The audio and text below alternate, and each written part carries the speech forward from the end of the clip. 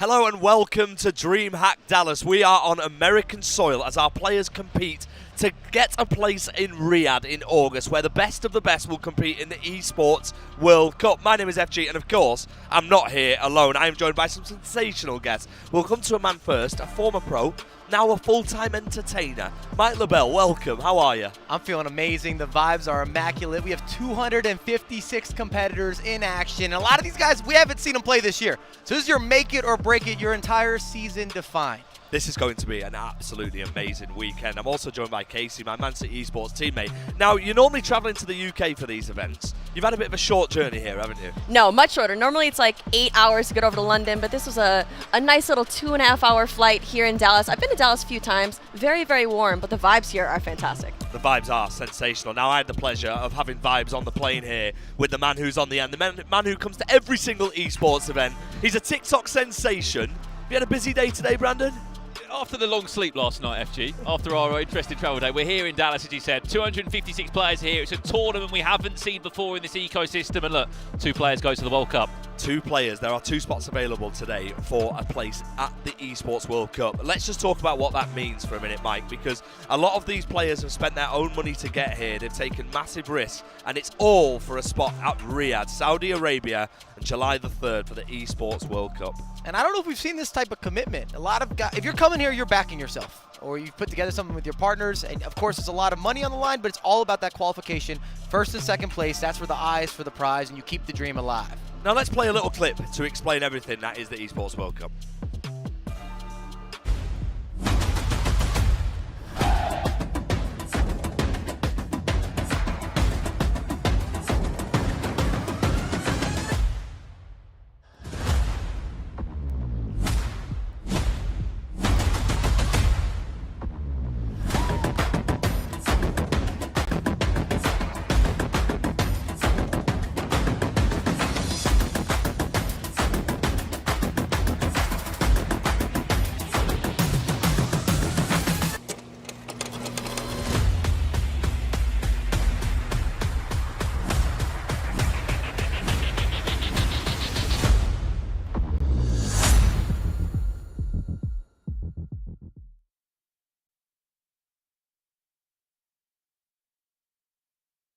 Let's also mention that it's not just the players who are competing here at DreamHack. There is an absolutely crazy opportunity for the clubs.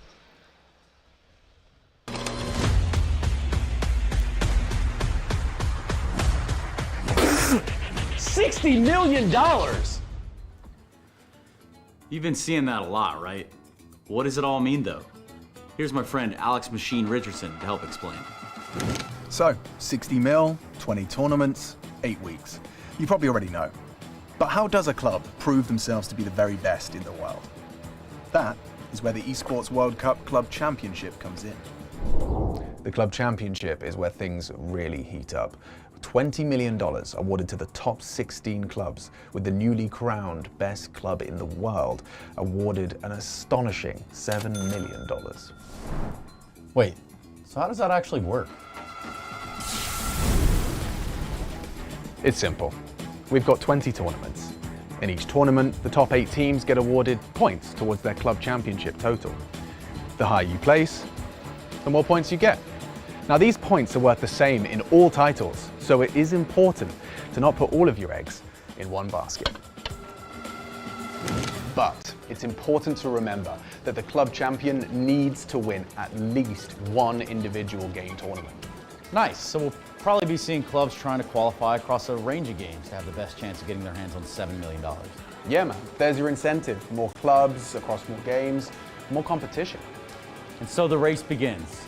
This summer, we will crown the best esports club in the world.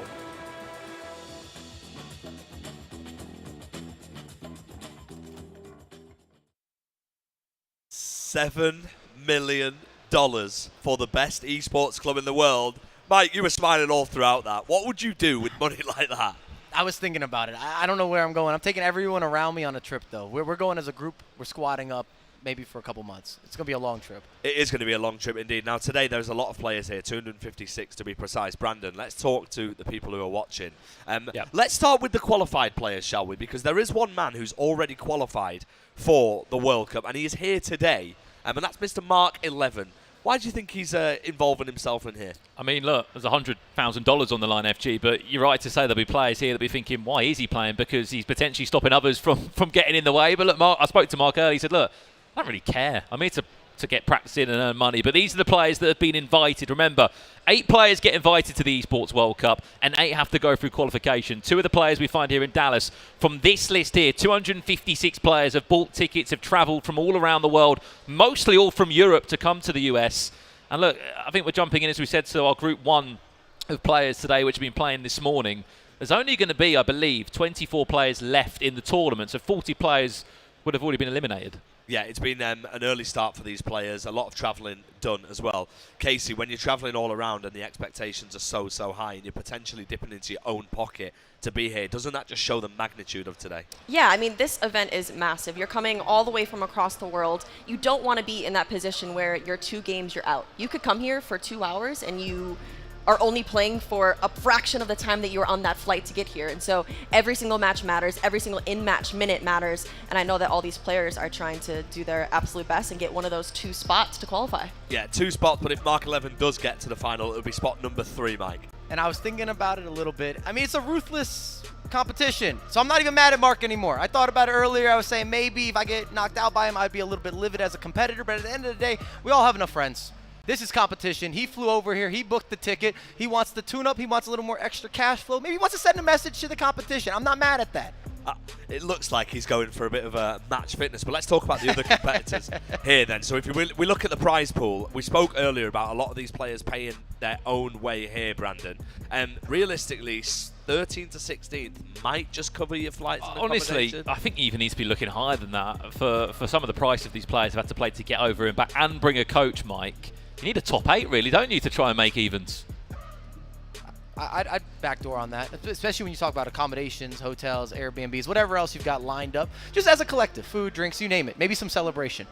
And of course, the top 2, $25,000, $15,000, but most importantly, the place at the Esports World Cup, Casey. It means so much to the players here. No, it means so much because a lot of these players, this is their last chance to be competing for the rest of this year. Their league might be done. They might not have qualified for other competitions, but this is the last chance to get to Saudi Arabia and compete in that amazing Esports World Cup. And these next couple days are going to be ruthless because they all want those 2 spots. We've definitely got a ruthless weekend ahead, but you're also looking at the pictures, the live pictures actually of the arena that we're in. A lot of players sat down, chilling out, getting ready, maybe having a bit of headspace before a game. There's not much space here, is there, Mike?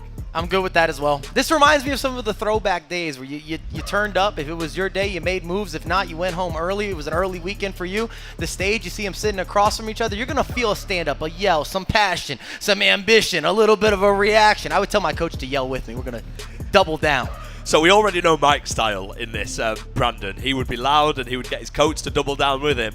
What would your approach be? Probably be on the plane back home to England. I'd have been knocked out by now. Remember, 2 losses, we have to say. 2 losses in this tournament and you're out. Like, that's how harsh it is. We've already said goodbye to players that have paid a lot of money to get here, that have already been eliminated. And as we kick off our big feature game soon, our second round of players come in. So we've got 64 more players here. Nicholas is involved. MS Tassari, I just saw him. He's flown all the way over from, of course, the Middle East to play in this. So, look, everyone's here. Everyone that wants to be here is here. 256 players. Now, you're probably wondering who the first round of fixtures are that we're going to show you on the broadcast. And we're going to show you the featured matches right now on the screen for you.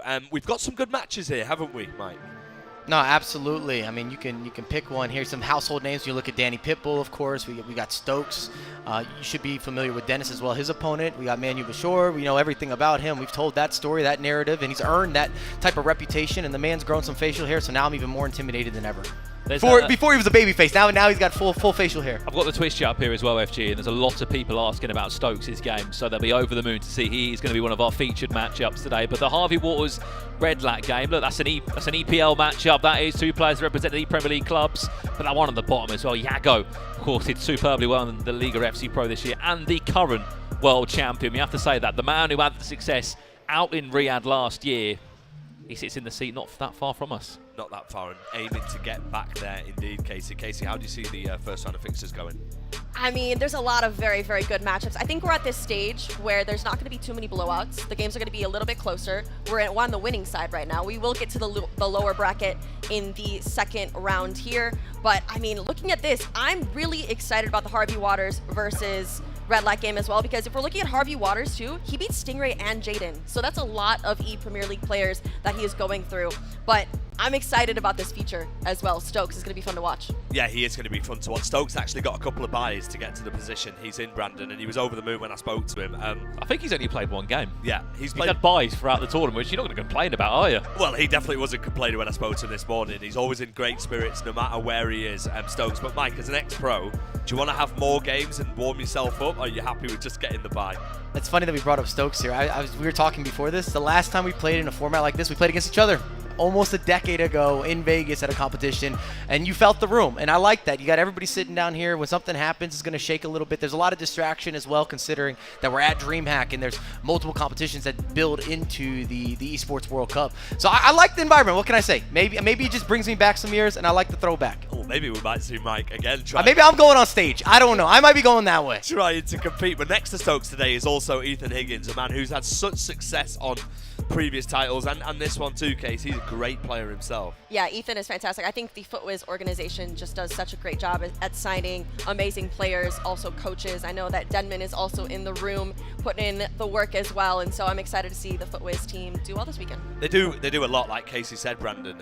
Having the FootWiz team around you and also the relaxed feel of that organisation means a lot, doesn't it? Yeah, I think especially, obviously, Mark's done so well last year. I think Denman plays a big part in that as well, of travelling with the boys, relaxing them up, and I think that's taken a bit of pressure off Dan as well behind the team. He doesn't have to travel around as much, and they just signed Chusita, I think, a couple of weeks ago. They're still splashing money, they're still investing into players, and look, they want to hedge their bets and get some more players on that plane to the Esports World Cup, because they've already got one there. And we can see the live, we just saw the live footage of the players on the stage. What's going through their mind right now, Mike? They're probably tired of us talking about it, and they're ready to get into the action. The longer that you sit there, you start to build a little bit of anxiety. At least that's how I've always felt. It's like once I'm sitting down, I got everything lined up, tactics, everything's ready to go. I'm like, let's go. Let me get into this. I'm mentally ready. I'm got that shark mentality. And I'm pretty certain everybody who's watching the broadcast is just waiting for the game. We're about a minute away. Let's get some predictions then, shall we? Not just from us here, but also everybody watching the broadcast. How do we see it going, Brandon? I think we're going to kick off with a Stokes win here. Again, remember, just for clarity on this as well, a win will not guarantee you through to our final on Sunday. It will put you one game away. It'll put you into basically the grand final, where you'll be sitting patiently and waiting for someone to come all the way through the lower bracket and then playing that grand final matchup. But I want to say Stokes win. You can see the hashtags on the screen, so they're essentially the first three letters of their names, and you can vote in the chat for them. But we are heading into the game very soon. Mike, you think Brandon's also going to get his prediction right?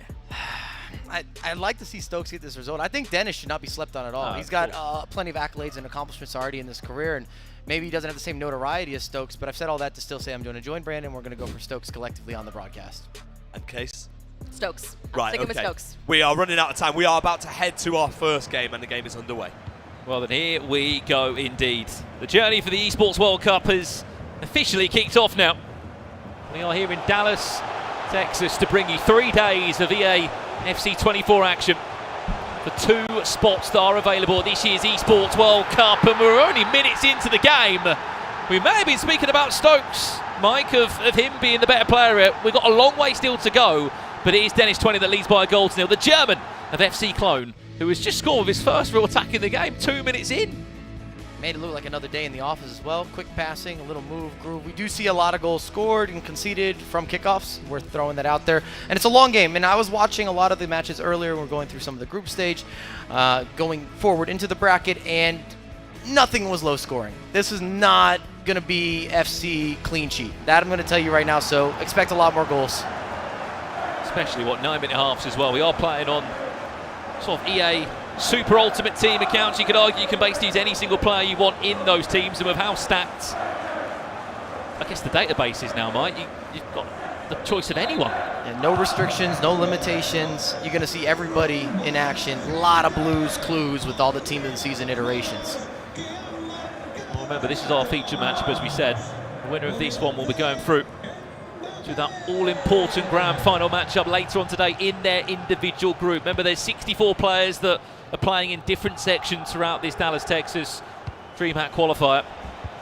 And they're split into groups, of course, of 16 in A, B, C and D.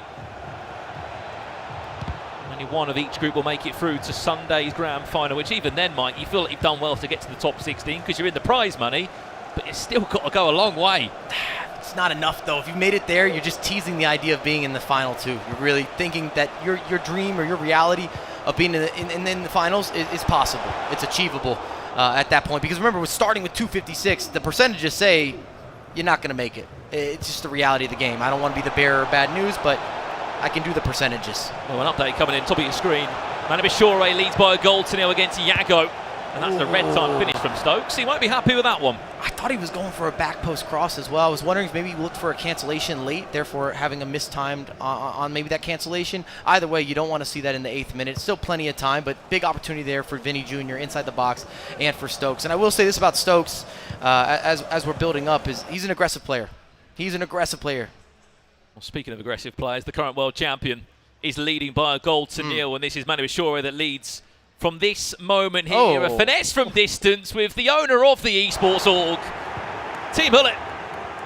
Lead by a goal to 0 in that one. Manabishore leading. And we just saw Ruud Hullet, of course, at ECL, back-to-back years here. He's got to come out and support the lads. He's got a complete team of really champions. Maybe the most impressive team that we have amongst a lot of the esports individuals as a collective across what we see in FC. Just a team of champions, aren't they? Lofted in towards the back post, then it's looking for a second in this game. 13 minutes in, looking across the board as well. There's been a breakthrough in game A. We'll give you the lowdown on that as soon as we can. One between Bryce and Danny Pitbull, the French player and the Italian, who's fresh off the plane from the E-Champions League. It's crazy to say as well, Mike, 5 out of those finalists at the E-Champions League have all come to Dallas. 3 have said, you know what, I'm going to enjoy the weekend in London. The other 5 have said, no, I'm going straight to Dallas because I want to get one of those Esports World Cup final tickets.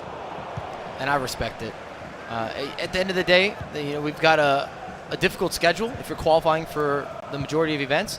And at the end of the day, you have to also stay sharp. And we talked about that with Mark a little bit. Some of it's a tune-up coming to this event, making sure that everything looks right. It looks good. It feels organic. You have the reactions. Oh, no, that's a horrible mistake at the back. And he's got away with that, Dennis 20, or has he?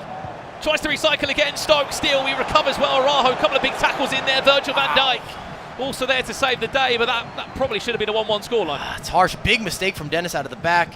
I thought that Stokes made the right decision with the extra pass. Doesn't quite work out, doesn't get the tap in, but what an opportunity. A chance to actually counter-attack on the other side of this for the German, who leads this game by a goal to 0 already. Graham Hansen there, got the step overs, lovely little skill move inside, and it can try and turn. You see Manabishore double his lead in his game, 2-0 he leads over on our game D. As we said, we've got 4 featured matchups. And it's got to be said, Brandon, if you're going up against world champion, there's a certain aura there, certain confidence, certain ego you got to deal with. Lofted in, Haaland is there, and Stokes is back into the tie.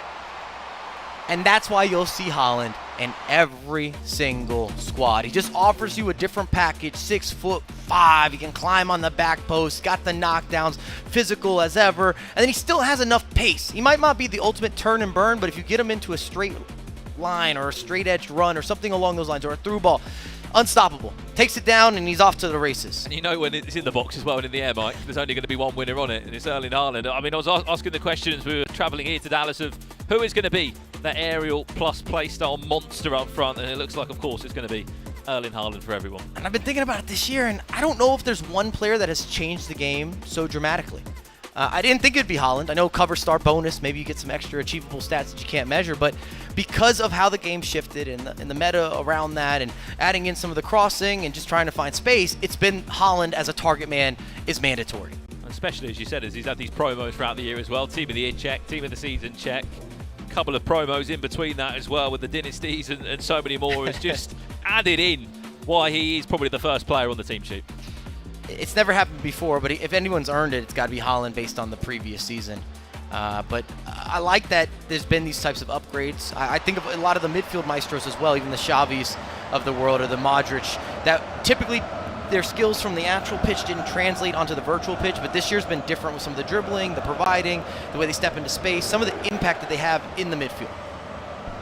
Even the likes of Vitinha that you're seeing in action, a player like that wouldn't necessarily always make appearances, but with the upgrades, it makes sense. Yeah, well, part of that PSG team that had so many team of the seasons this year as well. If you have just tuned in, this is the DreamHack Dallas qualification. We've been speaking about it in the build-up, Mike. It's just so nice to see 256 players all together in the same room that may not have been able to compete properly this year or make certain events, and it's more just a weekend to all be together, isn't it? It feels, I don't want to say a last hurrah, but we saw a lot of faces that we haven't seen in action even in the last couple of years that have been able to fly into this event, and now we can see if they still have it. As we said, some of the names are in action this afternoon. Meantime, we've got another goal for you. We mentioned Danny Pitbull was in action in Game A, fresh off the plane from London at the Champions League. Speaking of crosses, not Haaland this time, Virgil van Dijk just arcing that run into the box. Danny Pitbull leading by a goal to 0 in his game against Bryce. That one lofted all the way back across. It's going back in the box. It was Hansen that was there. You sort of wanted Haaland to be in the area. That was the difference right there. If you had someone that climbs a little bit better, Hansen, maybe 5'10", not necessarily known for her physicality, but everything else is good to go. Green lights, a lot of distance with the finishing, versatility. You're seeing Hansen on the reverse end, giving you a step over, cancellation with the Berba spin, looking for any sort of space, probably trying for a 1-2, maybe with a recycle. De Bruyne picks it up after that. There's that lofted ball into the box where you're looking for just a simple touchdown where Mbappe will be queuing up if he wants to. De Bruyne.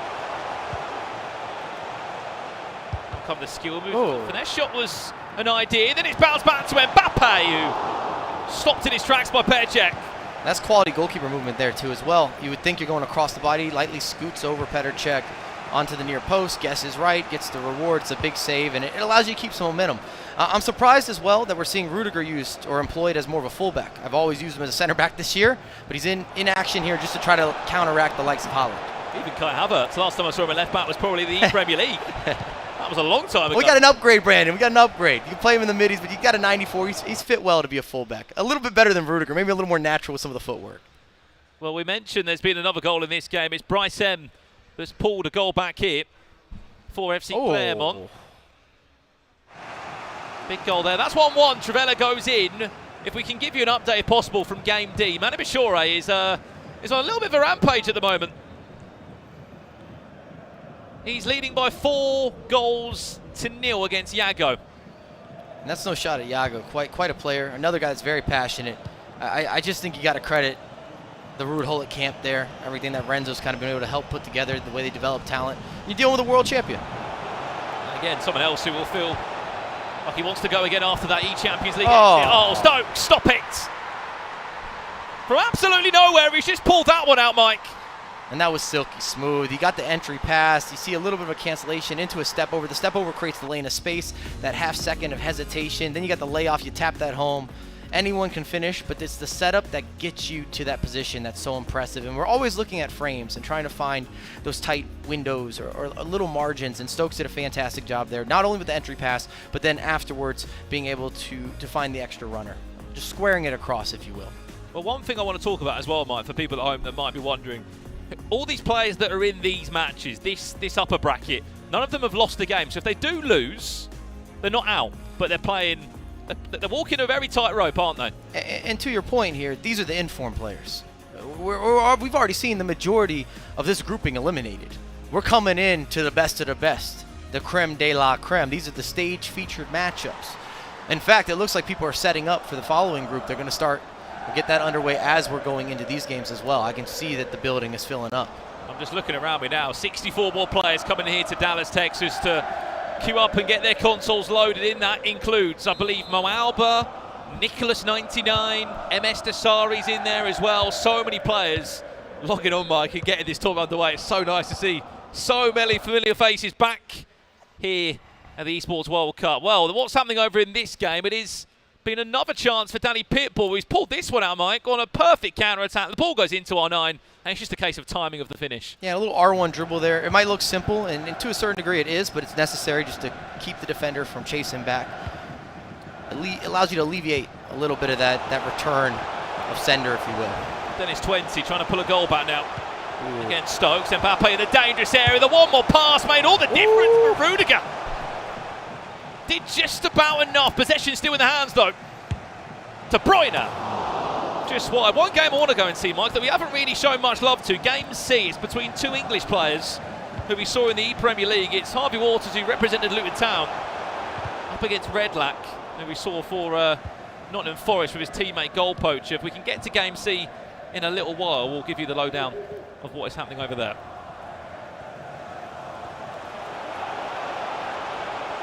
Stokes, a bit too heavy on the pass there. Van der Sar playing very dangerously, but just blinked, Mike, and Manu is up 5-0 in 31 minutes. And that game's done early, dusted. I mean, came out laser focused.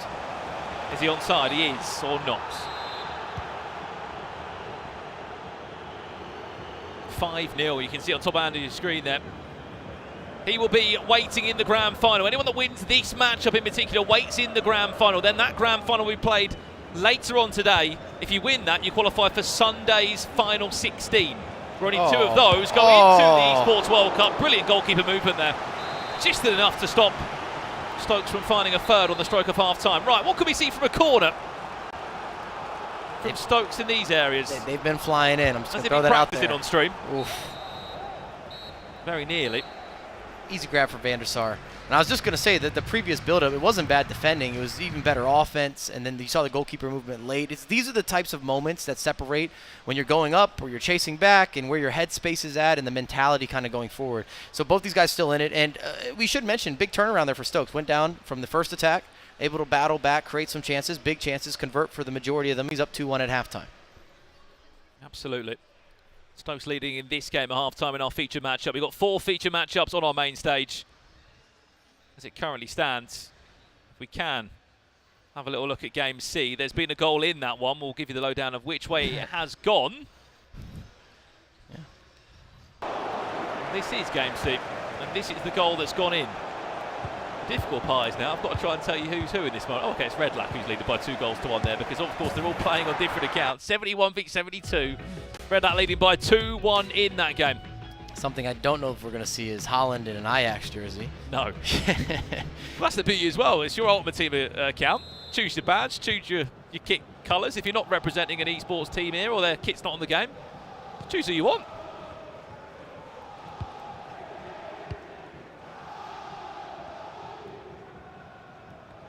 And I don't expect to see any big changes, not yet, especially not with the extended halves. If you've been following the scene over past installments, we're looking at more of the 5 or 6 minute. This is 9-minute halves, so you have a little more time to work with. You don't even really need to make a change or a major change to maybe the 70th, 75th minute, depending how the game's going. Stokes trying to find a third in this one. Vinny Jr. Had to come off. That's with the corner though. Let's see what Stokes to do from this one. I think it's only his real second corner of the game. Can he work away around Edwin van der Sar with the height and the jumping he's going to offer? Tries to bundle his way forward. It's 2 out of 2 for van der Sar. Don't love that from Stokes. Corner kicks this year, you can change the game dramatically. They can be the way that you win or the way that you lose if you're conceding them. And he's wasted 2 opportunities there.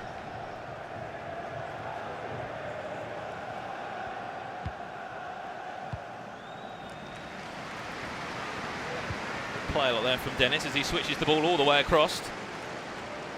Got into that dangerous area. Where's the one more pass? It was there to Hullet. Defended well by Virgil van Dijk. We are all square, by the way, in the Danny Peerball game. That's 2-2 now over there. And Mane Bashore has just scored again. Half-time, 6-0 he leads. Yago, unfortunately, in for a real tough game there. Should we tell Manu that he has a family to let it go, to ease up a little bit in the second half? He's probably a bit annoyed. He had to play against his teammate, of course, just a few days ago in the E-Champions League quarter-final matchup where we had to play against Emirates. I mean, he's on pace for double digits here. I mean, you say 9-minute halves help us play sometimes. Sometimes it doesn't, does it? I mean, good luck to Yago in the second half, respectfully. 6-0 down. Yago would, of course, fall down to the lower bracket. Oh, my goodness. Caroline Graham-Hansen take a bow. Stokes just getting himself a bit of breathing space in this game now. We'll see it again on the replay, Mike. Ooh, that's filth. Good entry pass. Got a driven pass. Opens up her body. Hansen, top corner. A little something special with the woodwork. The crossbar challenge achieved it, and it goes in, and it puts Stoke up 3-1, and it was beautiful. The trajectory, gorgeous. And we have seen almost a shift where earlier on in the year, Trevellis, very overpowered. We've seen some different patches. And at this point, I would say that finesse shots have overtaken from Trevellis if you're doing long distance shooting. Well, let's jump over to game C. There's been another goal over there if we can see it. And it looks as if Redlac is up by another goal in that game. 3-1 he leads, fake the player lock in slow, which made all the difference there, Mike. And Vitinha all the way from centre mid, just continuing his run. That's clever, that's advanced. Most of you watching don't have that in your locker to use the player lock, almost as a bait and switch. We talk about it a lot within the box and the importance of being able to master these little utilities in the game, at least at the pro level. But that is a perfect example of how to use the player lock, when to use it, why to use it, and the way that even utilizing it as almost a dummy run, an extra little maneuver for the layoff. Just a little flick, wasn't it, the player out there that made all the difference. We may have just missed a goal as well. Dennis did get one back against Stoke. Stoke's still in the lead here. A lot of people asking about other fixtures as well. We are just focusing on our first 64 players here in Dallas, Texas. There are 64 more players playing now who've just kicked off their tournament here in DreamHack, but they will not be on broadcast until a little bit later on today. We are currently in a pause going through all the tactics. If we can jump and maybe go to game A if we can.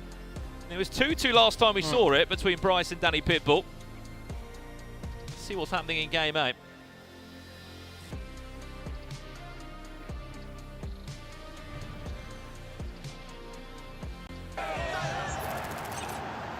We'll see the goal here a little bit. Step over, burst, who else?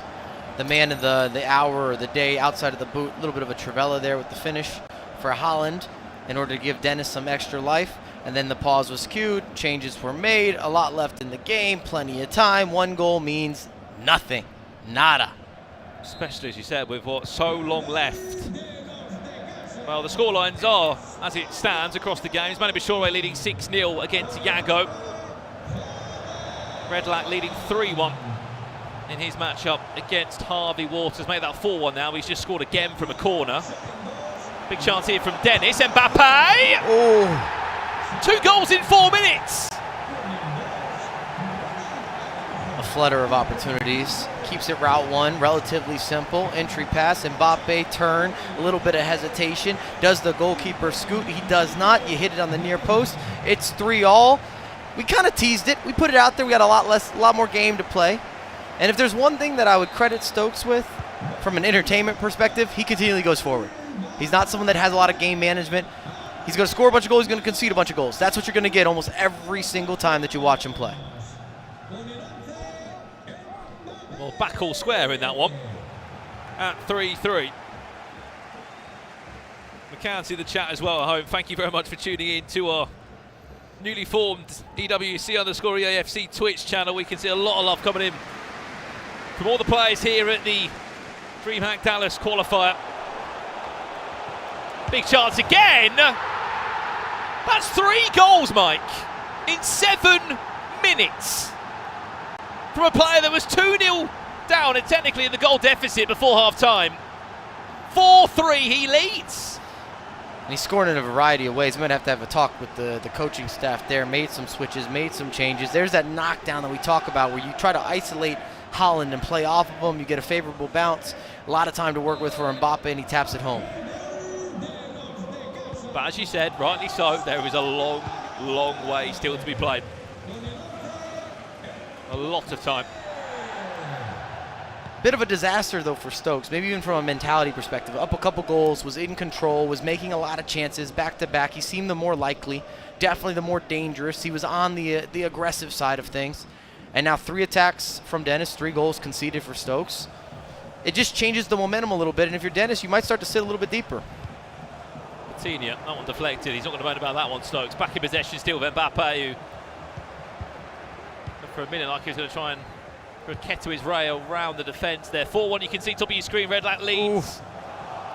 Vinny Jr. picks that one up back for Stoke. Still trying to find that fourth. Bellingham into Mbappe. Backhaul square again.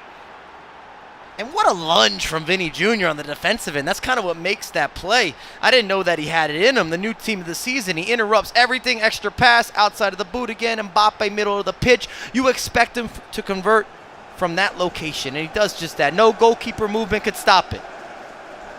Well, we mentioned the Red Lat was 4-1 up in this game. Let's go and see the goal now that put him 4-1 up in Game C. Remember, the winners of this game will go through to the grand final of their group standings. If they win that, they qualify for Sunday's top 16. And that's where all the eyes will be on those World Cup spots. This is the goal that went in. I'm not sure Haaland's had 2 chances at that there. It's not pretty. I don't know if you're going to see that one on an instant replay on a regular basis. Basically a swing and a miss on the first header attempt, bounces back to him. Haaland has got a neck from the gods. I don't know. He gets a follow-up and it goes into the back corner.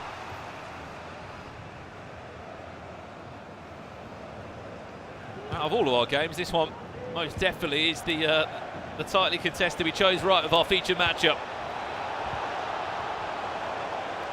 Stokes back on the hunt now. Kai Havertz being that left back in his team. Ooh. Where's that one going?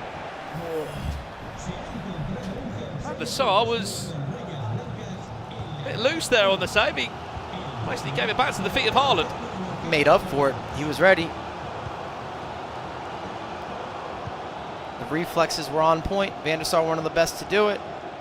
Maybe could have done better with the blunder on the across the body shot, but again, the follow-up was there for Haaland. Van der Sar gets down, taps it in a different direction. I don't want to say starts a counterattack, but at least regains possession here for Dennis.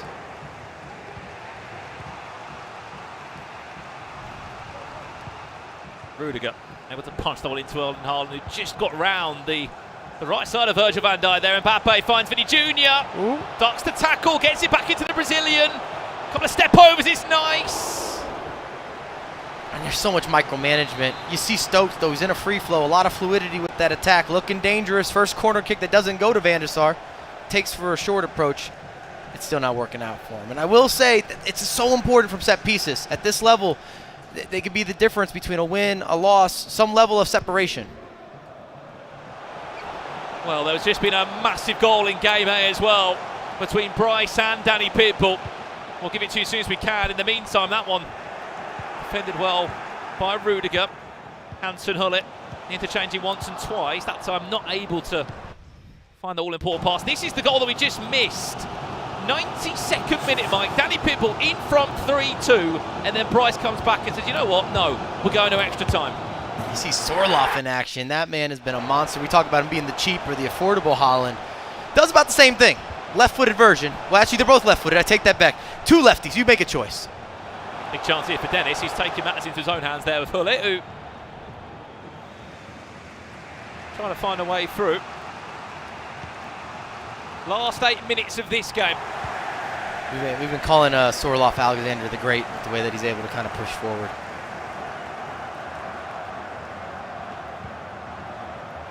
Dembele comes over after being player locked onto the ball. It's nice from Bellingham. Stokes just trying to manage this attack in the best way he can. Mbappe's quick though. The Rose Elastico is silky. 6 minutes left on the clock. And it's another blow back the way of the German. You might feel hard done there. It's beautiful Elastico, reverse Elastico. Virgil's right there. Got to get in front of it. Got to make some contact. Got to step. Doesn't quite get that takeaway that he needs. Maybe it's a half second off. Well, this is over in match D now. We know who's already going through to the next stage of the competition. It might be a goal back for Yago, but when you're 6-0 down at half-time, Mike, you're really asking for a miracle. Yeah, if anything, you'd think Mano might have switched off at halftime. The team talk looks a lot different. Even with the extended halves, the lengthened games, I'm not sure that there's enough time to quite make that rebuttal. I would say if you're down 3 or 4 at half, it's unlikely, but it's possible. But that's probably where I'm starting to max out from a mind or mental perspective of what's actually achievable. We've seen lots of 3-0 comebacks, haven't we? When you go, as you said, past 4 or 5, you are in big Big trouble. All right, back to you, Stokes. 6 minutes. Does he have a reply? It's been the game. We definitely chose right. This has been back and forth action. Maybe you can make an argument for the Danny Pitbull, which is going into extra time. We might take another glance there to see how that shakes up. Yeah, absolutely. We'll give you the lowdown on extra time there. As we said, Matty Shaw, 7 minutes away from him going through to his grand final in his group. As we said, these games here are not qualification games. They are to put you in the grand final of your individual group stage. From the group stage, you win that, you go into Sunday's top 16. Well, what do we miss? He scored an equaliser, Mike, on the 92nd minute. Bryce has also just put himself in front. Oh, what a pick out. It's in to the extra time period. Oh, Stokes is going to have to deal with this. He might be putting bodies forward, but the pressure still continues to build. Olivier Giroud, of all people, has come on. Dennis, does he want to score again, or does he want to try and take time out of the game? Look at that, so much time for Haaland! And that power shot just allowed a bit of time for the goalkeeper to be moved. And it looks like Stokes is on his way down to the lower bracket.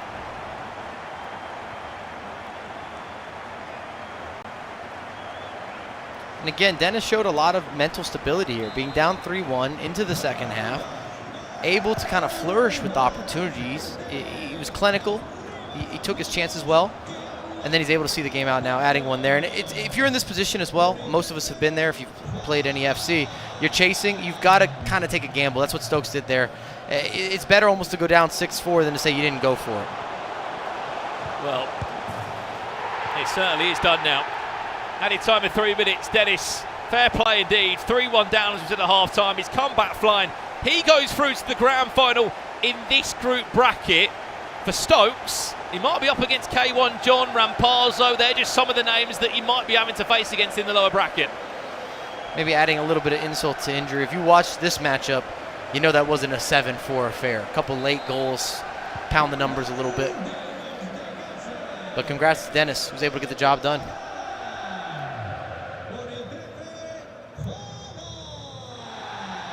Well, full-time whistles are happening across the board. If we can, let's go to game A. This game's done. Let's jump across, if we can, to Danny Pitbull against Bryce. We know that Dennis is on his way through to that grand final. Stokes down to the lower bracket now, which, of course, is elimination FC for him now. This is extra time. This is the French player of Bryce. Ignore the game attack screens there. There we go. Thank you very much to the production team behind the scenes, making it all look as crisp as it can. But last chance of the half for Bryce. As we said, he was 3-2 down on the stroke of the 90th minute. Did get a goal back, scored in the first 3. You never count out Danny Pitbull, Mike, do you? No, and it might be his time. If anything, we've seen Bryce battle back, face adversity, have an instant reply, or at least battle, force something, shake it up a little bit. We're heading into the second stage of extra time. If you're Danny Pitbull, of course you're going to make a big change here. Expect the constant pressure, the more aggressive formation to come out. We've seen quite a few different pros utilize and take advantage of different formations to do this. You might see a 4-4-2. You could see a 4-2-2. You could stay in the 4-3-2-1. A lot of it's more of a tactical shift in terms of how your players are maneuvering, what they're taking away, and if they're going to go more wide, if they're going to go a little more narrow. Well, we're just getting a full-time. Sorry to interrupt, Mike. There's a big goal that's just gone in. Ooh. Minutes before, but that's full time there. We've just seen a 4-3 win for Redlac, who will be in his grand final in his group stage. For Harvey Waters, he goes down into that lower bracket now, which, by the looks of it, in this current group, for example, there are so many UK players in it. I think we've got Jaden Groden in there, of course, from Scotland. You've got Stingray, who's in the lower bracket as well. Harvey Waters will also be in that lower bracket too as well. We're going to jump back to our game, mate. Safe to say the national split up there on that group wasn't too fair for those players. Oh. Traveled to Dallas to have an all-UK affair. There's been a few interesting groups like that as well. There's one with loads of Italians in it.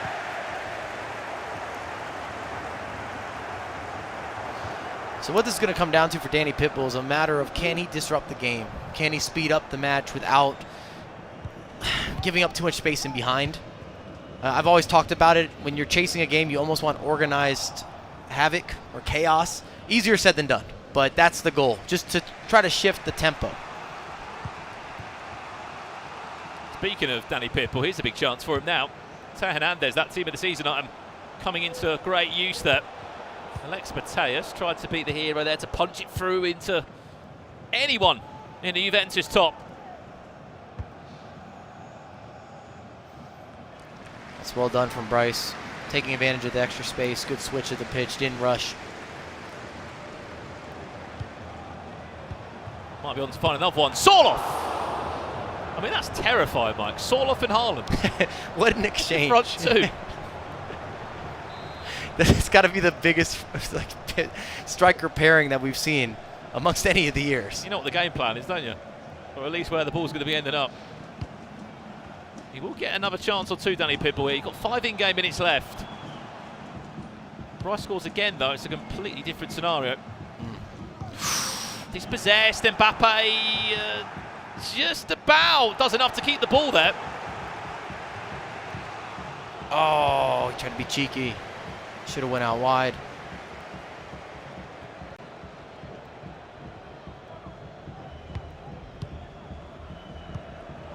He's on. Yeah, Bellingham. Where'd you go from here? Look, Haaland's waiting. He's crying for it. He went on his own. Still in possession, though. He's in the lead. He could just take more time out of the game.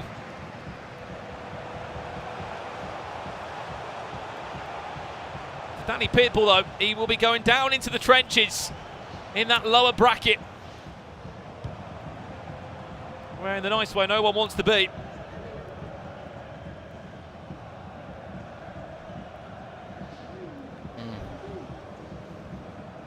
He knows what he's doing here as well, taking every single minute he can.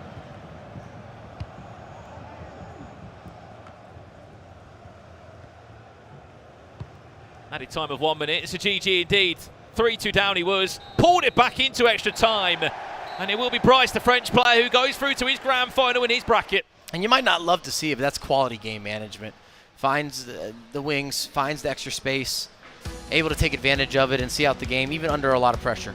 Absolutely. As we said, we can see some shots here, some live shots from the Dallas DreamHack qualifier. This is our main stage. There's so many more games on the way. I mean, the headline news on that, Mike, is the most impressive performance we saw. Manny Bashure, thank you very much. I'll score 7 goals. Another day in the office. It is. Maybe a weekend league game at that point for him. He's 1 game away now, Mike, from qualifying for that top 16 as well Sunday. Anyway, that's our first round done of games. We're going to pass over to the capable hands of FG in case. Yes, thank you very, very much.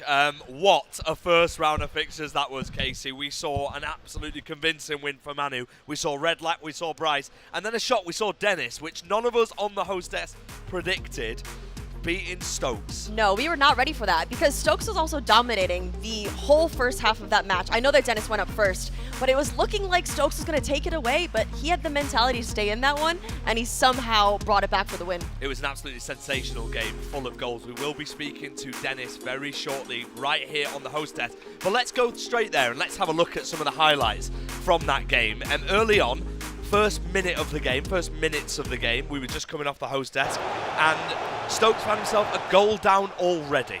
Yeah, that happened very, very quickly. Quick packs into Mbappe. Dennis was looking very, very good here, but Stokes answered quickly again with that aerial plus from Haaland, and then that kind of started a little bit of a fire there for Stokes, and he ended up being 3-1 up. And what a goal this was, by the way, from Hansen. The finesse from outside the area, 3-1, and you think, okay, Stokes is cooking now, but Dennis thought otherwise. 3 goals in 7 in-game minutes, the first one from Erling Haaland, and then from Kylian Mbappe. And then, that wasn't all. That wasn't it. The aerial plus from Erling Haaland and another goal for Kylian Mbappe. Stokes came back though, didn't he? He did. He brought it back, but it wasn't quite enough there for Stokes because Dennis answered with 2 quick goals there in that last half. He really didn't let up at any point in that match, and it was very, very impressive to see. And here's kind of a last consolation goal there for, not consolation because it did help him win the match, but an added And how about benefit. another one as well? There we go. But then it's Erling doesn't stop. Haaland, He and doesn't as stop. you can see, we are joined here on the desk by Dennis. Dennis, first things first, congratulations. Thank you. You got on the early goal, Yeah. and then conceded a few goals after. How did you feel being 3-1 down? Because it seems, from a more broadcast point of view, or even a watching point of view, you weren't phased. Yeah, it was quite difficult for me because I haven't played the game for like 2 or 3 weeks because we went to New York first, then to LA, now we are here. I spoke to my coach, like he said, just try to play your game and switch your right back because Rüdiger was playing there and it was like he can't control the ball, so I just switched it up and then it was easier for me to attack. Now, you mentioned switching up some of your players. I know that the squad restrictions for this event, there's not really any. Yeah. What is your mindset going into that? How did you choose your players based off of play styles? Talk me through that one. Like my midfielders all have pink pass besides of Hullet, the striker obviously Ariel plus with Haaland, and then I picked Hansen with 5-5 and just Mbappe because he's fast. And Hansen did a good job as well with that finesse shot too. He did indeed. Let's talk a bit more about them play styles then. Play styles are a new addition to FC24. As a pro player, how much have you studied the play styles and tried each one out?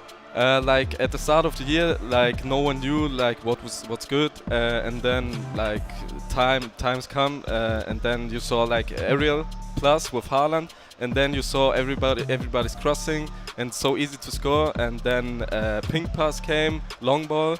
And then you saw Johnny, who's doing crazy stuff with the long ball. So I just picked like that my team. Yeah. So now you will be watching the lower bracket happen. Now you get to sit back and kind of relax, but the work is not done. You have one more win. Is there anyone that you don't want to come out of that lower bracket and meet you in that grand final? Not really. Like I came here with 0 expectations, to be honest. So I have no pressure. So I'm good. Like I don't care who I'm playing now. And you've already beaten an E Premier League winner with Stokes. Which I apologize, we did not predict that here on the desk, but it was an absolute pleasure to watch. Do you quite like being the underdog? You said that you feel like you're under no pressure. That's really important, isn't it, to play with freedom? Yeah, I always put pressure on myself, so like I don't play the way I'm normally playing. So it's easier like that, to be honest.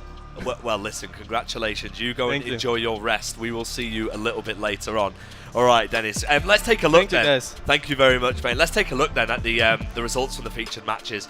Bryce with a 4-3 win over Danny Pitbull, Casey. Some might say that's a bit of a surprise. Can't get my words out. Yeah, a bit of a surprise. It was very, very close. They did go into extra time there. Danny was trying to get an extra goal, but he couldn't quite put it past. But he's not out of the competition. He is going down to the lower bracket, so we'll see if he makes it back up. Yeah, and of course we did just hear from Dennis, who won 7-4 against Stokes, but we'll move further down, where Harvey ended up losing 4-3. Yeah, that was a big one for me. I was actually very excited to watch that because both players coming out of the E Premier League, they've played each other a lot. They're also friends. And so Redlac coming out on top there. We also, so yeah, as you can see here, Bryce, Danny Pitbull, Danny jumps to the bottom. Bryce jumps over to the best possible spot you could be in because that is one more win and you're through. One more win and you are through to the next day, which is super, super important because we spoke earlier on in the show about how much of a risk some of these players are taking, how much of a gamble. I mean, speaking to Dennis, it's quite interesting because he seemed really relaxed. He did. I mean, if I'm beating someone like Stokes in that capacity where he was down, able to have the mentality to come back and beat him, I would be on top of the world. He seems so calm, cool, collected, and it's honestly very impressive, and I think that that'll propel him into that grand final. And indeed, he is. As you can see on the screen right now, from bracket C, he is in that final, one game away as well. Stokes down to the lower bracket. For those the people that are watching Stokes in the broadcast, I know there's a big Stokes army everywhere he goes. There's not real massive need to worry right yet, is there? Not yet, although I am looking towards the left half of that. I see Diddy Chris Lido. He is a previous E Champions League winner. He's done very, very well in EMLS. We've seen him in the scene for a very, very long time. He's getting ready over on that stage, so we might see a matchup in the future between them, and I'd actually really enjoy seeing that. Yeah, absolutely, and you can see Redlac is also in the final for bracket D, and Harvey down to the lower bracket as well. Yeah, and Harvey had such a great start. He beat Stingray, he beat Jaden, and I don't know, having those first 3 games is very, very difficult. I do think that he's still in it, definitely in that lower bracket. If we're looking to the left, again, we see Jaden and Stingray still in there, so we might see another matchup there as Jaden's saying no over there on the stage. We'll see how that all happens, and I'll pans out, but Redlac is sitting pretty in that grand final as he waits to see who joins. I mean, it's quite interesting being stood here because everything we're saying is getting monitored by the players. We saw about 3 or 4 looks over from Jaden as we were mentioning his name. And what a player he is, by the way. He's got a really good opportunity still, hasn't he?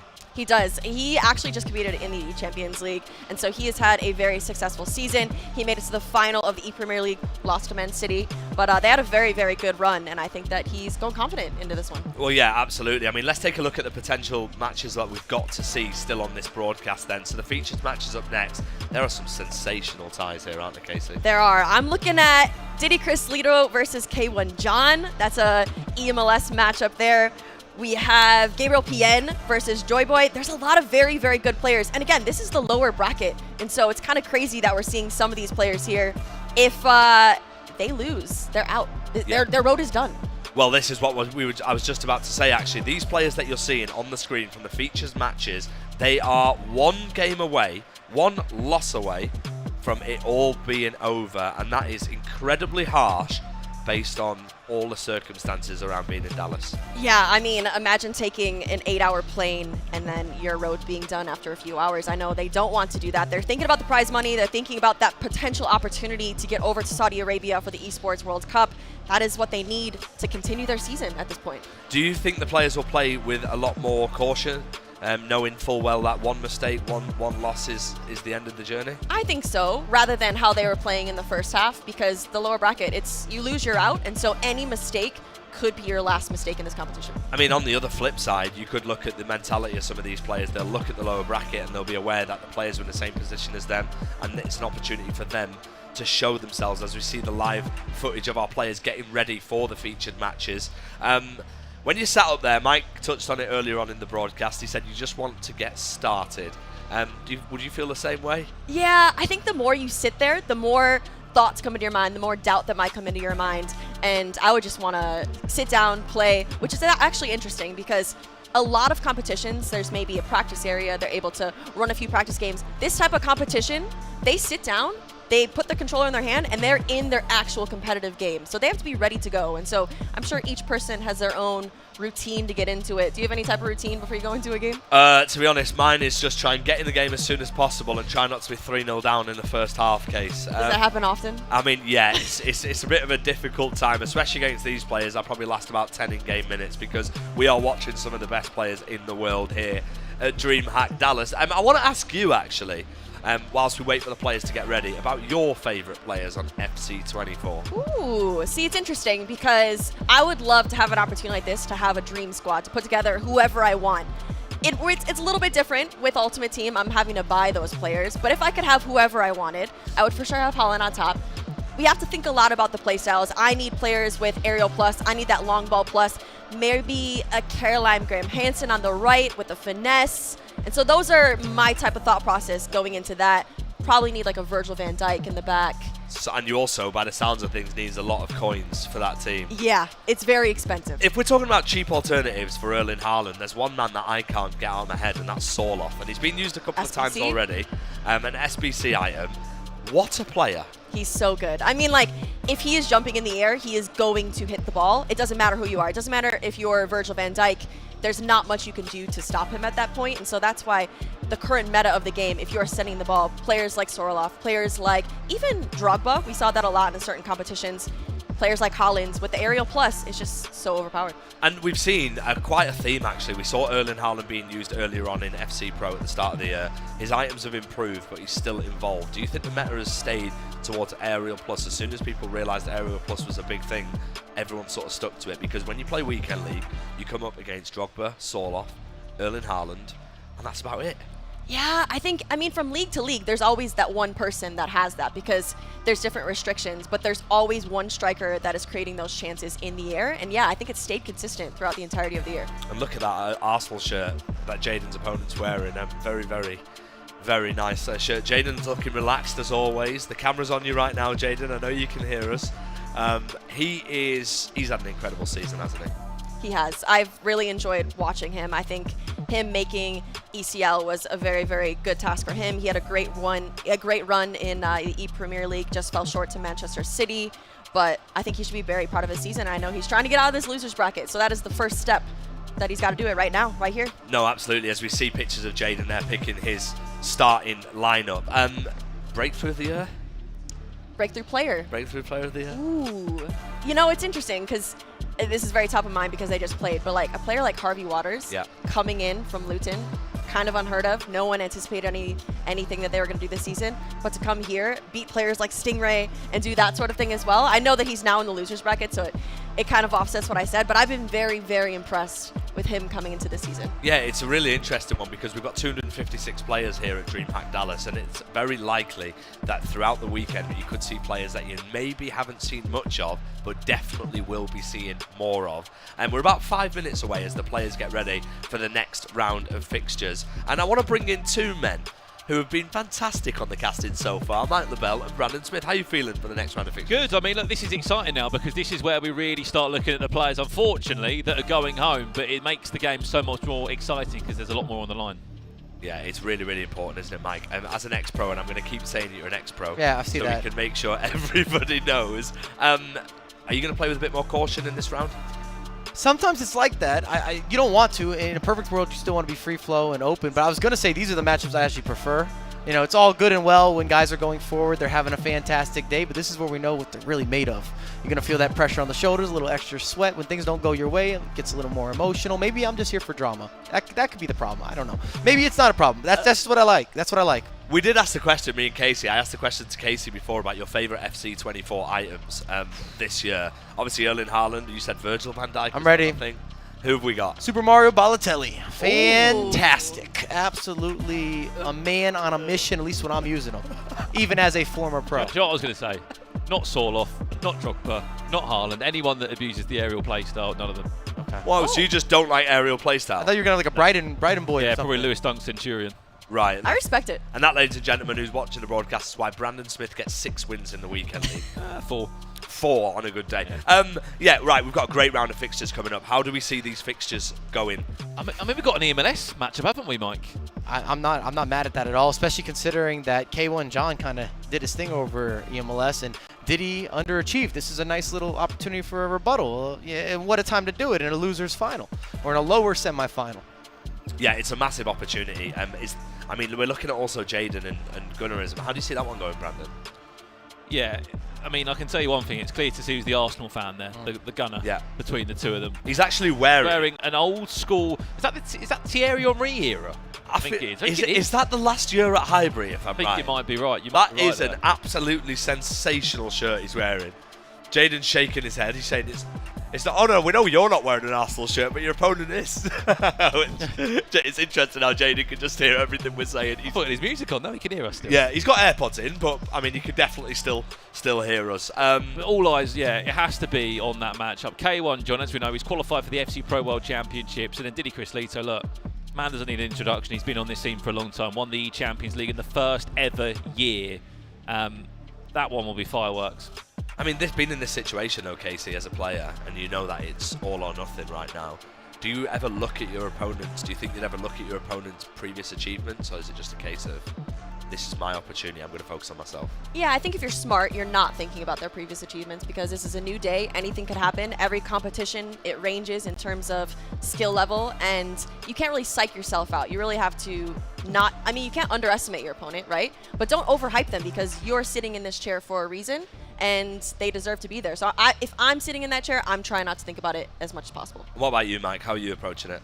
I don't want to think about it, but if you're sitting across from an MS Desari or something, I mean, you're going to know what the situation is. There's a certain different feel about that matchup, but you don't want to put someone on a pedestal, just to build off of what Kay said, but it's easier said than done depending who's sitting across from you. I'll leave that here. The interesting thing is, Brandon, we've seen so many upsets this year throughout the competitive scene, and we're probably going to see a lot more this weekend. I generally reckon that bracket on Sunday of 16, there'll be a few names in there that will be like, okay, and a few names that aren't in there that you'll be like, why is he not qualified or why is he done well? I think there'll be a few surprises for sure. And how do you see the rest of today going then? I mean, I can't wait for it. You can't see it at home, unfortunately, but just like, I'm talking 10 yards this way, there is Emis Dasari in there somewhere, Nicholas in there. It's a case of you just look in there. It's the sheer numbers. Look at the amount of people next to us. We can get a cameraman down there. It'd be fantastic as well, just to give some context, because a lot of people are asking for players at home of who's playing here in Dallas. Honestly, that is stacked down there. It's a barrage of consoles. They're everywhere. But the players there as well, FG. As you said, players that have travelled literally from all over the world here to Dallas. And that just shows how important the road to Riyadh is, as we see the live pictures of our cameraman. The cameraman got there quick, didn't he? He was right on it. He needs He's to ready. keep moving. Keep going back further. No, yeah, the wrong direction. No, not that way. The other way. He's showing us the stage right now. If you can go around to the player section again, that'd be amazing, because the one thing that I am really stumbled by is the lack of space. And I know, Mike, how much you would thrive on that. This is my bread and butter. Proper. This is my bread and butter zone. Bring it back. I'm coming back out of retirement. If we start playing like this, we're good to go. We got about 400 people behind us that have brought their own computer here for the weekend, and I don't think they're leaving the venue, FG. I think they're going to be camping under the table. Like, we're in a proper esports arena here of like old school, as Mike's been saying. This is where it all kicked off with, and we haven't had anything like this where you buy a ticket, you travel across the world for 2 spots to qualify for the Esports World Cup. I mean, look, we're in the booth now. If we can get the camera back on there again. Chasita's in there. So many big names are in there as well. Even across from us, I swear there's guys jumping on a BMX or something. What's happening? I'm serious. If we really send the cameraman down the street, we got things happening here in Dallas. I mean, this is absolutely sensational. The arena that we're looking at right now, honestly, my eyes don't go as far down. He just did a backflip. He's done a backflip across from us on a bike. And funnily enough, me and Casey went for a walk before, and what we did... That's safe? Well, what we did was we walked down the arena and we had the opportunity to win some prizes, didn't we? We did. We got a keychain. We got a sock. Sorry, when did this happen? We were supposed to... Wait, once they give you one sock? No, Just right, one, okay. just one. So we were supposed to, there's a chance to win a controller. There he is. Sort of pit the ball out. I want some socks. Yep. Which I I'll got a be wearing keychain tomorrow. Okay, cool. That's It's fine. an absolutely amazing place, DreamHack Dallas, and the atmosphere here is fully building. And the players are embracing it as well, aren't they? I just prefer you not sockless, so I'm really happy that we have some socks. He only had one pair. I thought it was going to last the weekend. Now he's got a couple pairs. That's good to go. Yeah, I actually needed a pair of socks, Brandon. Maybe you'll have to try your luck and probably put it on TikTok. Well, you can get socks down there, can you? Well, you just got to pit the ball out and win it. She won a keychain. I want some socks. Whereabouts? I saw wheels you could spin. We'll head in that direction. Okay. Very, very soon. We're We're about a minute away from our round of fixtures. Let's get some predictions for our featured matchup. Brandon, how do you see it going? Oh, I mean, look, I'm going to be mainly looking towards that K1 John Diddy Chris Leto game. I'm going to say probably K1 John wins that off just the form we've seen this year. Made the World Championships last year. He's already at the FC Pro World Championships again. If he was to, by the end of this weekend, go, look, I've qualified for the 2 biggest events of the season, I can certainly see it happening. Yeah, well, listen, we're not going to take any more predictions because we all had an absolute shocker in the first round, and we'll stick with Brandon's, and we'll head to the first game of the second round.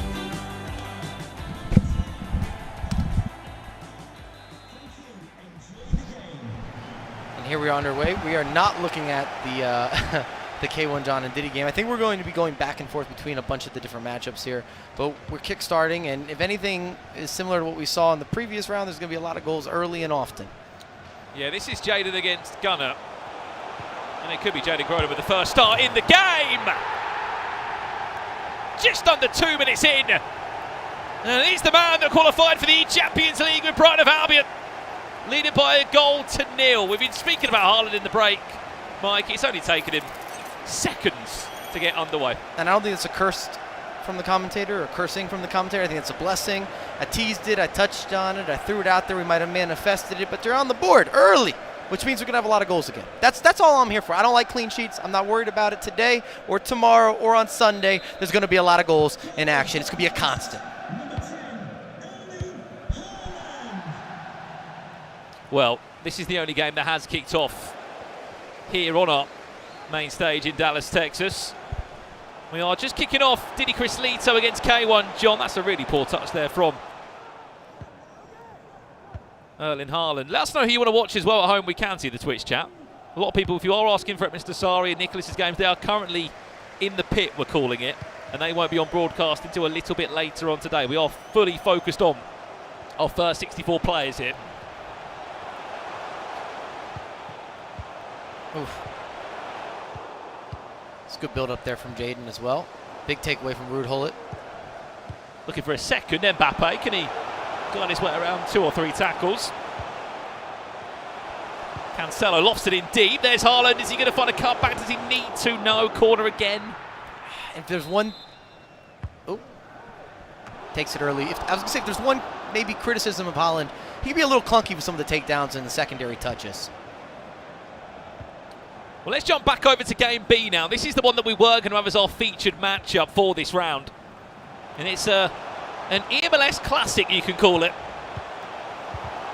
And it's between Didi Crislito and K1 John. Mike, how do you see this game going? I arrived at the venue early today. I looked over to Didi Crislito. He lost his first opening game, so he's had a long way in that lower bracket to play. But he's kept winning since he's been in there. On paper, K1 John's been better this year. Plain and simple. We saw EMLS. He performed. He looked good. Last year, he kind of started to make a name for himself, carried that same type of momentum, that same type of form this year. But as an old school guy, and Diddy's also from New York, if you've been a fan of the scene, you kind of want to see him do something. K1 John! 5 minutes in! We'll show why he had a great run this year in the MLS Cup. That one might be on me. I might have started talking up Diddy a little too much. He can hear me. He said, Mike, hold all that. Just a moment. Beautiful step over. Opens up your body. Mbappe, cross the body. Van der Sar can't do anything with it. K1 John up 1-0, and not a situation you want to be in if you're Diddy here. If anything, I think Diddy would like to play this out a little bit closer for a longer period of time before maybe conceding or scoring or whatever that looks like. Just, you don't want it to basically be from a kickoff. What have you made of K1 John as well, Mike, over the last year or so? Because he came from absolutely nowhere. Yep. He is Egyptian, but he's lived in the US for quite some time. We saw him last year at the playoffs in the traditional global series. Made a World Cup there, had a decent run, and he's sort of a really well-known name now in the scene. And he's earned it. He's been able to kind of put his talents out there and broadcast them to the world. Came out of nowhere, to your point, maybe a second. But he's lived up to the hype, and now he's done that in back-to-back years. I think that was the question. Was he a one-hit wonder when we saw him last year? Because we didn't have the backstory, we didn't have all the information. Also residing in Canada, and then, of course, being able to play in the North American competitions. He's looked fantastic this year, up to this point at least. Yeah, and he's done well, hasn't he, to play for Inter Miami. That's his team he represents. That was a bit of a dangerous pass there from Van der Sar. Let's go back to Game C if we can. There's been an update over there. Jalen Groden was leading by a goal to nil. We can confirm, Mike, that he has scored a second, and in these first 50 minutes of what we've seen, he's been really dominant. Might have been some good fortune there. I think that was aimed at the back post for Holland. R9 picks it out of the air, gets a favorable first touch, and R9 anywhere around the 6, always ready to finish.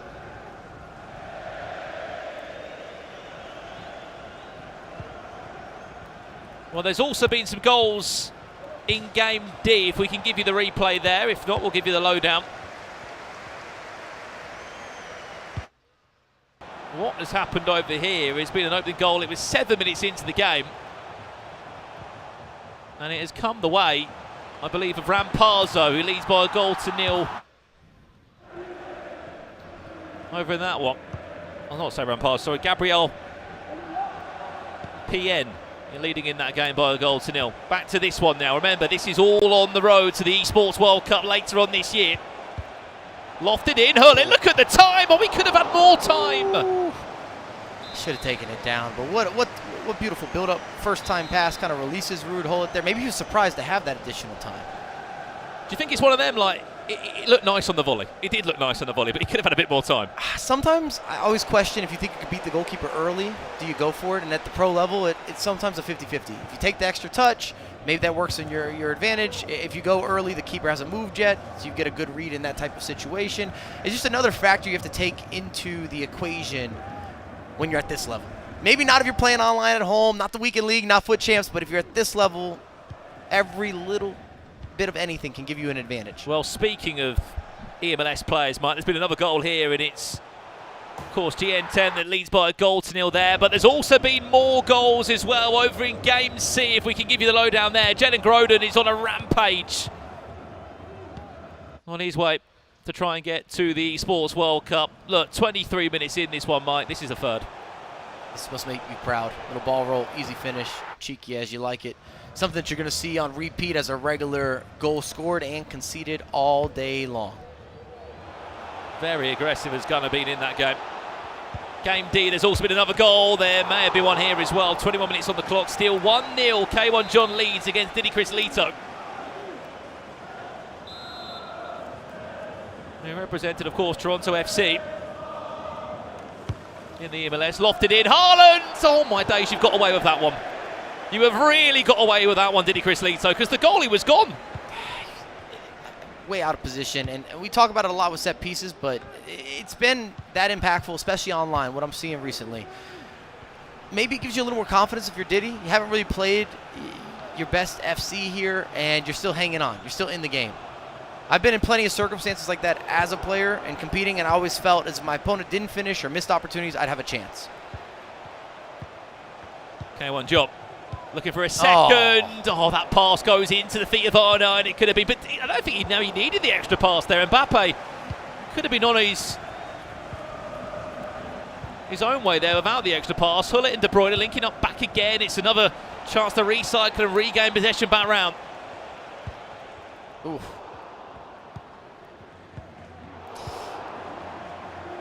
Can't find a moment to breathe at the moment, did he, Chris Leo, can he? What does he need to do to just regain a bit of confidence? It's kind of a catch-22 because K1 John's doing such a good job pressing, but the space that Diddy will have is if he can counterattack. So if you go forward well, we compliment you. If not, maybe you're giving the ball away in a big position. Spoke about getting confidence back. It's his best chance so far. Someone who is feeling very confident is Jaden Groden. He is on a rampage, still over in Game C. Diddy Chris Lito trying to find a way back, needs to make the most of this one. R9, one more pass, finds Mbappe. Virgil van Dijk does enough, goes for a corner. Has Chris been working on the corners? Let's see. Oh, Mashed up there by Hansen. not even clearing the front man.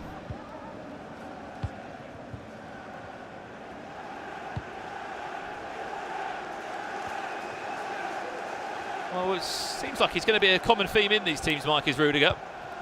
And as a right back, I mean, his stats he's got on that team of the season are just, they're good enough to play anywhere along the back line, really. I was going to say, they're almost magical. He's like a mythical defender at this point in terms of the physicality, but now the movement, the size, the sheer body type as well. The man's built broad. And again, he's really there to defend the likes of Haaland. He gives you another aerial threat that just can be dominant. Long ball over the top, keeper's hands on that one.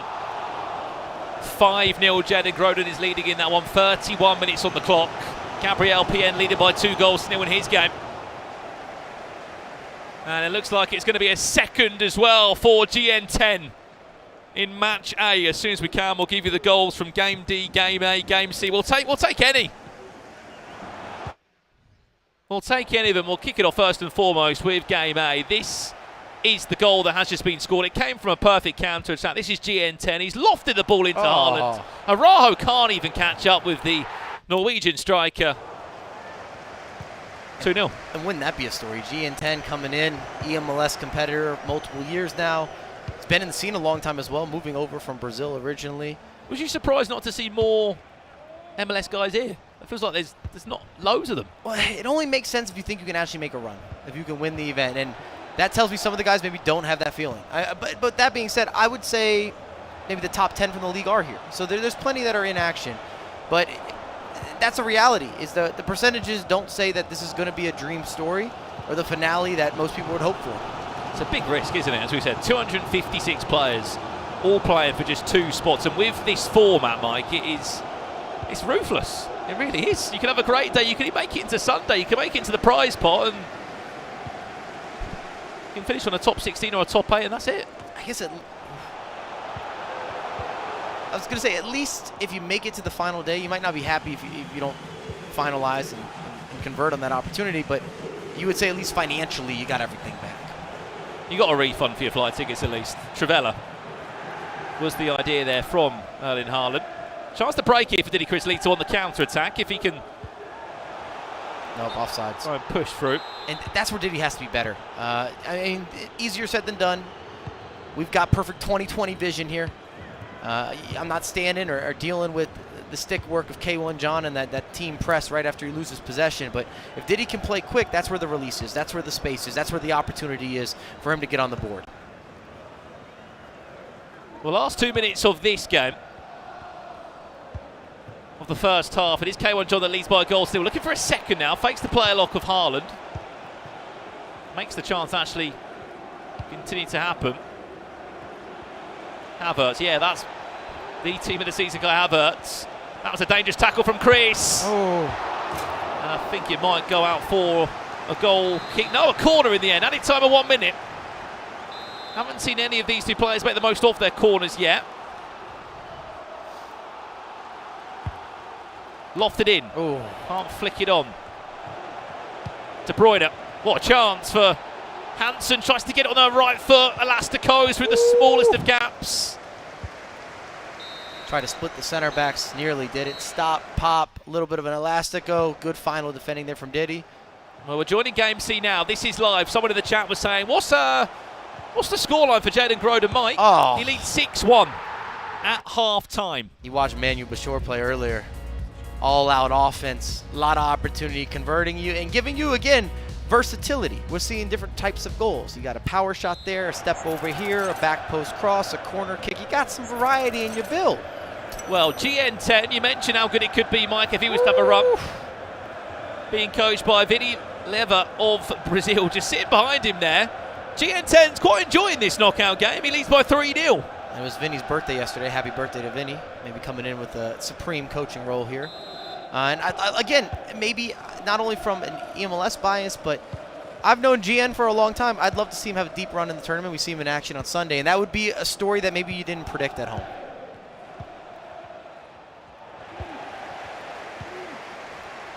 Well, we're going to head back to our feature game as soon as we can, which is just kicked off for the second half. We'll leave GN10 at the stroke of half-time.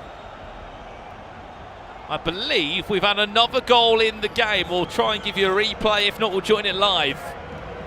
Has Diddy Crislito got a goal back? Or has K1 John doubled his leads? It is K1 John that leads by 2 goals. Still, I was about to say at half-time, Mike, Diddy Crislito, as much as he's had to deal with, he's only 1 goal down. We've just, of course, missed the last 2 in-game minutes. Unfortunately, it's not looking great. If anything, you got to say K1 John's been knocking, though. He's always been more likely to extend the lead.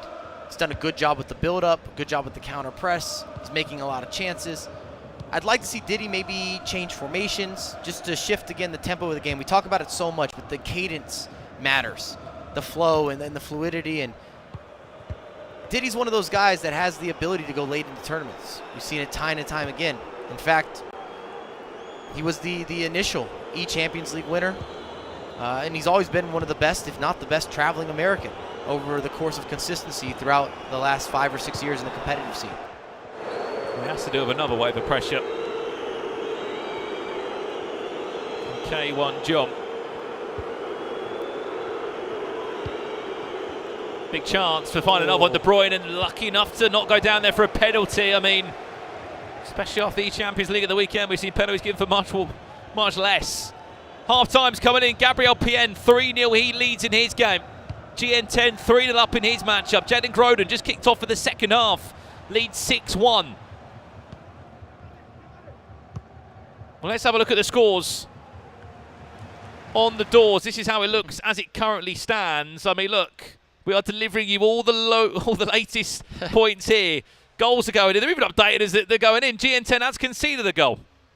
It's been a little more straightforward comparatively to the matches in our first round of games here, where they're not over, but it's clearly favoring one side or the other as we're going into the second half in all of these matches.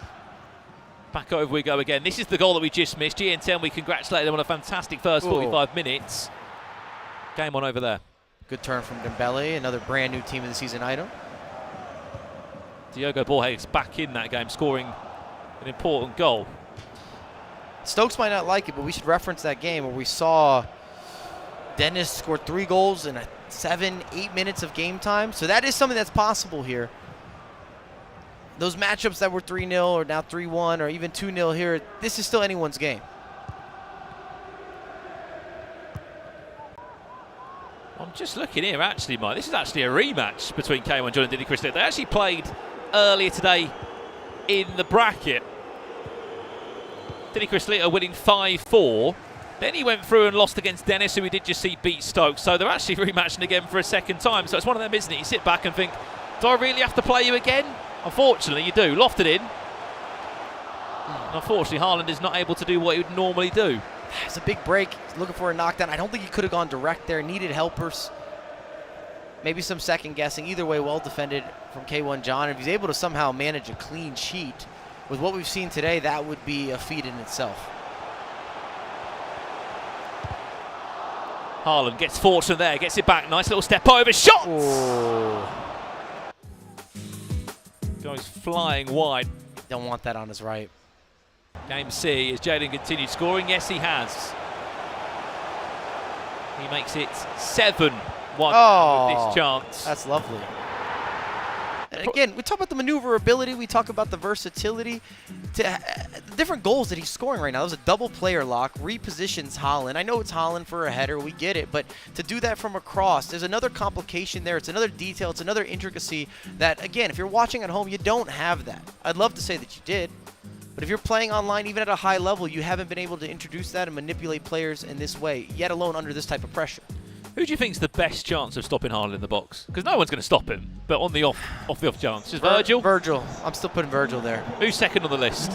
I would actually go as far as Rudiger. I like Rudiger better. We've seen like Araujo as one of the other center backs. We've seen some versatility with some of the defenders, depending who you lean on. Havertz can get bodied. I know he's got the size, but he doesn't have the same physicality. At least doesn't feel that way. Maybe Ruud Gullit, actually, if you can get Ruud Gullit in. I know he's not a center back technically, but he can still have a matchup. GN10, Mike, scores again from a counter attack. You're playing a really high line there. You're risking it. Schlotterbeck getting nowhere near Mbappe. That's the composure you need, because you often get in those areas, Mike, and it's too much time. You overthink the scenario, not on that occasion for GN10. Yeah, a little stop, pop, think about it for a moment. Ball roll, opens up the angle.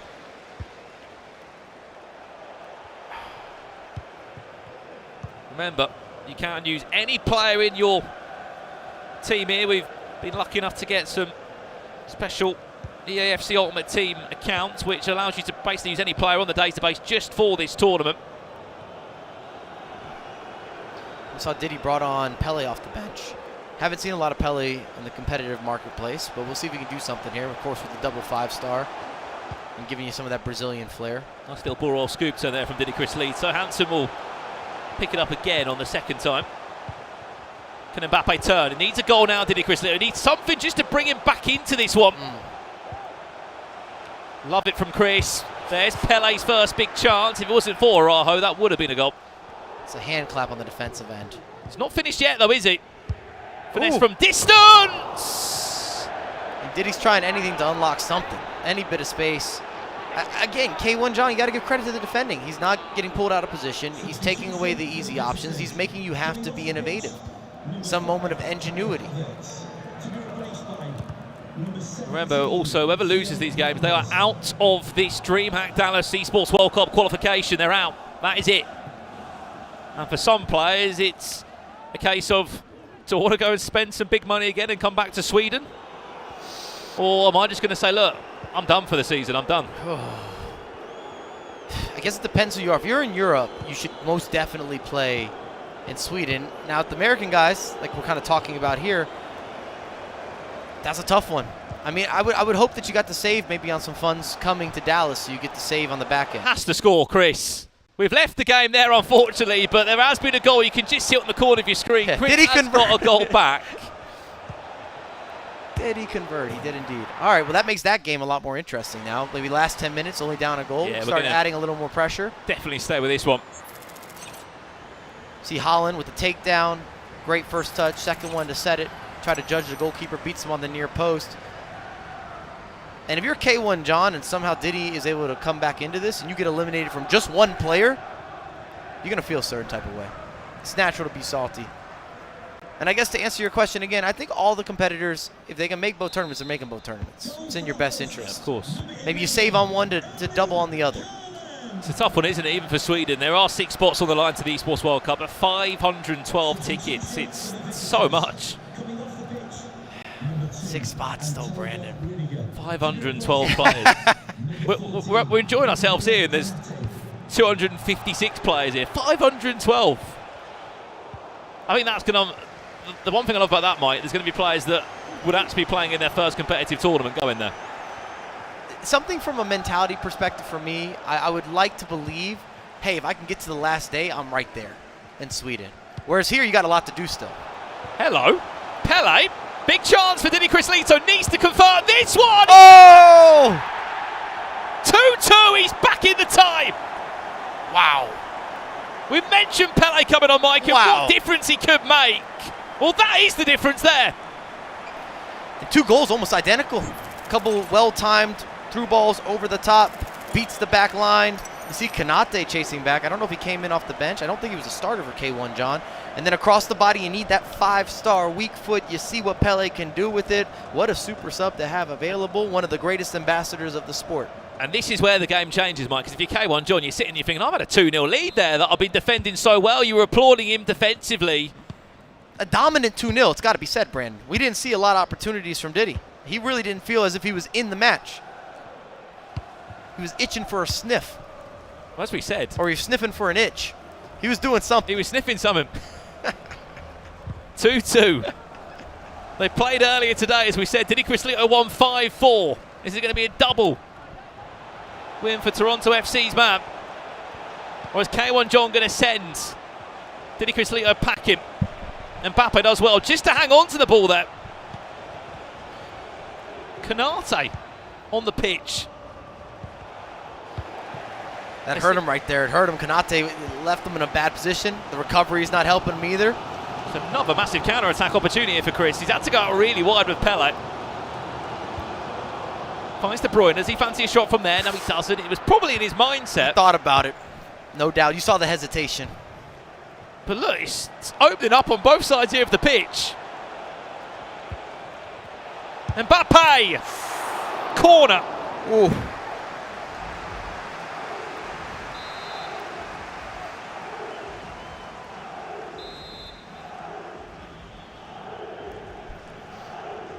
Could this be the corner that separates them? Oof. I've been building it. I've been talking about the importance of corners. I don't know if it's lived up to it thus far. It's been a lot of Van der Sar, Pettercek catching corner kicks. Van der Sar's done really well at just catching these corners. We normally sit here and oftenly talk about how corners are frustrating and players are scoring for most of them.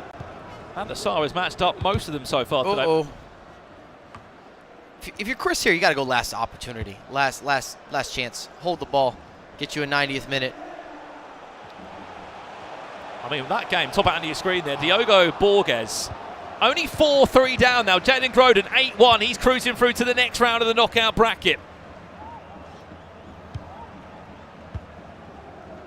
Last attack here of the game. Added time in 2 minutes. K1 John, it's back to you, my friend. I feel the tension. Do you feel the tension? It's gotten quiet in the room. There will be some limbs, I can assure you, if there is to be a late goal now.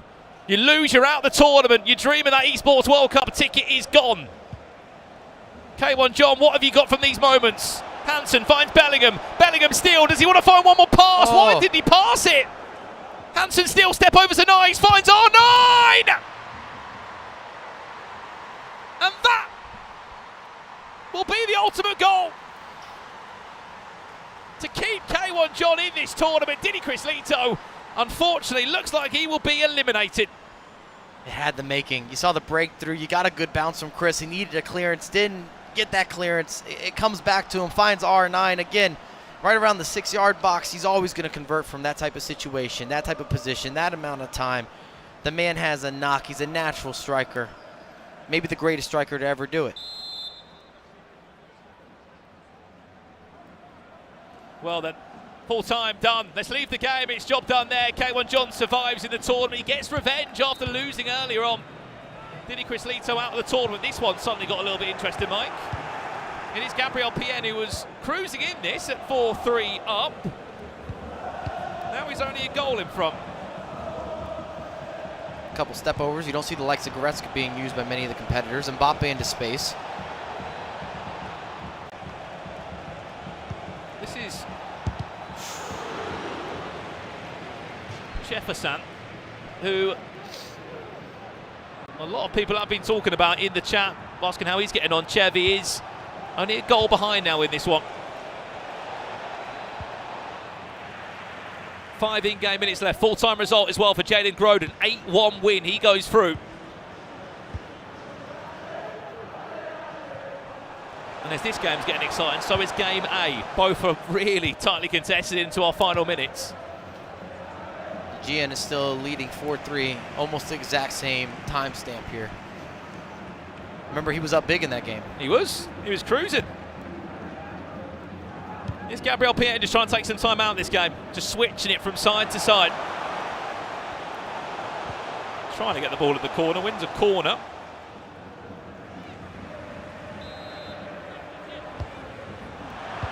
In no rush.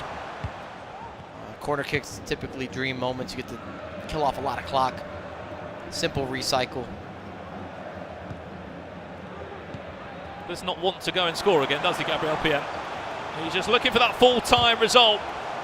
It will be Joy Boy Shavizian, who will be knocked out of the DreamHack Dallas qualification tournament.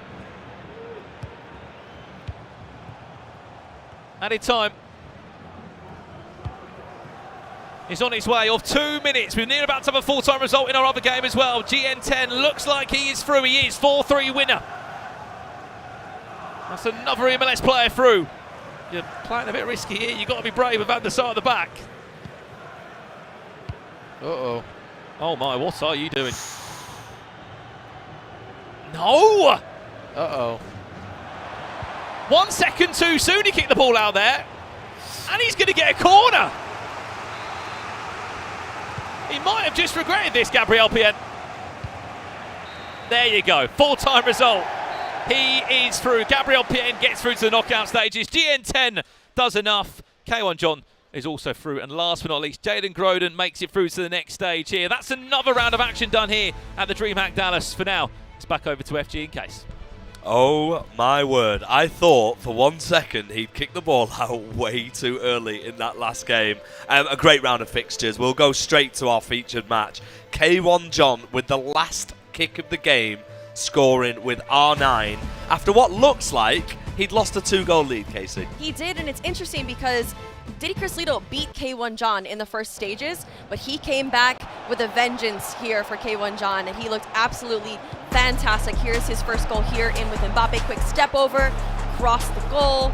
Next up we have Holland on the ball again. Honestly, K1 John looked very, very dominant throughout the beginning half. It took a little while for Diddy Crislito to heat up, but you know what did heat up this match for him? Was the over-the-top through balls, because he scored it. It was like copy-paste, copy-paste 2 times in a row. We saw two over-the-top through balls, as you see the second one, and the first one was Erling Haaland, then it was Pele, a great finish. And how about this, in the 92nd minute of the game, there was an opportunity where you thought maybe he should have passed it, and then it came back to him, and he made no mistakes whatsoever. And he's actually joining us here at the host desk. Congratulations, K1 John. Thank you. What a game. 2-0 up. You'd lost the lead so quick in 2 goals that looked very, very similar to each other. What were you feeling at that point?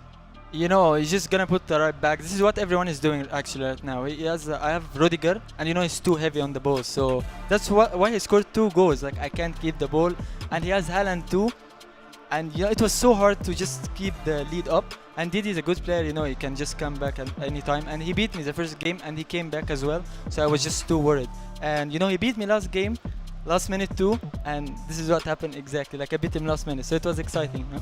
So talk to me about after that first game. Did you make any changes after you lost to him for the first time? Because you've played him many, many times, but it's been a little while since EMLS. So what did you change from the first time to this recent game? You know, as everyone knows, like, the meta is just cross to Haaland. So the first game, I wasn't even using Rudiger to stop Haaland, and this was the problem. He was just crossing, and I had Jude, and he's too short for Haaland. This is what I changed. I put Rudiger as a right back so he can stop Haaland a little bit. So yeah, this was the change. And it worked? Well, let's talk about Rudiger. You just said he's a little bit too heavy on the ball. Dennis in the last round when we had him on the host test said the same. Are you looking to change Rudiger? I can. I wish I could, but I can't. He's the main reason why you can stop Haaland. Like, I was gonna use Cosello, but I couldn't find him, so Rudiger is the option, and we trust him.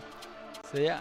Now, so you've had quite a while since EMLS. Have you been grinding this whole time? Because it's been a few months, or did you take a little bit of a break before this competition? I didn't take any break. I just, when I knew that there is a new tournament, I just said, you have to practice. Because we don't have a lot of tournaments, and you know, I just said we have to grind until the DreamHack, and hopefully can make it out. You know? And it's paying off. Yeah, it's paying off. So here you are at DreamHack, and you've just played a game where potentially, if you'd have lost that game, you would your DreamHack experience would have been over. Did you change anything in your preparation at all? Nothing at all. Just like from the first game till now, I changed only after the first game because I saw it's so difficult to stop him. It's almost impossible. No matter what's your player look, no matter what's your level, it's gonna be impossible. So, you know, this is what I'm going to do, and hopefully it will pay off. So yeah. Do you play the same in the lower bracket, or do you feel that added pressure when you play in the lower bracket? Yeah, I feel this because I'm always, every single tournament, I'm putting myself in a hard situation. I don't know why I like this, but it happened. Yeah, I just put myself in a difficult situation. The first game, I wasn't even trying. I don't know why. But when I came up to a point like, you lose this, you are going home. So I started to play even way better, keep the ball more, try to be more safe, not to push the defenders, and it's paying off right now. It's a long road ahead. This weekend could potentially be really, really long, of course, because you're all aiming to try and get to Riyadh, which means if you do get through today, you would be back for the rest of the weekend. What are your plans in terms of preparation for the longevity of this? Because it seems like sometimes when you're playing here, you need the adrenaline to get you through. How much adrenaline can you get? Honestly, like I'm so confident because last year I was in Saudi, so I just want to make it again because it's Arabic country too. I would love to be there, and you know they are welcoming me every time in a perfect way. So I'm trying to do everything possible to just be back. Well, listen, you are definitely on the right tracks anyway. Congratulations on your win, and congratulations on the last-minute winner. That was K1 John joining us at the hostess. Casey, let's take a look at the other fixtures that happened in that round. I mean, we saw a sensational win for Jaden, a massive scoreline, and he looked really comfortable, didn't he? 8-1. He did. He looked so good. I don't know too much about gunnerism. I wasn't sure what to expect going into this game, but I wasn't quite expecting the scoreline that we saw here. I know we chatted with Jaden from across the room. He looked very confident going into it. But this scoreline right here, 8-1 for Jaden, a massive win in the lower bracket. A massive win and a confidence boost for him. And then we look at Gabriel PN and the people that have been watching the broadcast. There was a moment in that, it was 4-3, but there was a moment in that game where he kicked the ball out in the last kick of the game and the game wasn't done. My heart stopped. It is in that situation that is, you could easily lose it in that lower bracket, so you cannot be making those type of mistakes. But Gabriel PN did come out on top for that one. Another player who came out on top in that last round was GN10 making it through. But looking up to the next bracket, as we saw before, we have Dennis and Stokes. That game ended up already, if you guys were not here for that. Dennis advanced on, but soon, look at this, FG, Stokes versus K1 John. I mean, there's no rest for K1 John. He's straight back onto the stage to face Foot with Stokes in the lower final. Now this is a massive game. What do you think Stokes will be feeling like? I mean, I think he's coming off of his last game a bit disappointed. I think that there was a part of that game where he really thought he was going to win. He gave it to him. He gave it to him in that second half, and so he needs to really reassess going into this one. But K1 John, he's a fierce competitor, so I think this could be a close one. Absolutely, and you can see bracket A on the screen as well for you. I mean, we can see Bryce already in the final, and in the lower final is Harvey. I mean, it's stacked. It's absolutely stacked, this, isn't it? It is, and if you see on the right, we do have Jaden versus Stingray coming up here shortly. So there's a lot of good players dropping into that lower bracket, and so the pressure is just increasing. We look at bracket C here. Redlac is already through to that one. Going into bracket D, Manu is in through to that final. We have Harvey Waters ready for his next opponent. But yeah, like I said, Jaden versus Stingray will be another intense matchup. I mean, you're looking at Manu Bashore in that final, and you've got to back him in this situation, haven't you? A serial winner through esports. Granted, he was at the ECL a couple of days ago. He's had like a lot of travel time, but it's business as usual for him so far. It is, and if you look at his season as a whole, he started off a bit slow, but he has ramped up every single competition that he has competed in throughout this year, and I think that he's at the top of his game, especially coming off of, I mean, a perfect last year for him, and so he's coming into this competition ready to go, I think. And a perfect last game for him as well. 8-2 win against Iago. As we look at our featured matches, Danny Pitbull against NYC, and then with Stokes and John, which we spoke about, Harvey versus Jaden, which is a really good affair, and Iago versus Gabriel PN. What do you say about these fixtures? Because they are very close, aren't they? They are. Honestly, these are some of the most highly anticipated matches that we've seen so far. I think GN's coming off of a massive win. Danny Pitbull is coming off of a disappointing loss. So that one will be very interesting. We talked about Stokes and K1 John. Harvey Waters, again, he had a tough loss that game. It was very, very close, but he's had a lot of momentum this season. So I think that he will definitely be looking good at going into that game. How do you think Jaden will be feeling? Of course, we've just seen him have a massive, massive win, a huge confidence boost for him. But sometimes would you prefer your games to be a little bit closer, just so you can be a bit more competitive and sort of play at a higher level? Yeah, I hope he doesn't let up, because he was cruising through that last game, but he goes against a more difficult opponent, and it's going to be a much more difficult situation for him. And so we'll see if he can continue cruising through to that one. But next up, we do have Danny Pitbull versus NYC's GN10, which will be, it's actually Charlotte GN10 now. He is signed to Charlotte FC in EMLS. And so that'll be a very, very interesting matchup, because I don't know. I didn't anticipate Danny Pitbull to lose his last match. So I don't know if that disappointment will carry over to this one or not. Well, Danny Pitbull, of course, was also at the ECL, and there was a lovely VT about Danny Pitbull. Quite possibly one of the nicest guys in esports. He's very, very well supported as well. But on the other perspective, you can't really call this. You can't. You honestly can't. Because Danny Pitbull also, actually both players have been in the scene for so long. There's a few players in this competition that we haven't seen, new faces, but there's some staples coming in here, even in the lower bracket, which is kind of crazy to see. When you look at Danny Pitbull and you speak about how long he's been in esports for, and sort of the experience he's got, coming to a place like DreamHack in, you know, old school esports surroundings, shall we say, does that favour him? I think it does. I think that he's just ready for any situation. He's been at so many stages of the game that he's seen every type of thing. So he's just ready for anything. If you put a controller in his hand, he's going to be ready to play. So he's just that type of player that he has the mentality that he could do it all. And of course, you can vote in the Twitch chat. You just need to do #Dan or #GN10. And we'll be looking out to see who you think is going to win this. We're about 2.5 minutes away from the games. Who are you expecting on the virtual pitch to shine? Because I can't look past Erling Haaland. Yeah, Haaland is definitely in there, but I'm going to try not to favor him too much because we talk so much about him. I really like Graham Hansen's finesse. I think that there's a few players that are really taking advantage of that. Pele, we've seen a few good goals there as well, but I think those are my top three. Jude Bellingham's been very, very popular amongst everybody here. I'd be interested to see if anyone would use someone different other than him, but he offers so much, doesn't he? He is, and especially because you have unlimited budget, you could choose anyone. So you're going to choose the best, and I think based off of his passing alone, you can't pass it up. Right, okay, I'm going to ask you for your prediction. I said I wasn't going to do it to Brandon and Mike, but I'm going to ask you for your prediction of our featured match. Do you think Danny's going to win, or do you think it's GN10? I am going to say Danny Pitbull. Danny Pitbull with the win, as we are joined by our casters Brandon Smith and Mike LaBelle. Look, I'll get your predictions quickly. Brandon, Danny Pitbull, GN10. Danny, nicest guy in the scene. We hey, literally just said that. GN's right there too. These are two of the nicest guys in the community. I've spent more time with Danny. Fair enough. Fair enough. You spent more time with GN. Fair enough. I don't know. I've spent a lot of time with both these individuals. I'm still going GN. I'll just put it out there just for it. Well, here we go. I'll be against the grain. The games have begun, so we'll head over to Mike and Brandon. Well then, back underway here for another round of action in DreamHack Dallas. Remember, these are more elimination games. We just saw GN10 might win his last game 4-3. Now he plays against Danny Pitbull. That's your reward for winning your game. You're playing against an E-Champions League finalist. And there could be a little sprinkle of some extra salt as well. Early start. Danny Pitbull, see you later. That composure there. Bellissimo. Oh, what an extra touch there.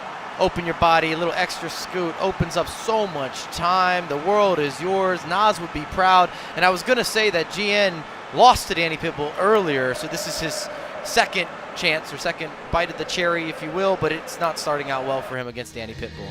I'm sure we'll see the replay in a minute when we can, but no one thinks that, do they? I'm going to just dodge the tackle and find a way through it. We'll see the replay as we jump back into the game in a second. It's quality left stick there, just throws him off. I mean, ankles lost. Controller maybe broken. If at least it was me, monitor thrown. Well, it was probably about 24 hours ago. Me, FG, Danny Pitbull and Dagnall for all in the lobby of the hotel at 5 AM in London, ready to start our journey here to Dallas. There's been no time to adjust really to the time zone. It's just straight in, straight playing. And it's Danny Pitbull that leads by a goal still in that game. We haven't kicked off our other matches there. If you're a Tom Stokes fan, you'll be happy to know he's in action against K1 John. Oof, in just a couple of in-game seconds. Yago is waiting to get ready for him. Jaden Groden against Harvey Waters will be playing as well.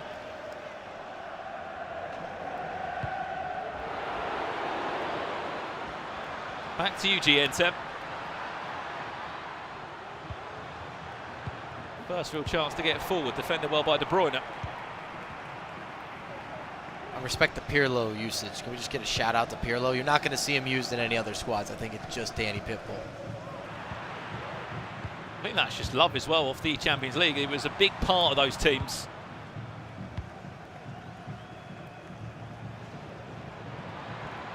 I've always talked about comfort when it comes to some of your player selections. It does play a factor, especially if you have more or less squad rules involved where you have some additional limitations. Then it comes down to where have I put the most minutes, where am I most comfortable, the movements, the animations, how that fluctuates, how to adjust, maybe some trust even.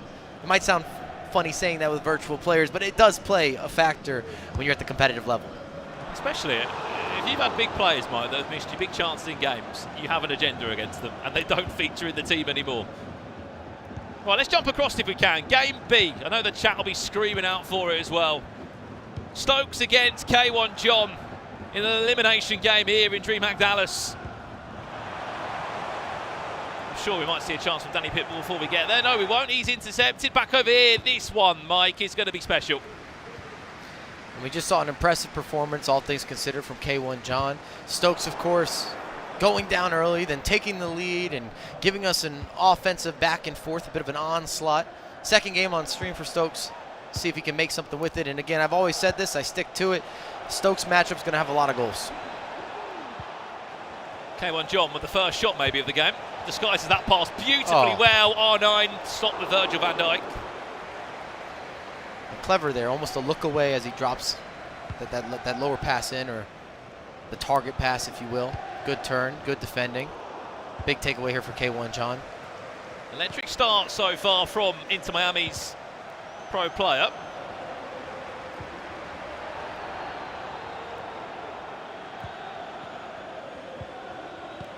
Can't, of course, see it at home, but there's people still building their teams, Mike, for our other matchups that are yet to kick off.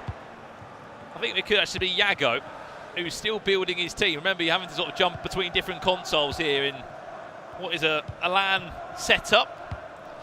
To be fair, Yago might need a rebuild after the last game that we saw with Manu Bashor. Well, we've seen another goal in this game. We blinked for a minute. Danny Pitbull gets very fortunate with the first deflection, but then says see you later to Van der Sar. Nice little bit of trickery there, Mike. Yeah, it's classy. You see the cancellation out of the La Croqueta around the goalkeeper. Ooh. We are jumping between the chances. Stokes has the same reaction as me. First big breakthrough there for K1 John. Maybe a little bit unlucky on the near post. Well, you see Ethan Higgins just sitting behind Stokes as well. He plays tomorrow. There is a lot of footwiz bodies here in Dallas. Just seen Mark 11. He was joking around that he plays Nicholas in his first game here in his bracket. Remember, there are many matches being played. We are just focused on the featured matchups here. Haaland, back post, plays it back inside. Stokes very nearly going 1 goal up, 12 minutes in. Always asking for a lot there, though. Had to take it down with Haaland. I think it fell to Hansen. Hansen first time across the body. The goalkeepers have been relatively consistent. I don't want that to be a jinx, but just from what we've seen thus far, you need something special. Well, we haven't kicked off our other two matches yet. Waiting for them to get going. Jaden Groden taking on Harvey Waters. That's a Brighton of Albion v Luton Town Premier League rematch. 3-0, Danny Pitbull leading, top of your screen. That's a big interception. Danny Pitbull's got a bit of that Champions pedigree, it's got to be said. He's been one of the faces, the leaders of the Italian community in the competitive scene. We talk about Oberon a lot. You might even argue that Danny Pitbull has surpassed the likes of Oberon, who kind of was next up. He's recharged. The man's been playing with certain levels of leadership and a bunch of smiles. Look at this. Play out there. Look out for Mbappe. Didn't need him. Went on his own with a power shot.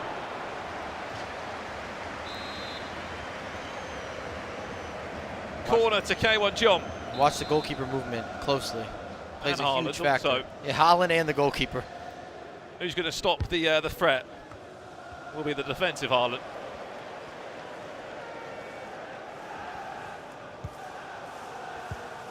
What are we doing back here? Headers and volleys in the box. That's not how they teach it. Oh, beautiful step Nicely over. done there. Step over exit was clean from Vinicius Jr. The Brazilian will still run. Nice scoop turn, ball roll inside. Mbappe tried to squeeze it through the legs of Van Dijk. Some moments with a little perfection there. Gorgeous step over, stop, go, change of pace. Well defended from K1 John as well. Extra pass made, of course, from Vinicius. Kind of giving you that one-man counter-attack, ultimate leak out wide. There has been a goal back in the game for GN10 against Danny Pibble. This is the goal that's come back here as we've left it as well. You can just see Tom Stokes leading by a goal to nil in his matchup. GN10, he needed the goal back there, Mike, because it was going to get a bit unsavoury. He had to touch the grass. A little bit of a rebuttal, and I believe the Stokes goal was a knockdown. I saw the pass was coming to Haaland, and then we switched over. So it was a knockdown from Haaland to Mbappe. Mbappe, of course, finishing. Maybe a little bit against the run of form. It's been a bit of an even game, but you could say K1 John's had a couple big chances he wasn't able to convert from. As we said, just to say again, whoever loses this match is out of the tournament. They will not be going to the Esports World Cup, but they might be back on the plane to Sweden in 2 weeks' time. Say that one more time for me, Brandon. Let the people know. Or remind Whoever them. loses is out. And we'll keep on saying it until... It's a long flight to Sweden from here as well. I don't know if I want to sit with that for a few weeks. And with the amount of them that are being booked, Mike, they're getting quite pricey. Mm-hmm. Remember, 512 players for a sold out. I believe they've all been sold, the tickets I've just heard. Heading to Jönköping in Sweden on the weekend of the 14th to the 17th of June. There's only 256 here. There's going to be double the players in Sweden. I think that's the biggest major FC event we've ever seen. I mean, I'm thinking through even the history books. There's been a few open events that have had a lot of players. I've seen some stuff happen in there's the Scandinavian Cups between all the nations, but I don't know if they're getting above 512. Yeah, I think no way. And definitely not involved in a larger ecosystem. You're basically looking at 512 players there, Mike, built up of what? FUT Champions Cup winners, E-World Cup winners, E-Premier League, it's just winners. There's winners everywhere. You also might get some amateurs. This could be your opportunity for some breakthroughs, players that we didn't know even existed at the highest of levels.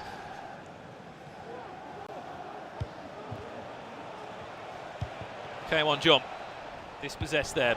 Patinia doing very well there for Stokes, just getting him back in possession.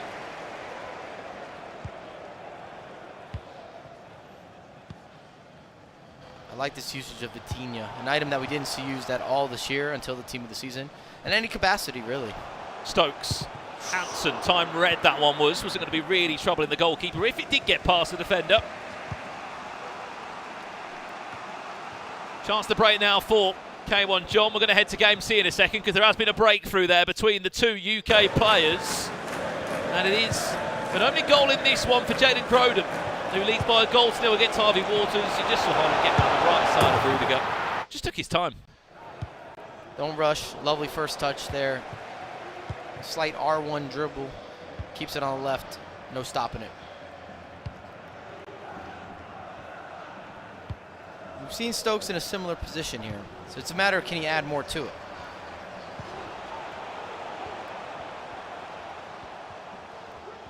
Oh. Vinny Jr., see you later. Oh. Haaland knocks it back. Wow. Bellingham! Wow. That might be the goal of the day this far, Brandon. You got a little bit of everything. You like the tricks, you like the flicks, you like a step over, a pullback, a resurface, a recycle, an extra touch, an extra dribble, look across, fake it till you make it, and then you convert it. All those hours on stream from Stokes, playing in multiple different qualifications. That's what he's been working on. 2-0 he leads in an all-important game. Danny Pitbull makes it 4-1 with 40 minutes on the clock over in his matchup. Remember, all elimination games. It's just that Vinicius Jr. just keep that offering, didn't he, Mike? It was gross. It was filthy. I might need to take a shower just watching it.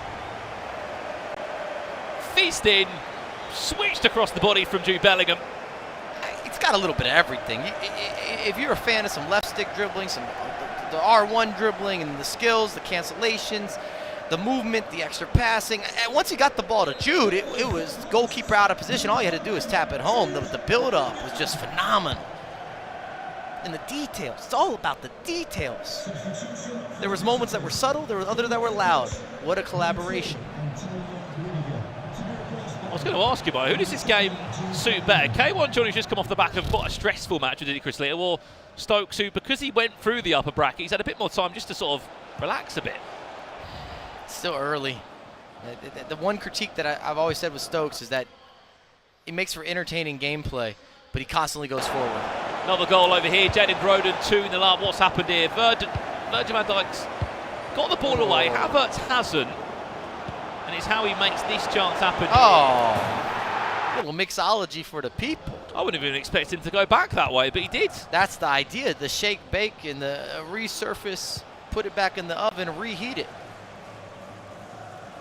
Whatever he was heating up, he's been able to find himself a second goal.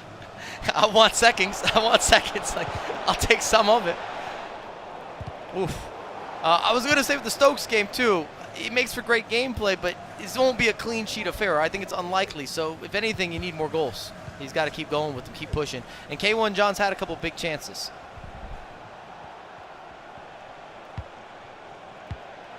K1 John, last 5 in-game minutes, trying to speed up that attack.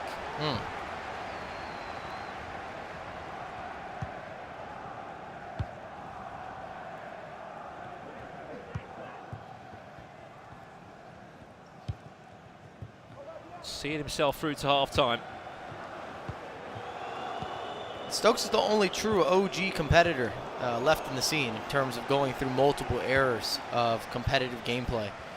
I always say about Stokes, and it still blows my mind. I remember he played in like a West Ham esports tournament, maybe about 3-4 years ago. And you said it right, Mike. You played with Stokes a long time ago. He came back into the team after quite a big breakout, and then to get back to the level that he's shown, pretty remarkable, really, because naturally life gets in the way. Motivation isn't always there for a lot of players, but for him, it really has been. And look, he's got incredible numbers on stream. He's got a really big fan base, and he's playing some incredible FC. When you talk about longevity, it doesn't get much better. We're talking someone who's been playing a tier 1 level for maybe 12 years at this point.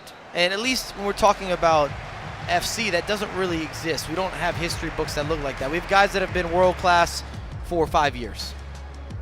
And they have better results than Stokes, to be fair, in some of the championships they've won and the final events and, you know, the achievements they've unlocked and thus far and so forth and thus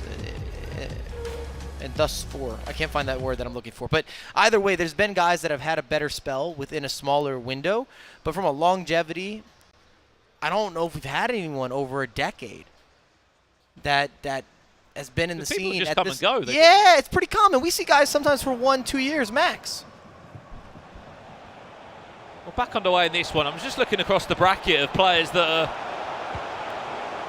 Big chance, defended well by Stokes. He's going to tuck that one in, K1 John. Just to bring himself back into the tie.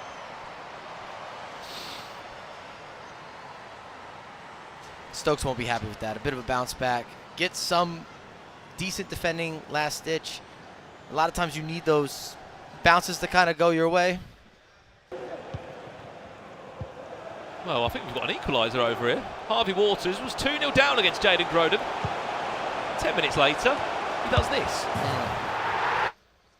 It's a lovely knockdown again. It's a goal that you're going to see constantly today.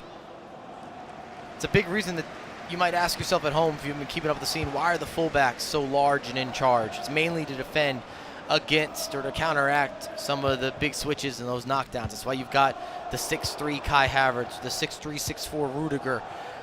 By design, they wouldn't necessarily be in those positions. You might think Kai Havertz, you're thinking about some sort of an attacker.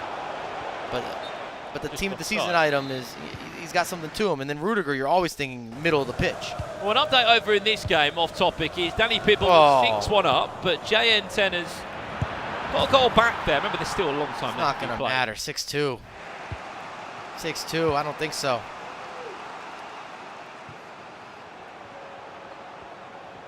Well, just looking across the bracket, I can confirm to you some of the names that are in the grand final of the bracket. The way it works here in DreamHack Dallas is, yes, there's 256 players here, but they've all been split up into 16 different groups, which have got 14 to 16 players in each of them.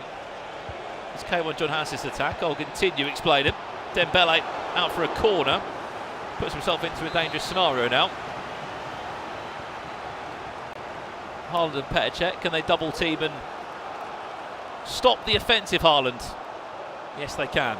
And basically from that, you play a double elimination bracket. 2 losses will send you out.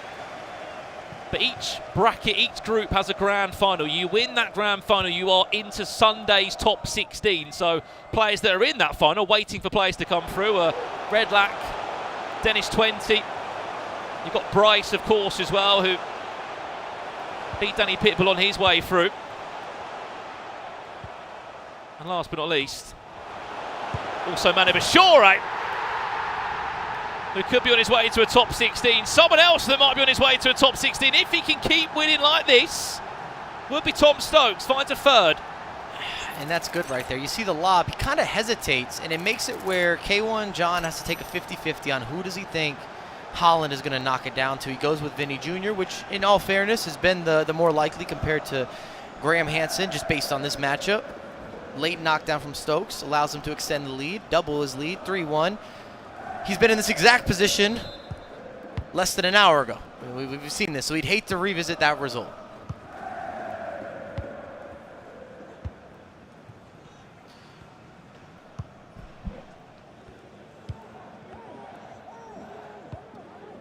Well, let's have a look at all the results if we can in our first set of matches here in DreamHack Dallas. Danny Pitbull 6-2 up, Stokes 3-1 up. You can see that game on your screen now. Harvey 2, Jalen Groden 2, and it's just kicked off. It was the latest 1-2 kickoff between them. Yago, after a really sort of disappointing defeat, a big defeat it was as well, Mike, to Manu Bashore. He's had quite a lot of time just to sit back and go, look, I've lost to a player that's top of his game.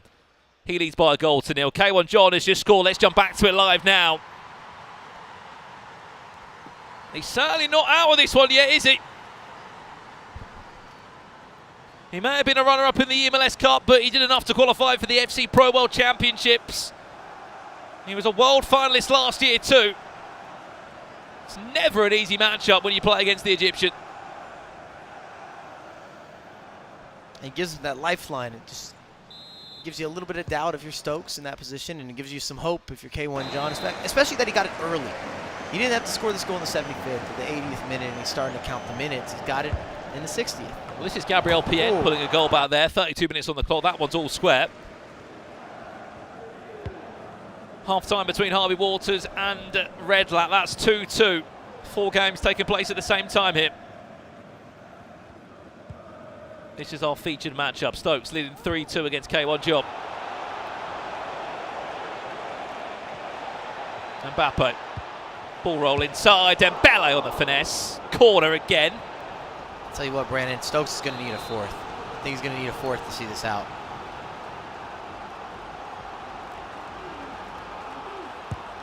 Flick on. Oh. Saved.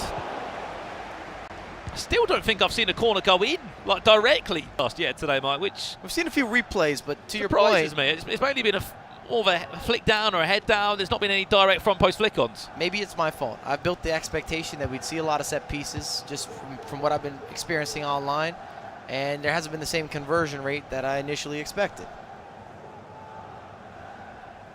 I think there's certainly many things, isn't there? One, that you've got slightly better defenders to stop the onslaught, which I know Didier Drogba in the Champions League was so deadly for. There just wasn't really the defenders to stop him. But also, you've had a lot more time, haven't you, for these players that haven't been competing, just to practice on how to try and defend them, how to move your goalkeeper. K1 John on the attack. Mbappe scoop turn inside. Can he find that killer pass into Haaland or R9? Vitinha. Well played, Stokes there. Aggressive of Havertz, had to be. Still has not fully dealt with his chance. K1 John in no rush though, just recycling it, moving from side to side. Will then be lofted in by Bellingham potentially as he looks at his options queuing up. This is great from K1 John still. Patience though, Stokes. Paying out in the end. Yeah, almost a battle of the wits there. It's always a game, at least on the edge of the box, where you're kind of playing a little bit of bait and switch or cat and mouse. Can you slightly pull a player out of position with some of your build-up while not losing the ball? Big takeaway here from Stokes. Havertz. Hansen, the acceleration boost there. It's quite tight. Oh, the keeper's jumped over it. Goal that's come in from Game C, I believe. Which way has it gone? It's gone back the way of Jalen Groden. A long ball over the top. There's the head down. Haaland may have been off balance, but that didn't matter. On the weak foot, that's a rarity. You don't see that on the right foot nearly as much as his dominant left peg, of course. And as you said, a little lopsided, a little offset. He really wasn't perfectly balanced. Maybe the goalkeeper had already moved a little bit, left a bigger window of opportunity.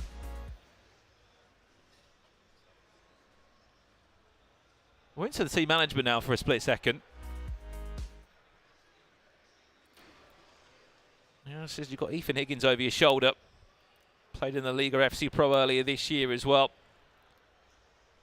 And the conversation between the two camps is very different, but I can almost guarantee that Stokes and Ethan are talking about how do we want to see this out. What tactical shift, what substitute. We've seen Konate coming off the bench. Personally, I don't love that. Feels a little awkward. Not bad defensively, but offensively you can tell he's a limited fullback option comparatively to what we've seen with Rudiger or Havertz. Corner. Went all the way to the back post. Bruyne back defending. All right, so we got Olivier Giroud has come on. So you've got another big body up front. Combining him with the likes of Haaland is something else.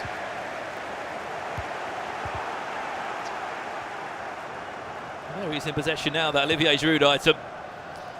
He's got 97 pace, believe it or not. Yeah, he's a little clunky though, so it depends how you're built up. If you need quick turns or that max responsiveness, that won't be Giroud. One more into Haaland. He needed that. We said he needed another goal just to really cement it. With 12 minutes left, he's in a very different scenario now, Mike, and he's got a 2-goal cushion. Should see it out as long as he doesn't give up a goal from kickoff. He's got everything in his favor. A couple triangles there that have been formed, extra pass. It's key that he timed that green. Because again, Haaland on the weak foot, a little more room for interpretation, definitely not nearly as clear cut, but he does time a green. Handles the moment. I said that he would need 4. He's got the 4th. We'll see if they stay true.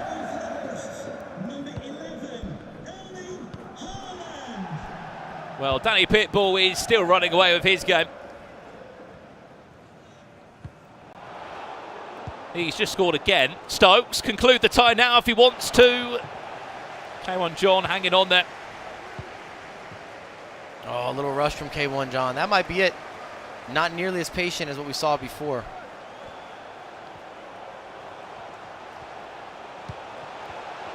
Giroud.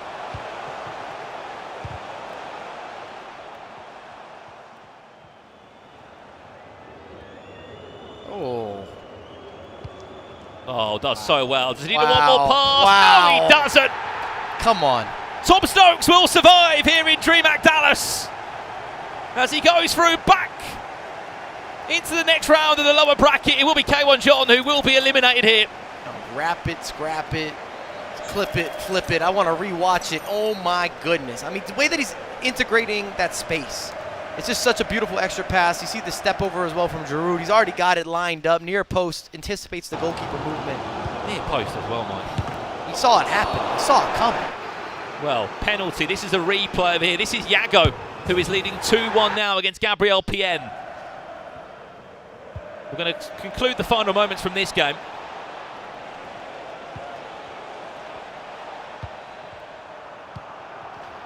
Tell you what, Stokes got top 2 goals I think I've seen on the day, at least we're talking featured matchups. And he's off for more. Oh, and he's getting more. Haaland on the right foot has been dangerous. Again, anticipating the goalkeeper movement, a lot of power, extra emphasis, put him into positions to succeed. He's going to do just that. Well, Olivier Giroud has... He's made a world of difference. He's played quite a part, hasn't he? I've never seen his footwork quite like this. Got some skills everywhere. A little bit of that razzle and that dazzle, a little extra sparkle. Big goal. Stokes, as we said, will survive for another round here in DreamHack Dallas. He's in the lower bracket, but he's not giving up yet. K1 John will be eliminated.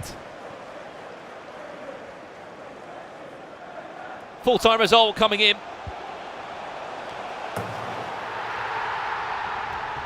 And Stokes is just adding a few more. He's building some character.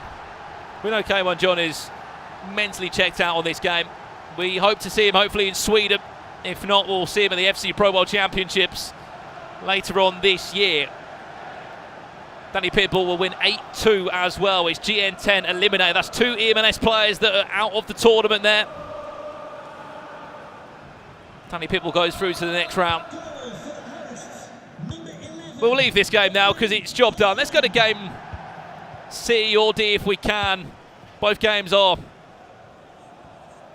looking rather exciting. We can go to this all British matchup over here, where Harvey Waters is so close to scoring there. Into a pause. We might have to leave this one. See the setups on the back end. A lot of 4-2-2s, 4-3-2-1s. A little bit of a chase formation in a 4-2-4. Just bodies everywhere. Scouring the virtual pitch. Well, you can see both players on camera here as well. As we said, both played in the EPL early this year. Jeden Groden won 8-1 in his last matchup in the lower bracket. Of course, we saw Harvey Waters lose just narrowly to Redlac early today in the upper bracket. That's why he's down in this game now.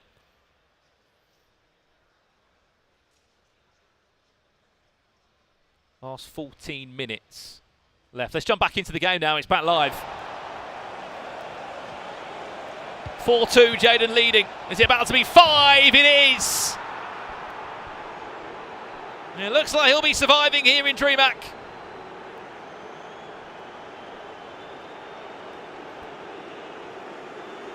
Three-goal lead, Mike, with what, 10 minutes left? And rather simple. Comes out of a pause. Extra pass. Again, Holland. Who else could it be? Gets it on that left. Dominant peg. Dominant foot. Quick little touch. Change of direction. Defender gets scooted. Momentum going against him. Plenty of time to eye up the goalkeeper and pick a corner to convert.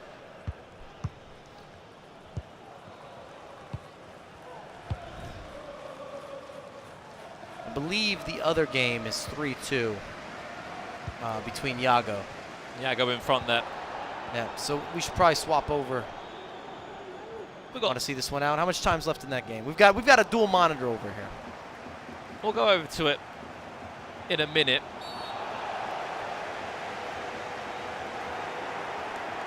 Well, it looks like it's going to be commiserations to Harvey Waters. He'll be crashing out here in DreamHack Dallas. And so will one of these two players, Gabriel Pien or Iago. And Giroud just on again. See KDB in the midfield. A couple choices that haven't necessarily always been common. There's certain guys that are inarguable have to be there. But there's a few defenders you see interchanged, a few midfielders, even a couple attackers if we're talking about super subs. Well, he's in safe hands, Iago. If you just see who's sitting behind him, Matias Bonanno. Iago! Unfortunately, will find himself in a difficult position. 3-3. Gabriel Pien, fresh off the plane from Brazil, will keep us guessing with 23 or 4 minutes left. Lovely work there from Gabriel Pien. Step over, going away from the play. Half second there, hits it on the near post. Lovely conversion. It's always another gamification when it comes to finishing and being clinical. So after this game, we will have our sort of loser final, I believe it is, and then we will be, of course, going into that all-important grand final, which I know everyone's been talking about, everyone's anticipating that, because that is the important one, Mike, because whoever wins that, of course, will be locking the ticket. We'll see you on Sunday. Again, your worst case at that point, you're in the money. At least let you maybe make a little bit, but your coverage with the flight and the accommodations, you've done what's necessary. Also, top 16 from a 256 player pool is to a degree an achievement in itself. Not everyone will see it like that, but they should. Just getting to Sunday is a real challenge here. We have all the games underway actually from the next group. So I can confirm, sorry, that our next game is the grand final. So our next game is that qualification game, which will decide who goes into Sunday's top 16. So as it stands, it will be Jaden Groden taking on Redlac. Danny Pitbull will get his rematch against Bryce. Tom Stokes will get his rematch against Dennis 20. And whoever wins that game between Yago and Gabriel PM will take on Manny Bashore. And we'll find our first 4 players, Mike, into our top 16. You hate to be gift wrapped the Manu Bashore matchup. I don't think anybody's asking for that one.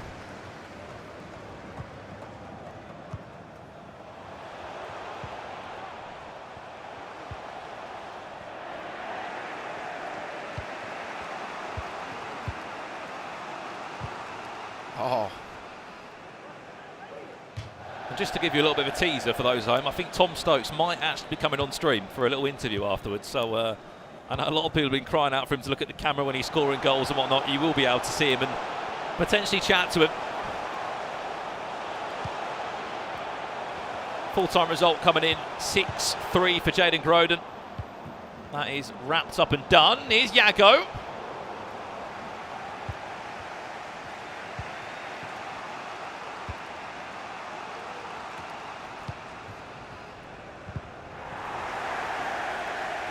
Big takeaway. Big chance, Yago Steele into Haaland, drops the shoulder, take a bow, Yago. So much composure in that final third. Massive mistake from Gabriel PN. Can't do that in the defensive half, middle of the pitch, easy counterattack. Yago, extra touch. Little bit of a feint, gets it on that left foot, stays on the left foot. Haaland, green time finesse shot. Wasn't the prettiest of finesse shots, so the goalkeeper had already sort of committed to the near post. Plenty of margin to work with.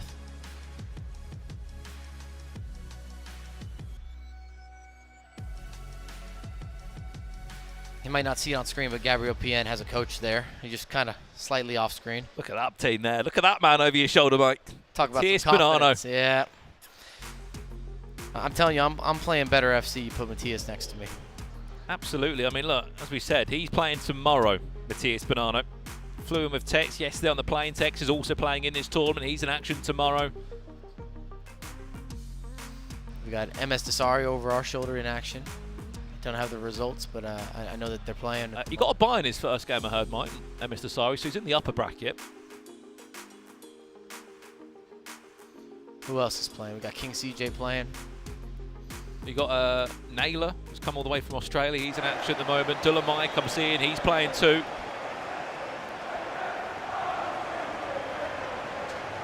Remember, still, we've got loads more action to bring you here today from Dallas, Texas. Of this DreamHack Esports World Cup qualifier.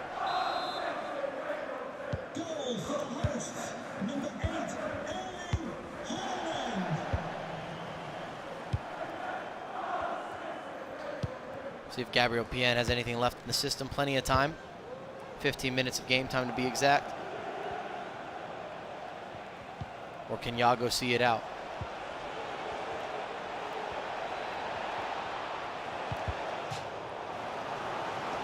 We're due for a corner kick. It's got to be said. Gabriel PN.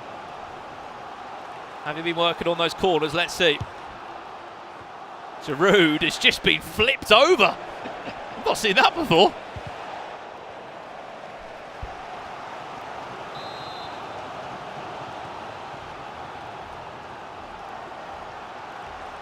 Giroud again. Can he win his header? Yes, he can. We need a slightly more lift there for the delivery.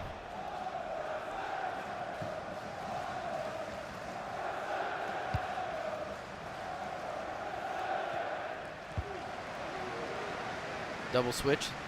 Bit of game management now, I'm sure we're going to see from Yago. That would have been a clear instruction is here from his good mate Matias Bonanno. Hugging the sidelines with the fullbacks. Mbappe, Yago conclude it now if he wants. Vinicius Junior, does he want to go back in? Yes, he does. Haaland! Yago! He's on his way for a rematch against Manny Bashore. And whoever will win that one will qualify for the top 16 on Sunday. And wouldn't that be a change of events or a change of heart if somehow he's able to get past Manu Bashore after the first result? Well, he's had to wait so long, hasn't he, Manny Bashore? Played that first round ages ago. 2 hours ago or so. I think as a recap, if you guys missed that game, he went up against Iago. It's basically over in the first half. He was up 6-0. I think it finished 8-2. Something like that. It was a destructive game. It was all one-sided, all one-way traffic. Have to applaud Iago this year. He's completely turned around his motivation, his work ethic in this game. He didn't have a great season last year. He sort of, I haven't really seen him on the main stage for a long time. He was a teammate last year in the Liga FC Pro, but this year he's been a bit of a staple. Here's Haaland. That's a goal. No, it's not. Oh, my. I mean, Gabriel Pien can laugh inside. I'm sure he's crying, how on earth has that not been on target or at least challenged the goalie? That's what we talk about with Haaland on that weak foot. If you don't time it green, there's definitely risk involved in some of the conversion, especially if you go across the body.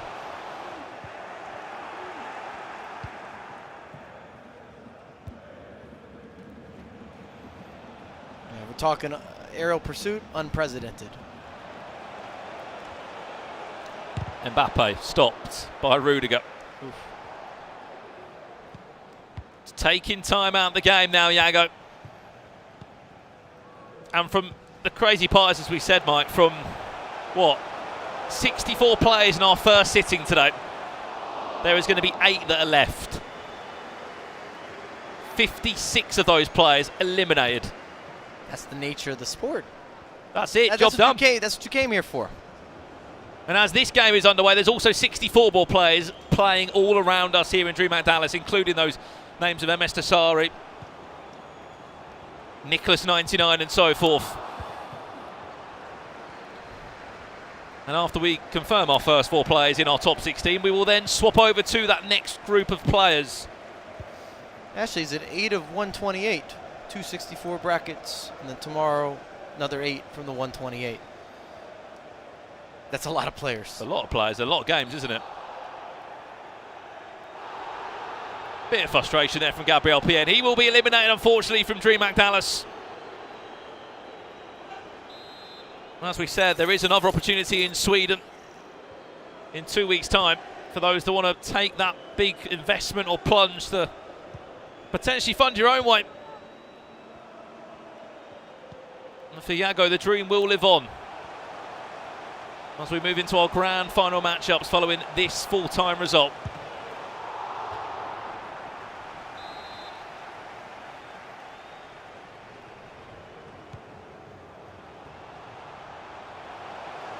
Final thoughts, Mike? This is a more subdued version of Iago than what I'm used to seeing. And I think if anything, they probably had a team talk about getting that chance to go up against Manu Bashor again. And he's going to get that opportunity. Gabriel Pien, if you're walking away here, it's just a nature of the game, the type of competitors that we have here. He had all the chances to get himself back into this game. Iago saw it out a little bit better. Stokes with a couple goals of the day, I would say. Clip it, rewatch it. Again, some of the best material we're going to see on the offensive end. Well, handshakes between the two. That is another round concluded here at DreamHack Dallas. As we said, from 64 players, FG, there's only 8 that remain now. We're about to go into those grand final games, but for now, I'll pass it back to you and Casey to give us the lowdown of everything we've just seen. Oh my, the day is hotting up. What a round of fixtures we have just seen. We will speak about the match that you've just seen, but let's go to our featured match first. Stokes. He makes it difficult for himself, doesn't he, Casey? He does. I mean, he sent himself into that lower bracket, and that you could be discouraged by that, but he is powering through that lower bracket, and he is going to have the chance for the rematch. We'll see if he can do it. And let's take a look at the highlights from that game. You look at Erling Haaland, we spoke about him already, the head down for the first goal, Casey, and then again involved in the second goal, this time for Jude Bellingham. Potential penalty there, but then it wasn't all plain sailing, was it? Because, like we said, Stokes does things his own way. He does. He didn't make it easy on himself because Kayvon John did give it a valiant effort there in the midst of the game, but it did seem like towards the latter half, Stokes did take away with it. Kayvon John had a great opportunity there with R9, but Stokes had an answer for that one right here with Giroud. I did speak with him off camera. We'll speak more in an interview shortly, but he said, great super sub, Giroud. Not many people have him in this competition, and we'll hear shortly why. What about that for a finish as well? And then in the final proceedings of the game, Casey, it opened up for Stokes. It looks a lot more comfortable here. There is moments in that game, especially when the score was so close that you're thinking, he's not going to do it again, is he? No, I mean, great game against K1 John. And we do get to speak with the man here, Stokes. Great to see you. And fantastic win over K1 John. How are you feeling? Yeah, I mean, I just that first game against Dennis, I can't stop thinking about it. You know, like, I'm such an idiot. There was just 10 minutes where I just stopped playing, stopped defending, and I wanted some revenge from John as well, because John knocked me out of the World Cup last year, and obviously we've got a little bit of history. He's a great player, but again, a bit misleading scoreline.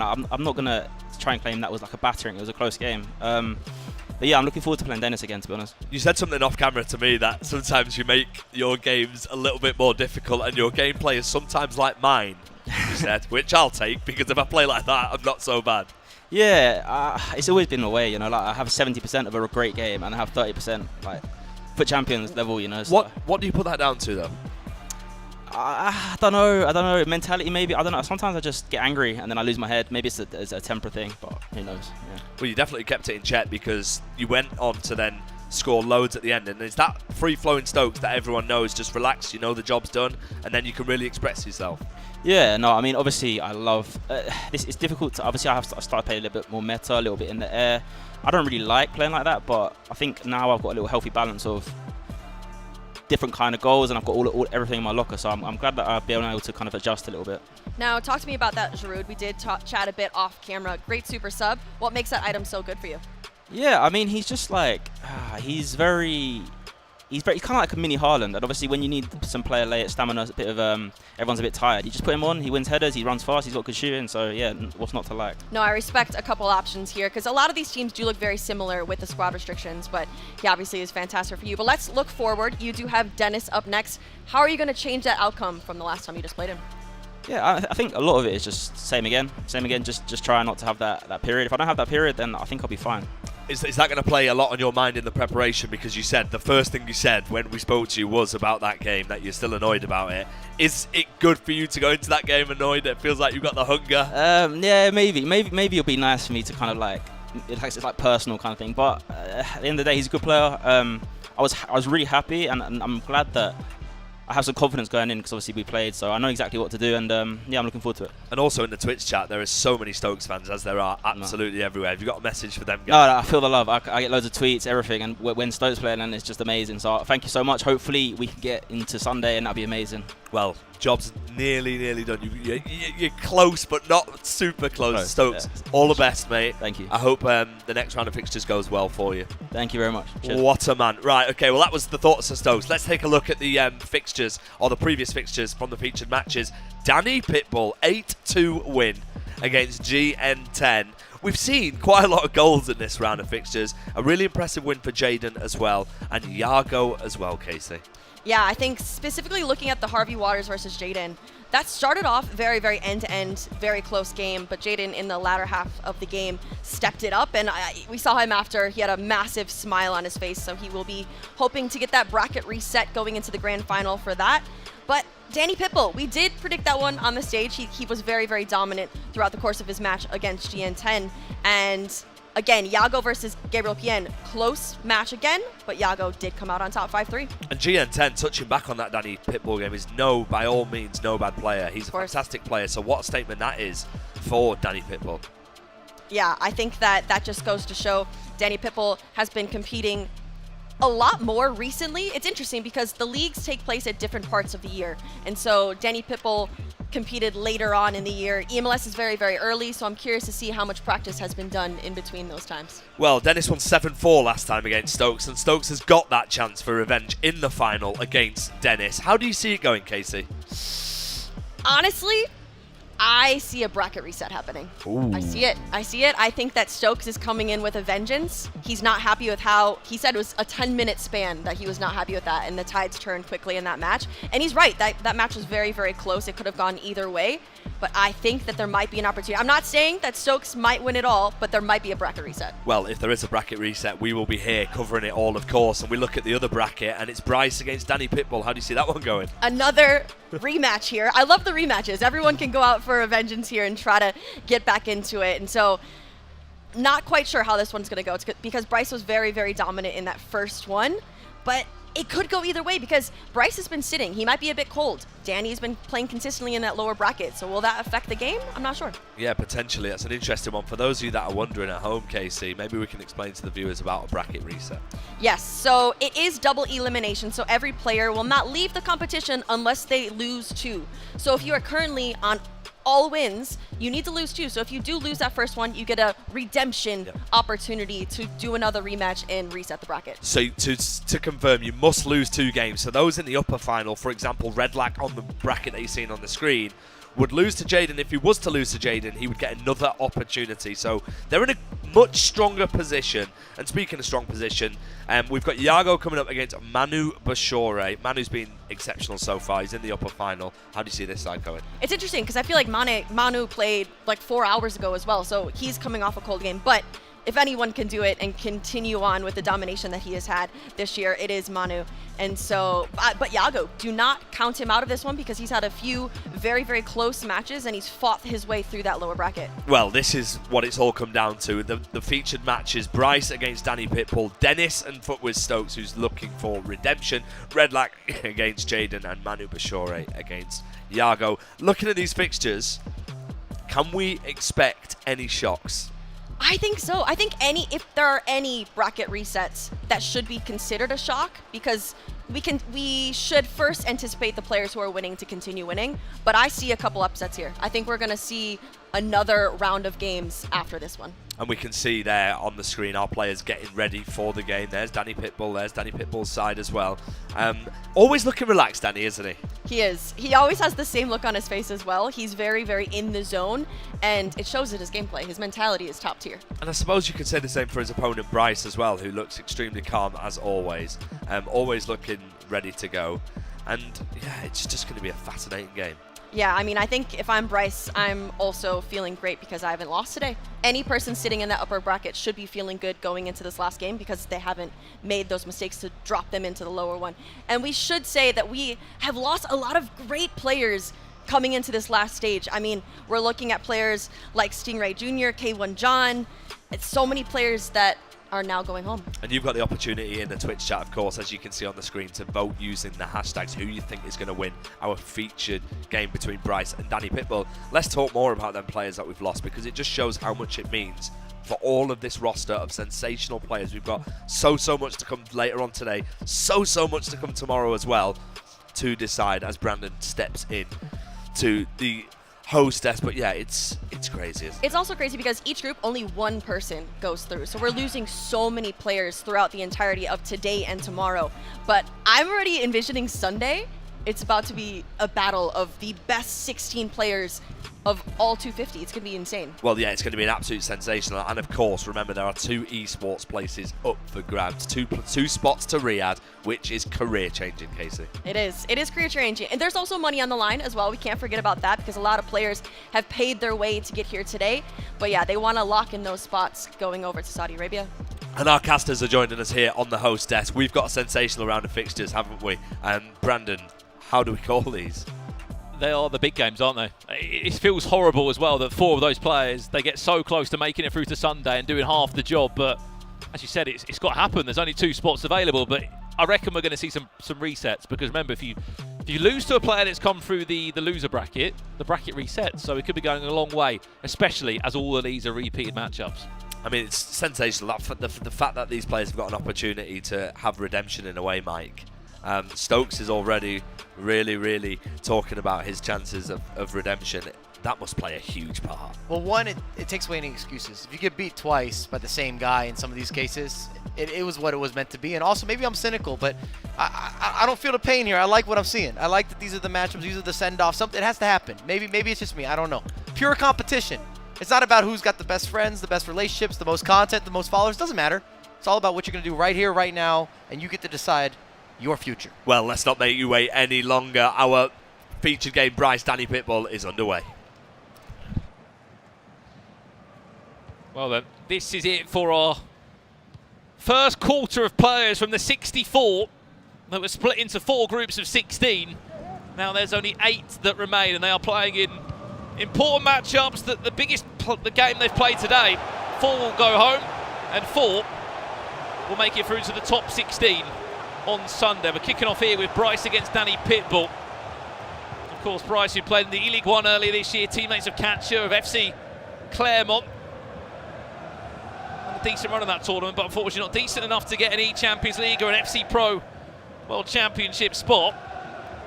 For Danny Pitbull, this will mean more than ever for him because he didn't have the best season this year in the E-Serie A. He was one round away from qualifying for the World Championships. He did make the E-Champions League, unfortunately there. Still made top 8, which is fantastic. But if he wants to make it to a World Cup, Mike, this is his only way now. I mean, that's the story for the majority of the competitors. There's not another pathway. It's going to be here, it's going to be Sweden, maybe some sort of last chance, and you send it. Also, keep in mind that Danny Pitbull is coming from the lower bracket, so if Danny Pitbull wins this game, it will be a rematch again. If Bryce wins, that is it. He's in the top 16. Speaking of Bryce, he's able to win that back perfectly well. We haven't kicked off any of our other matches yet, so if you are crying out for Stokes against Dennis, we've not kicked that one off yet. Codes have been sent. Jaden against Redlac has not kicked off either. And Manny Bashore against Iago, the rematch there. We're waiting to load into that game also. Big chance. Interesting touch there from Dembele. Puts it on a plate to R9, who absolutely fluffs his lines. Bryce's reaction is my reaction. Head shaking a little bit this way, a little bit that way. He thought he did the hard work. It wasn't perfect build-up, but it got to where it needed to be. And if anything, you would have bet on R9 finishing. Middle of the pitch, plenty of time. Bread and butter location. R9 GPS. He's got in the target at least there. It's unusual. Well, Bryce with a corner.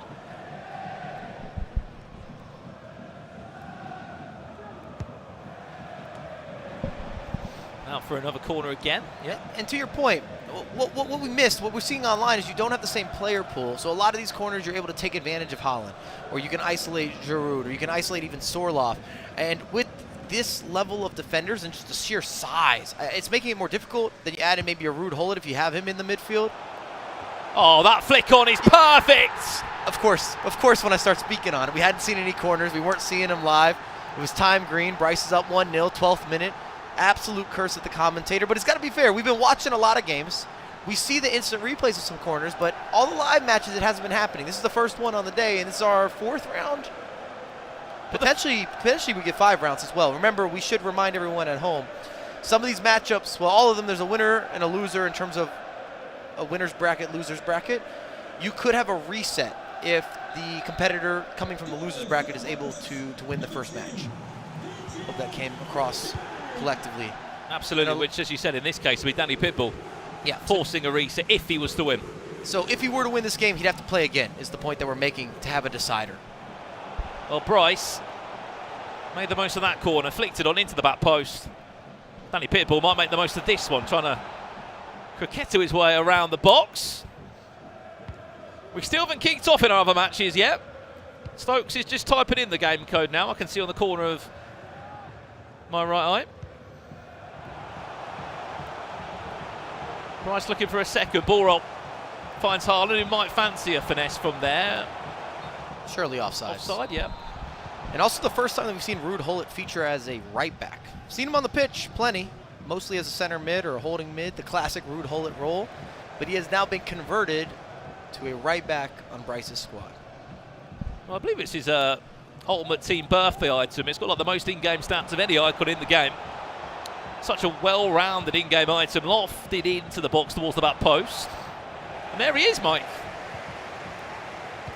Spoke about how good he is. Showing exactly what he's made of.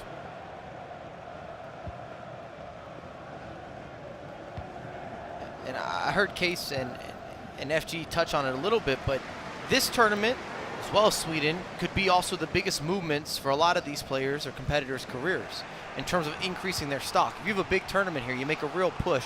If you can get yourself into a top 2 position, guarantee yourself a world final here at the Esports World Cup, you've done a lot for your next year, your upcoming season, where you're likely to sign a big contract. You're working out a re-up. You've got more leverage than you had before. You have the claim, and you've deserved it. You've earned it to be one of the best in the world. It's undisputed. On top of that as well, Mike, you've got this whole conversation about this being the best club now with the Esports World Cup this year.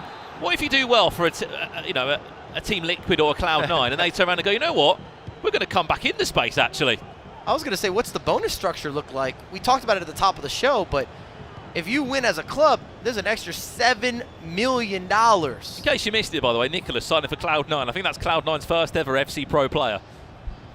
And speaking of Nicholas, by the way, he is in a very good situation. Remember, his bracket comes up later on this evening here from DreamHack Dallas. He played against Footwiz Mark in his opening game. He won 5-2, and he is in the upper bracket semi-final. He has been on a bit of a run as the new player for Cloud9. Well, I'll be having a little look at the other brackets as well to give you the lowdown of how other players are getting on. Dolomite looking good. Big chance here for Danny Pitbull. Oh, Petr Cech. Fingertips on it from Petr Cech. Olilito looking really good as well. Big 13-0 win I've just seen coming from him.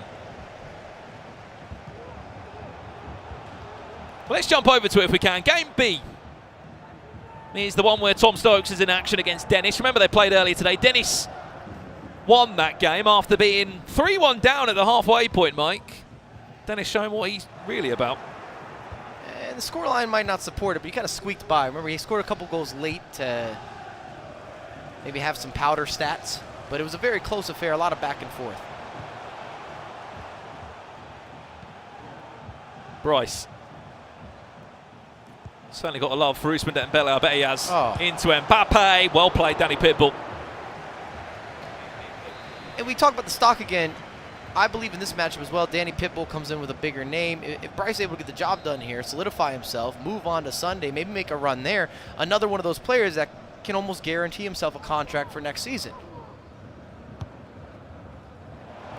Amongst having the potential, of course, to increase your pocketbook. Do some stocking, some stuffing. Some cash stocking. That's probably the wrong season, but if we're getting closer to December, add to your fortunes, if you will. Keeper comes out there. Oh, Petr Cech. Danny Pitbull. Keeper's gone missing. What is going on? What on earth have we just seen from Bryce? He's not happy about it at all. He's questioning why Petr Cech has come out that far and just basically gifted Danny Pitbull with a goal. I don't know if we're going to see another goal like that today. Off his line. I don't know if he brought him out. He had to have brought him out. Has a kind of a janky touch as well. And it gives Danny Pitbull not only the interception or takes it off him where he's got time to work with, but he had so much extra time. He got to resurface, line it up, extra pass. Goalkeeper's still out of position. And against the grain, it's got to be said, Bryce has done such a good job really hugging the sideline, a lot of switching back and forth, which we will see as a constant here. It's just where you're going to unlock a lot of that earlier initial space. Well, let's jump to game B if we can. Tom Stokes in action against Dennis, where there has been a goal. And it's gone the way of Stokes. 12 minutes in, remember, whoever wins this matchup will be in the top 16 for Sunday's bracket, where those all-important 2 Esports World Cup spots will be available.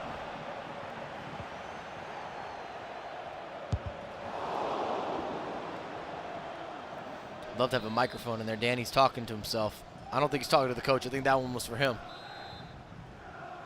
I'm not happy with the giveaway. We've got another corner kick as well. We've seen Bryce convert on his first corner kick opportunity. This time going for a little bit of a different package. Van der Sar does a good job to get off his line.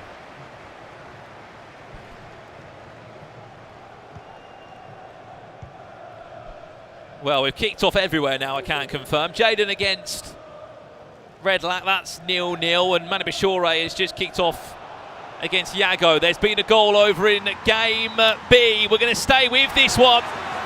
They gave us a great game earlier today, Mike, and they're going to continue to give us a great game here. Dennis 20 of FC Clon has pulled a goal back there. That's 1-1 now. It's a rematch from earlier today. From an entertainment perspective, this is a matchup that I like a lot. A lot of back and forth. There will be holes on the defensive end. Stokes is coming off not only an impressive win, but some of the goals that he scored. Again, he felt a little more fluid. And speaking of goals, Manu Bashore scored 8 earlier today against Yago. 2 minutes in, he may have had a 2-hour break, Mike. It's not phased him at all. The mechanics there. The world champion for a reason. Chance. Goal. There's goals everywhere. I was going to say, Manu Bashore has been dangerous. He's deadly. He's got a certain level of not only focus, but deception with his offense. The intangibles on point. Coming into this tournament, surely he's one of the men to beat. If you had to pick a short list of maybe 5 players to watch, I think for most people that are consuming the competitive circuit, Manu Bashore's on that list. You just say, look, he's in the 16, isn't he? You might even go one step further and say, does he take one of the 2 spots? Could go that far. Well, I would definitely, I was always leaning on at least top 8.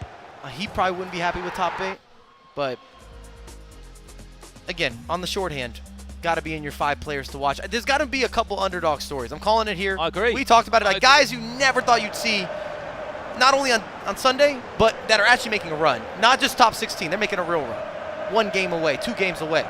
goals are going in everywhere. If we can go to game D after this one too. It's a big goal back from Bryce, who had a terrible moment of just poor goalkeeper there from Petr Cech. He scored a goal back now. He's 2-1 up on the stroke of half-time. And we'll stay with this one as our feature game. We can see the chat. We know you want to be watching Stokes, so we'll stay with it. And it's worth mentioning, Stokes will be under more pressure than Dennis here. This is an elimination game. Big goal here, Mike. Penalty that was given against Manu Bashore. Cafu goes into the book. And Yago had the ultimate chance to score from the spot. This is only 4 minutes in, by the way. 1-1.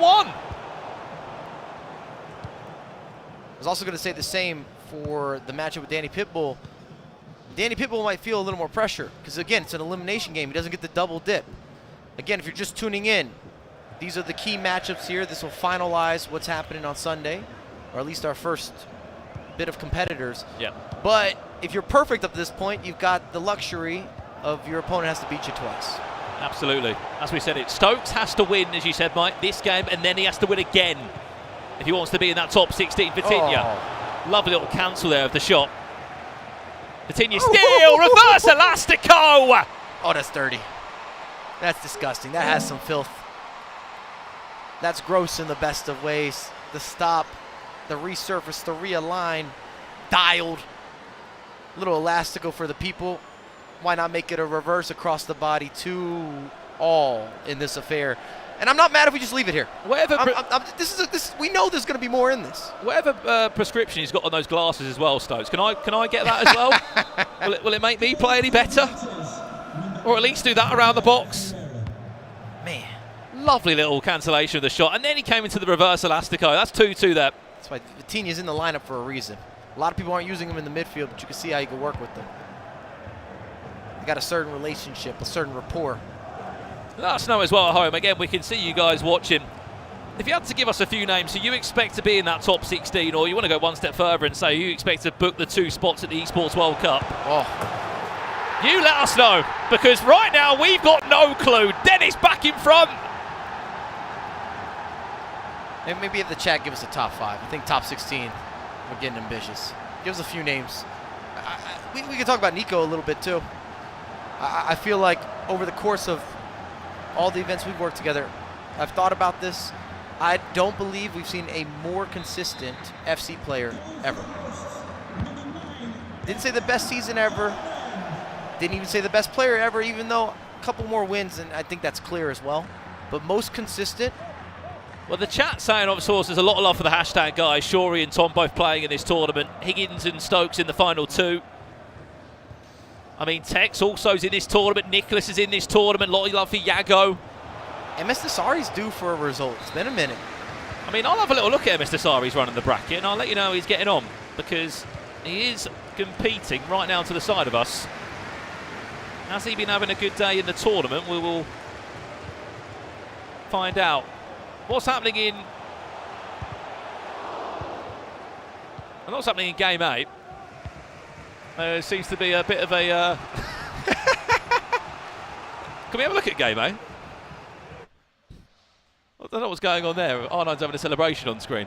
2-2. Danny Pitbull's just scored from this scenario, Mike. See the build up here. R9. Baseline. Cut, move, groove. R1 into the right place. 5-star weak foot. Not an issue. Not a problem.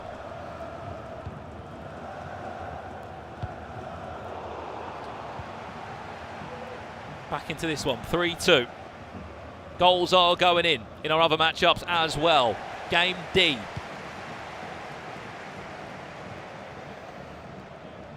Trying to find Dasari's name on the bracket, but I feel like he's gone undercover. One of those moments, you know, when you can't find the game attack. It's a LAN event. He can't go undercover. I know we're gonna see him. He's not called himself MS Dasari on the bracket.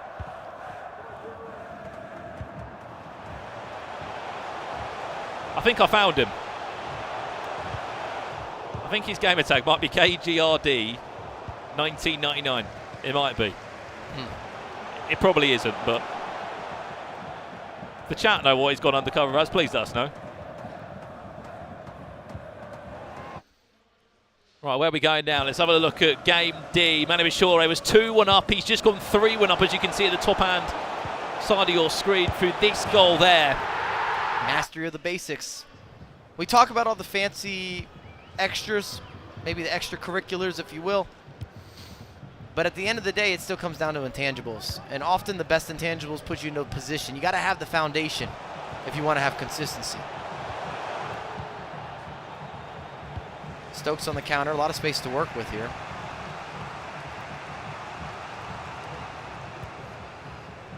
Havertz on the overlap. Havertz versus Havertz. Game C, goal over here, Mike. It's a goal back, an important one for Jaden Groden. It was 2-0 down against Redlac.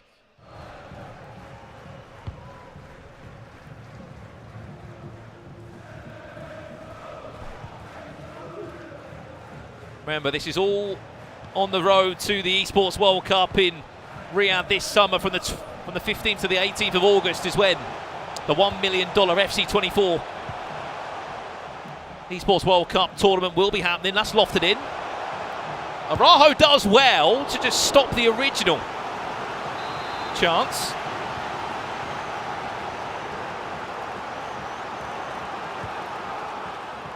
People asking about Tom, Shori and Tex. I believe they're all playing tomorrow.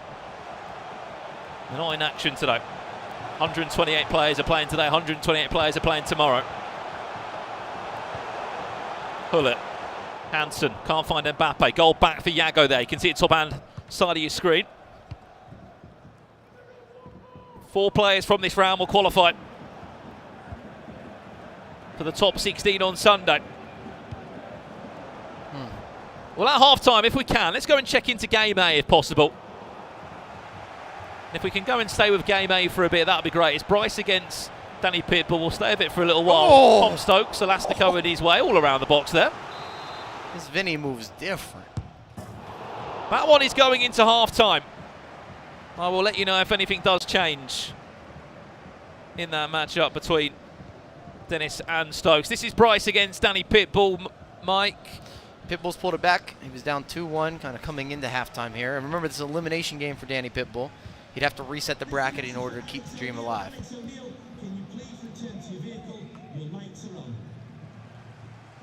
If you're not familiar with the Esports World Cup, it's completely outside of the FC Pro structure. It is a 60 million esports tournament which is running all summer long in Riyadh. It's made over so many weeks, I think potentially 12 weeks in total, maybe more. Of course, each game makes up a set amount of the prize pool. FC24 makes up $1 million of it. The way you can get there is, of course, through the DreamHack events in Dallas and Sweden. 8 players also get invited too. This is where 2 of the tickets will be earned this weekend. Manu Bishore 4-2 up now. Half-time between Stokes and Dennis. Dennis still in front. Manu Bishore leading 4-2 as we just saw. That one's in the 35th minute. Big chance for Bryce. Nice step overs for Mbappe. Tries to go back inside again. He might have had it. I don't know if he needed that extra step over. He already had a slight advantage. Could be onside. It's closer than it looks. It is. Big chance. Vitinha! Wrong player. It's Still a team of the season item. It's not the wrong player. I don't think it's the right shot selection. Opens up the body, takes the finesse a little early. He had time clearly for another touch. Maybe the nerves got to him a little bit. Remember, you're feeling it at this moment. You have to. If you're Danny, you have to be feeling it a little bit. You know you need to be perfect. You've been battling back. Bryce, a frustrating player to go up against, does a really good job with some of his game management on the build-up. There's so much swinging side to side. You have to be completely patient. If not, you're going to leave gaps. You're going to leave holes. We've already seen him convert from a corner kick.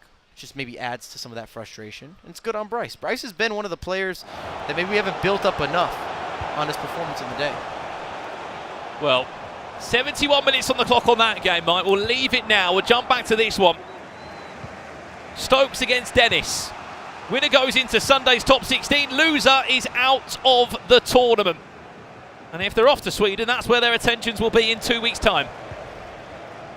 People asking for the Yago game. We're not going to show it because, as it currently stands, Manabishore is 5-2 up in that. 35 minutes on the clock. We'll show parts of it, but as you can see, Manu is pulling away in that one. Redlac against Jaden Groden. Redlac 2-1 up. 52 minutes on the clock in that game. It's Hansen again on the edge of the box. He's been getting so much joy in those areas as Tom Stokes. And he's going to get that joy again.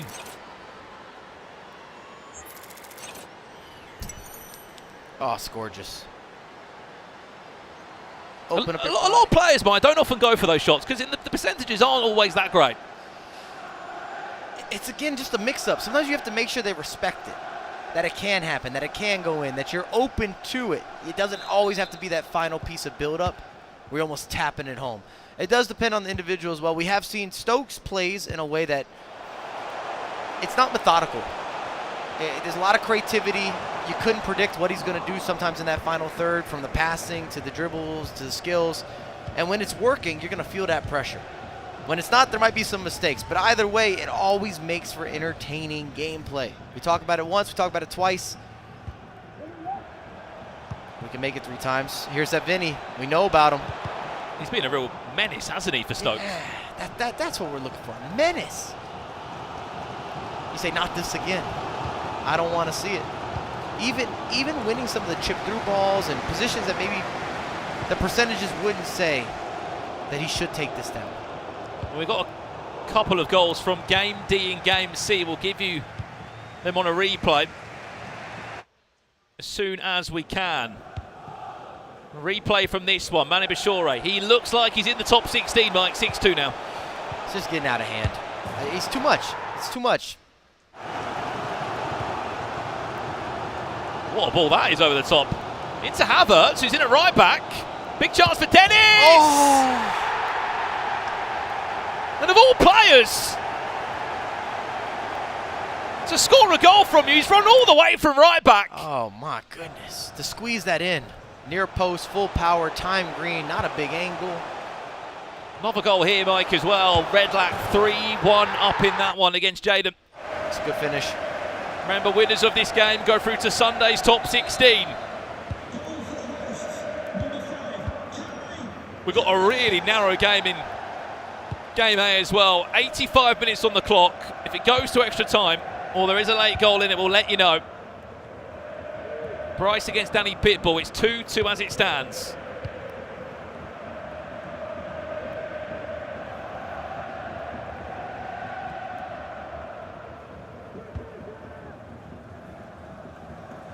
Really is I score, you score this one, Mike. Back over to you, Tom Stokes. So who can do it late and make it great? Here. Lofted. Oh.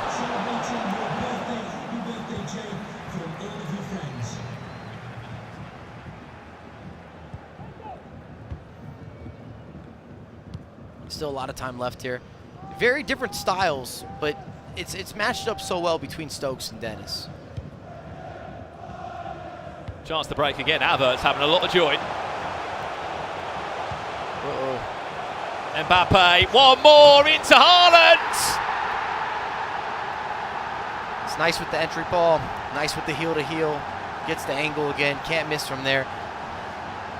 Now you're starting to feel some of that pressure from Tom Stokes.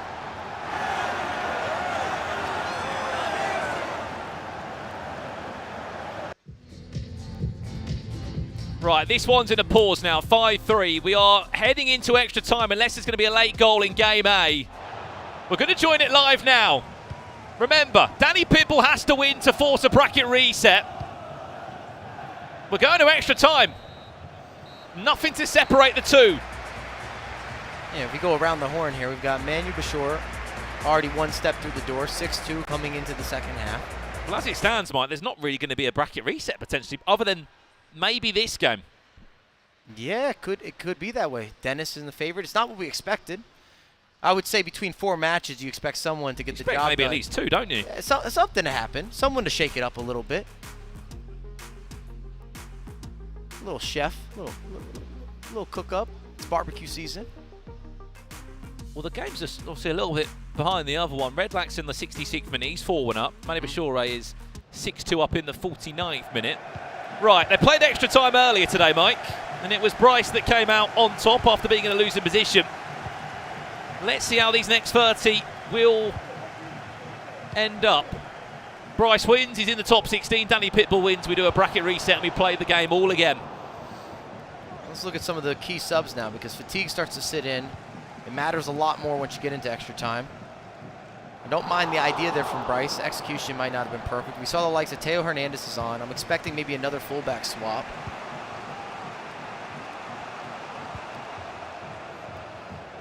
Stokes is 5-3 down, 66 minutes on the clock for those asking about that result. Oh, Cristiano Ronaldo. Chance, Danny Pitbull, Alex Mateus, one more pass into Haaland.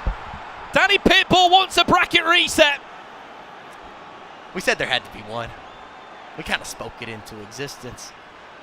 Also, Cristiano making an appearance. As I was saying, I was looking at what players have been getting subbed on. We've seen a lot of Olivier Giroud, which might be surprising. When in FC history have we said you would prefer Olivier Giroud to Cristiano Ronaldo? Never. He's had an interesting year, Olivier Giroud, because he had a Team of the Week goalkeeper on, didn't he, at the start of the year?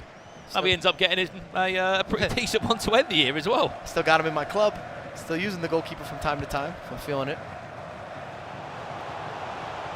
Bryce now. Sorloff is on. Teo came on as well for Danny Pitbull, so both players brought him on. A little player lock there with Cristiano. A lot of space out wide. Good turn. Mbappe looking for options, finding options. Mateus with the finish. Danny Pitbull might be the only player of these 4 matches that's going to give us a bracket reset. And he's so composed. He doesn't really show any emotion this year, Mike. So it's a big part of his game he's been working on, not to get sucked in to any of the drama and just keep it all in tuck, which is so hard to do, especially when you're playing Elimination FC every single game when you're in the lower bracket. I was going to say, is it just too early? I imagine, and I'm getting way ahead of myself, but we see Danny Pitbull on a Sunday battling through oppositions, doubling his money in every single round. I think we're going to see a little emotion. Right. We're going back to Stokes. Do you know why? Is he back in it? He's back in the game. Oh, he's back in the game. Of course he is. 5-4. He's back in it. We will stay with this one. Remember, Stokes also in the same scenario as Danny Pitbull from the lower bracket. If he wins the game or sends us into extra time and then goes to win, of course, we would reset the bracket then. Dennis 20, he's beaten him before. Has he got enough in the locker to do it again? A couple more goals going in the other games as well. Redlack pulling away now in that matchup. Mbappe the goal scorer.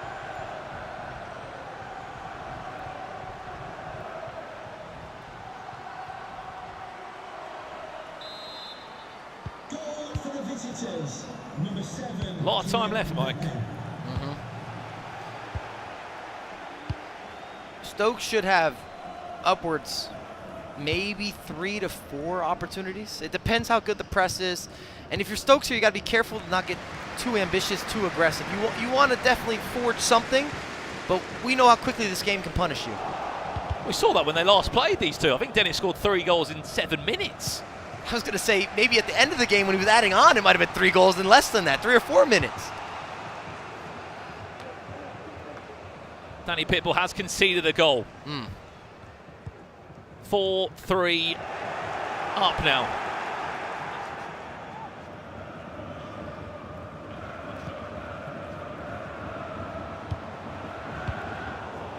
Stokes has brought Pateas on as well. It's all going to come down to this press.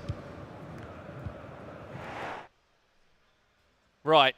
This is the lowdown on all the games as it currently stands, Mike. That's why we're on this screen. Of course, we are still following our feature game there as Stokes is trying to find an attack. Dennis 5-4 up still, of course, in this game. Big chance for Stokes! 5-5, we're all square!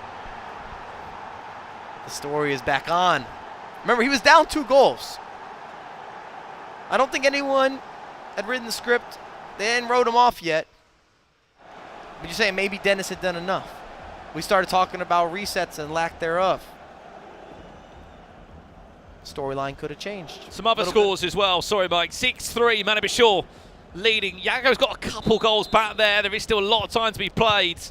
But I think one game we can say, which is definitely done. 10 minutes left on the clock, Mike. Redlac, he is going to be one of our 16 players that will be in action on Sunday. He's done a lot for his stock.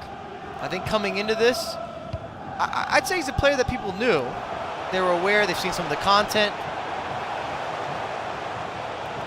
But I'm not sure that you would have had him in your top 16. And I think that's a fair statement. Pull it.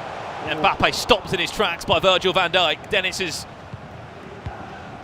been in front a handful of times now. Haaland in a running race. He could be through. Up against the goalkeeper. Oh! Enough does Van der Sar. Where was the ball roll? What? I think he's in shock that wherever he input into the controller hasn't registered. How does he not convert? He was cooking. A lot of space, a lot of opportunity, plenty of room to run. Body feint. La croqueta. Step over, ball roll, something. Even an R1 around the goalkeeper. Kept it 2 straight line. Chance goes begging, and it's back to Dennis now to maybe to take his final chance in the game.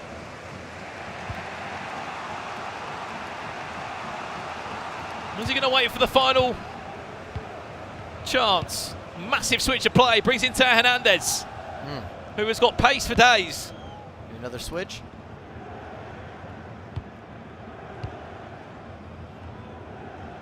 Okay. Pull it. Wins a corner. Tom Stokes puts his hand up to the referee. He gets a corner. Headphone off. Words of wisdom going in from Ethan. Could Dennis defend this corner now? Haaland is there. Whipped in towards the back post. Haaland does get something on it, but not enough. Goal gone in over in this game. I tell you what, Yago, I'm sorry for counting you out so early. 6-4 now, 15 minutes left in that one. That one's lofted all the way to the back post. He's got a second bite out as Ousmane Dembele. Let's jump back into our featured game. And in time of 2 minutes, this could be heartbreak. Defended well. Strap yourselves in. We're off to extra time. Are you not entertained? We said it would be a goodie. We said it might have classic material. Stokes and Dennis are giving us something special. And we haven't seen penalty kicks yet, but I'm not against it. It could be on the agenda.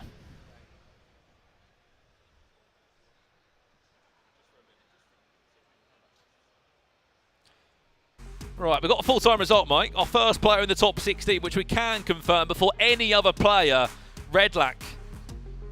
Congratulations to him. He'll be going through into Sunday's top 16, where, as we said, it all happens on Sunday. That is where the 2 World Cup spots are up for grabs. GG's. How's the Pitbull doing? We're going to go and check out Danny Pitbull, I believe, just for a couple of in-game minutes while we're in this pause. Full-time result there for Redlac. Danny Pitbull is looking to reset the bracket. We'll go to game A and try and see the closing moments here from the game. Ooh.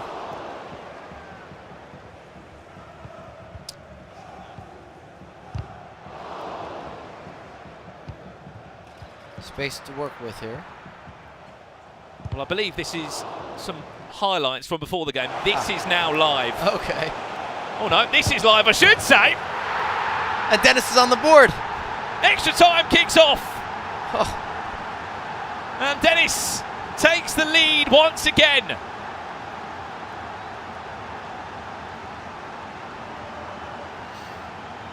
And I can confirm as well, we're not going to go to game 8. Danny Pitbull has just scored again.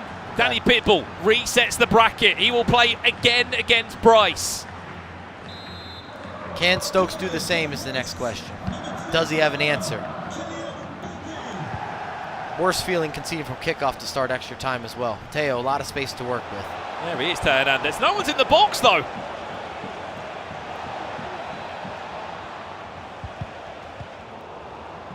Mateus. Deflected. Back into the path of Dennis. Lose, you're out of the tournament. Win, you're in the top 16 Sunday. Full-time result, Danny Pitbull. Bracket reset confirmed. He'll play against Bryce straight away. I tell you what, Yago is 6'5" now. He's only a goal behind Manny Bashore. Fair play. I need to send an apology. I had written him I do. off. I'll write it with you, Mike. Pele. Block there from Virgil van Dijk. Manny Bashore hanging on to a 6-5 lead. Tom Stokes, big switch of play, surely on the cards. No, it goes back in. Hernandez. Managed very well there. Yeah, not a bad idea. Tried to isolate no, it. dispossessed. Not sure what happened there from Mateus. Yeah, went for a ball roll scoop, then into a cancellation. Didn't quite get the bounce. Thomas probing. Chance to break away. Big touch there from Haaland. Is there a cross around the box? He goes for a shot instead. Haaland still in possession. Oh. Croqueta! Oh my goodness. That falls so nicely on the rebound for him. 6-6. What is this Haaland celebration here? Nothing? And you see the difference that Haaland can make as well. Breaks through, gets a couple bounces to go his way, aims for the near post, big first touch. The La Croqueta allows him to resurface again, re-angle, gets a bounce back. It's what you do in those moments though from Stokes, and he's back in at 6-all. Goal for the visitors, number 11, Erling Haaland. Well, I can confirm another full-time result. Manny Bashore in the top 16. Yago eliminated, but that was not easy at all. 6-5 win. Second player on paper in the top 16 for Sunday. Red Lat, Manny Bashore. Just to have the mental side of this game, Mike. To concede, to score, to chase the game constantly. And for both competitors, because we've seen both Dennis and Stokes face adversity in the matchups. Multiple lead changes and rebuttals and replies, late goals, early opportunities. A little bit of everything. Giroud. Ooh. Well, he's Haaland's sub, isn't he, in this team? And he's got to put himself about.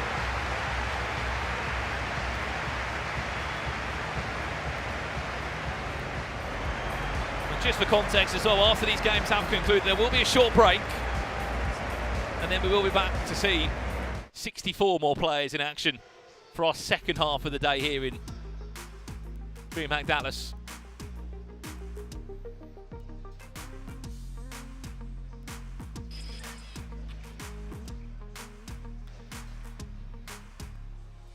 And into the pause at the halfway point here.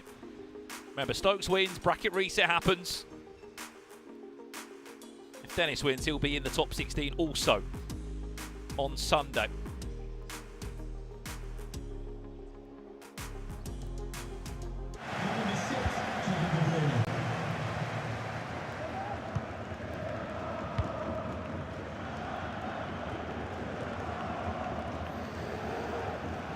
This might be more of a battle of wits. Can you make a bounce? Can you create a moment? Can you handle some of the game management, the pressure? expecting a lot of switches of the pitch. No one wants to make a mistake. Uh-oh. Stokes. Giroud barging his way across the pitch. Where's that one going? Get it out of there.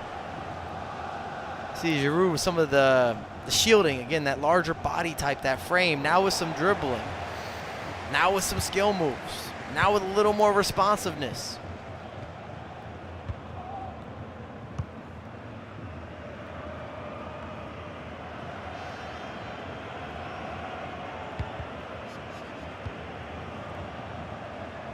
Can confirm Danny Pitbull against Bryce has kicked off for its bracket reset. We will join the game after this is finished. We'll stay with this one now because we could be going to penalties to decide what on earth happens. De Bruyne over, step over to nice, Mateus, back to Mbappe, who's completely off target there. How's he not hitting the target? You would ask for better. Oh, a lot of space. Goal in this game, Mike. Bryce leads 4 minutes in. Remember, bracket reset was formed by Danny Pitbull. One of those two will be in the top 16 for Sunday too. Solid goalkeeper movement, maybe even better finishing or being a little more clinical. Waits it out, gets full power. But this game has all our attention at the moment.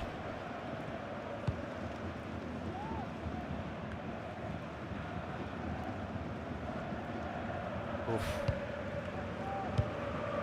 5 minutes.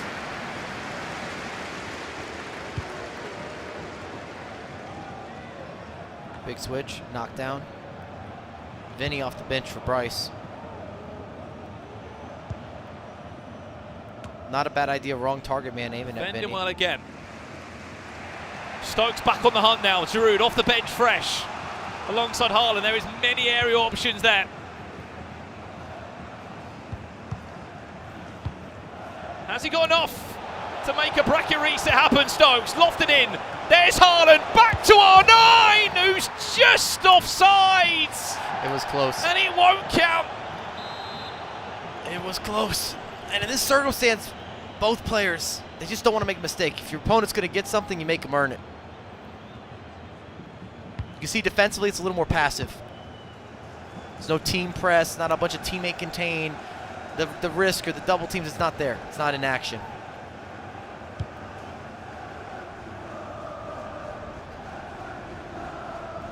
Added time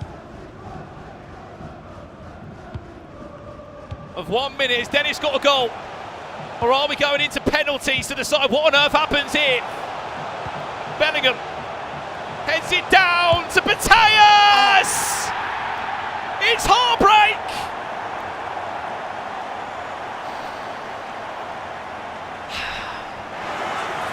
Dennis with a beautiful setup. Knocks it down. It's a goal that we're familiar with. Mateus in the right place, right time. Key minute, 120th, walk off. Little goalkeeper movement, but there's nothing you can do from there. No bracket reset and no more DreamHack Dallas for Tom Stokes. Unfortunately, Dennis has played so well when he's been asked questions of. He's come back again and again and again. He's not had to drop down from the upper bracket. Any time has been played. 7-6. A real end-to-end thriller between the two. And it will be Dennis 20 that will be in the top 16 for Sunday's bracket for Stokes now, Mike. It's a case of, look, it's all about Sweden. I think he's still got a lot to build with on this. Played some of the most entertaining footy back and forth. A lot of goals. Dennis was impressive, handled a bunch of big moments, faced adversity, was able to have answers. Stokes battled back in that game. If you remember, he was down 5-3. He really forced that extra time. Got himself into a position, nearly a bracket reset. He might not see it like that right now, but it's still an impressive feat. And now he prepares for Sweden. Certainly does. As we said, headline news. 3 players in the top 16 now. Dennis, Manny Bashure, Redlac. And as it looks to be, unless Danny Pitbull can get us a goal back now, potentially the French player of Bryce.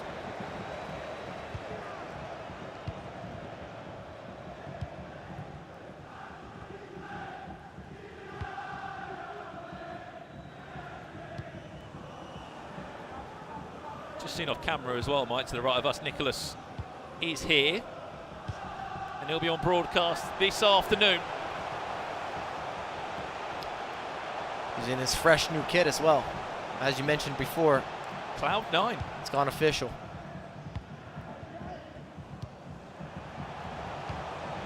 Lofted him. Bryce, that's a gift. Haaland! Free kick. Got away with that one. Danny Pitbull should feel fortunate. Tried to double back there with some of the player locking in order to defend against the back post cross. He had a bad matchup there with Cafu, so he took Virgil van Dijk in order to anticipate the pass. It might have been enough just to offset Bryce there. I don't think Danny can afford to go down 3 goals. It's a lot to play as well, Mike. You know, you force the bracket reset, you've got to be at it again.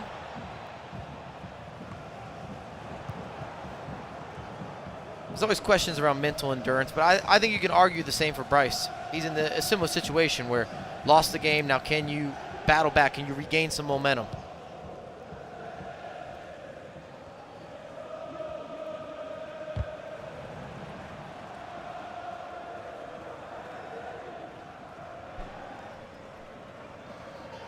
.26 minutes in. Concession Walker, please go to the ticket office to meet Nathan. Thank you. Havertz looking for space here, just probing, taking your time, as you would expect with Bryce. Talked about it before, Ruud Gullit being implemented often as a fullback. It's a new role for him this year. Well, not many people have backed him there, but especially when you've got an unlocked team where you can use any player, then why not? I think the question comes down to your preference in the midfield. I would prefer Ruud Gullit to the likes of Rudiger as a fullback, which is more the standard choice. But then it's an exchange almost to have Gullit in the midfield.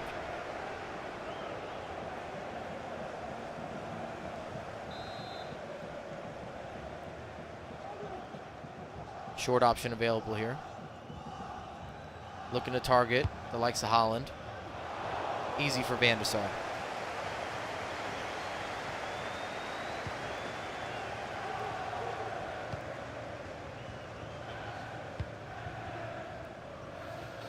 Danny with the build-up. Needs to create something here. If there's something we have to credit with Bryce in particular, a lot of his build-up's been very patient. He's already got a couple goals. He doesn't have to rush anything. Extra pass, Vitinha, Pateas. Ankles, lost. Little persuasion within the box. Maybe it's time for Danny to convert from a set piece. Near post, Haaland off the post, crossbar.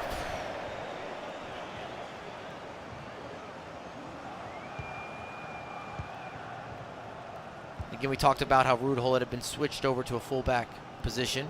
It's mainly because Rudiger is now taking that center back role. And you want that added size just to defend against the likes of a Haaland or a Sorloth. I don't think we'll see a Didier Drogba. You might see an Olivier Giroud late stage. The same with Cristiano Ronaldo. Chance for Bryce around the corner. Can he make the most of this one to find a foot before half-time? Mbappe. Speaking of Rudiger, doing exactly what he's meant to do. Oh, no, that's great. No. He's won the ball, ref. I'd like to see that on a replay. It's a gift for Bryce. He'll laugh about it. He needs to make the most of the chance, though. Penalty to come in. Is Danny Pitbull going to be 3-0 down? Yes, he is. Is it too much to overcome? That's the question. We have seen goal deficits in general because we have these longer halves. You have more time to work with. It's just about tactical approaches, mentality. Can you get it rolling? Can you switch what's happening on the virtual pitch? Can you put some people under some pressure? This game, Danny Pitbull's had no answer. Best chance coming from a corner kick. Came off the crossbar. But Bryce has controlled it start to finish. Maybe a little harsh if you're looking at that penalty kick. I thought the tackle was clean. It's cruising. See the frustration there for Danny Pitbull. The good thing he has got, though, Mike, as we said, 9-minute half, so we're not even in the second half yet. If Danny can get something by halftime, you start to have a little more belief, maybe a little more hope. Even the penalty kick halfway guesses the right direction. You can go up high, go down low. might feel a little hard done.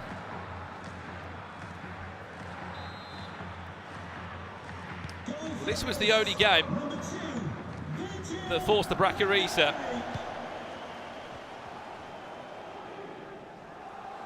Substitution for the visitors.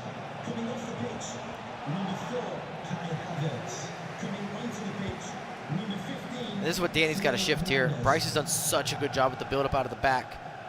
A little more methodical, structured, even robotic at times. Doesn't have to activate any of the creativity with these big switches. And also the clock works in your favor. Ruud Gullit looking to turn the corner. Pulls it back, Mbappe. Trivella! 4-0. That might be it. Gets a little bit of a friendly bounce, but does the most with it. It's a beautiful elastico. Lines it up outside of the boot. You know the reverse. We know it well. 1 is good, 2 is better. A lot of big changes have to be made here. Just, again, the question is going to be, can you even press Bryce? Can you push him out of what he's been able to do for the build-up? He's got max width. A lot of swinging it side to side. It's part of his game plan before being ahead.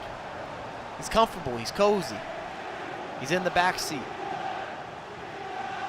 I mean, Mike, you've been in these moments where you've travelled all around the world competing in past times. For Danny Pitbull, you've played so well. You've been up the bracket, you've been down the bracket, you've been in bracket resets, and then if you end like this, it's so hard to find any positive in it, isn't it? He needs everything to go perfect at this point.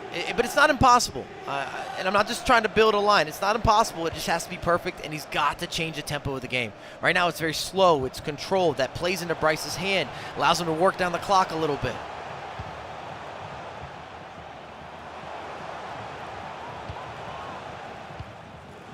But it's sort of a catch-22. You throw more risk out there, there'll be more space to work with.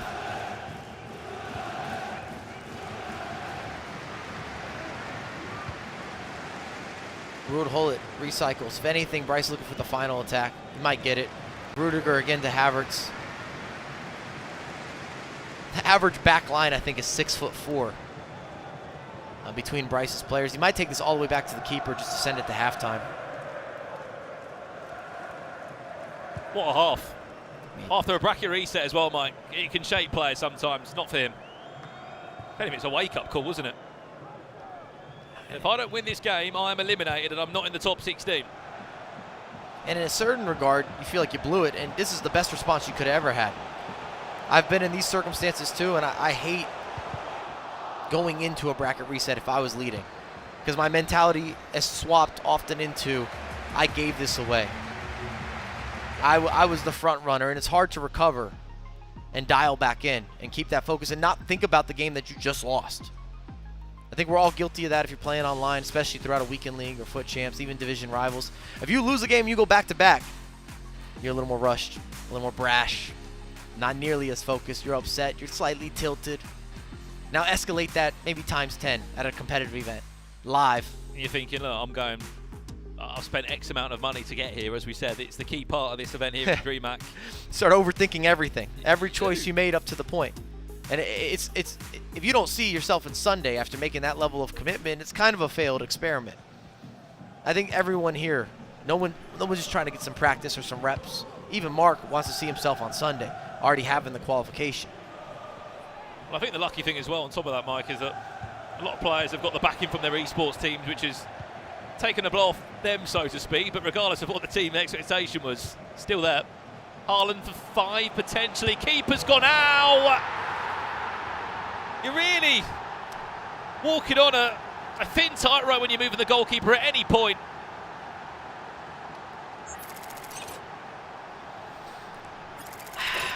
It's been calculated, well planned, maybe even diplomatic with the way that Bryce has put this together. Perfection. It's taken Danny out of the game. Any momentum that he had, forget about it. Early goals, held onto the ball. It's been clinical, whether it's counterattack, finding space, overlapping runs. Maybe most impressive has just been the way that he slowed down the game with effort, or effortlessly, with ease. And we're talking about someone who has a champion's pedigree. We've seen him in finals. We've seen him win finals with Danny Pitbull. You would have never guessed that if you're just coming into this matchup.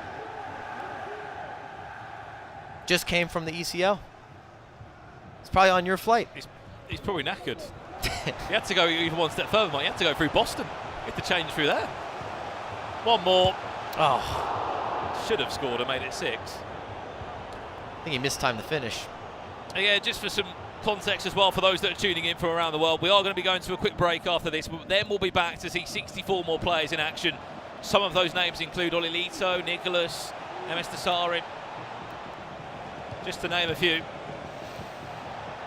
Mbappe, Danny needs this, and it's not landed. And maybe a good stat up to this point too. This is the only reset we saw, but all 4 competitors that had that advantage of being undefeated going into these final matchups, these qualification matchups, they all went forward. They all leveraged that advantage. No one was able to cause the break. Yeah. Even to get to this point, Danny had to battle through forcing extra time and then, of course, winning in extra time.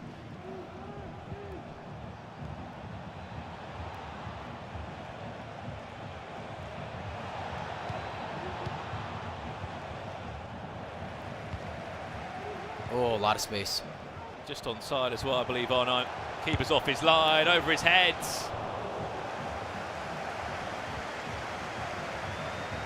And look, this is another French player, Mike, that's popped out. Showed exactly what he could do in the French E-League 1 this year. Teammates of Catch-Up, who is also here competing. And maybe this is the opportunity needed just to show again to the world what he's all about. Yeah, I saw the Peixotos in-house earlier as well. I don't think Fuma ended up making the trip, but I think we'll see him in Sweden. Oh. Rice. Stop it. Again, just perfection, pinpoint. Right places, the right timing, the correct alignment. A little La Croqueta, the right choice of the skills, tucks it home, creates an angle that wasn't there, at least not naturally.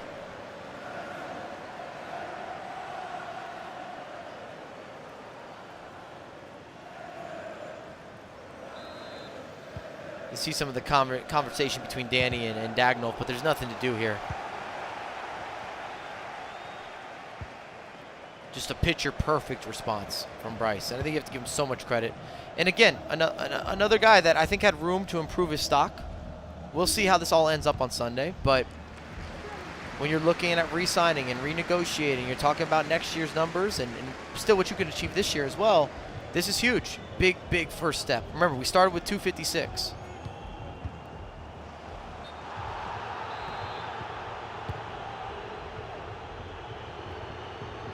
As we said, top 4 this year in the E-League 1.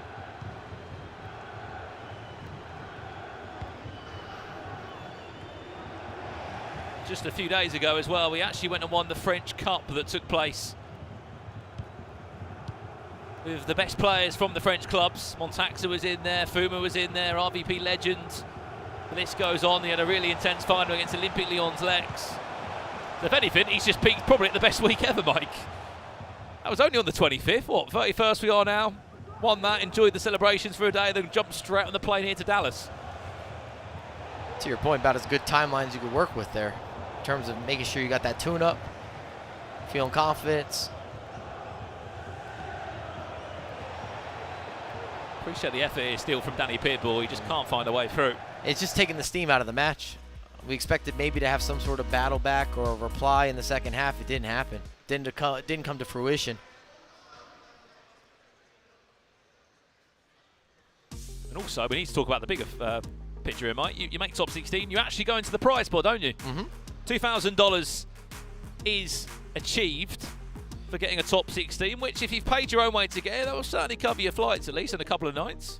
It's one of those scenarios too. It reminds me of some of the old school events where you almost nearly double your take home every round on Sunday. So if you can get yourself from top 16 into top 10, you get up to 3K. You move into the top 8, you're at 4K. You move into the top 6, you're at 6. You move into the top 4, you're at 8. Third is 12. Unfortunately, third place, you're not getting yourself into the event. But first and second, 25 and 15. Good numbers. Good numbers plus another placement and another guarantee. Well, plus another 10K, I believe. I think you get at least 10K for being in the grand finals out in Riyadh, Mike. So, and we might see the guys that finish at the top. They might go to Sweden as well and try to double dip. Why not? Danny Pitbull. Is there a way through? There is. 5 goals in 20 minutes. That would be remarkable. It would be remarkable. I don't think it's happening.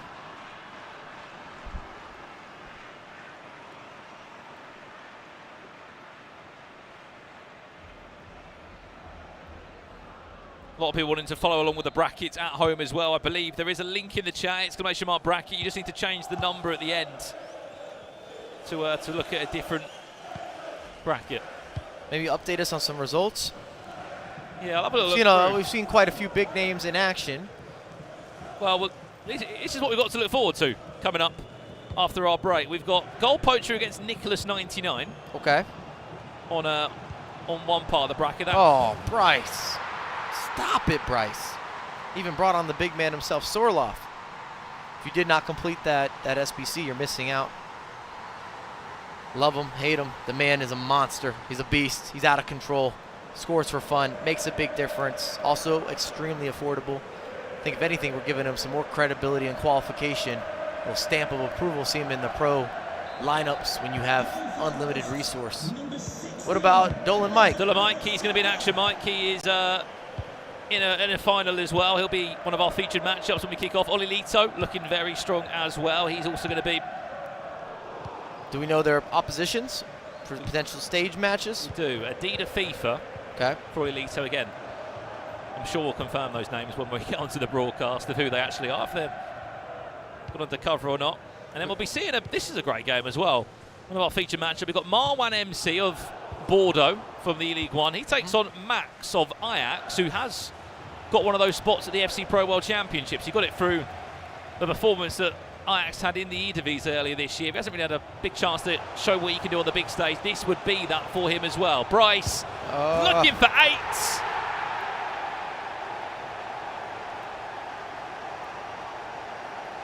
And he will be on his way to that top 16 on Sunday. The main man, Sorloff, again, a lot of space to work with, way too much time. I mean, this game's been over as we got into the second half, but if you're a fan of Danny Pitbull, which I think most people are, at least deep down, this might be one of those to take a break. Well, it's the slouch back in the chair as well. Yeah, once the demeanor shifts. I mean, overall, Mike, we look at the 4 players that have gone through. You wouldn't have predicted this group. No. Manu Bashir you would have had there, for sure. I don't know if you would have had Dennis. No. I'm not sure. I'm just speaking out loud here. I mean, there was a lot of UK players in that first part of the bracket as well today. There was only going to be a matter of time before one of them potentially went through. Same with even Bryce, but I don't know if Bryce was the guy you would have thought would have scooted through. I think most of us would have had Danny Pitbull in that top 4. Tell you what, superb. He's going for 10. Bring this form into Sunday. The French Cup winner, top 4 in the League One this year. He will be in the top 16 on Sunday, where he will be fighting for one of those tickets to Riyadh for the Esports World Cup.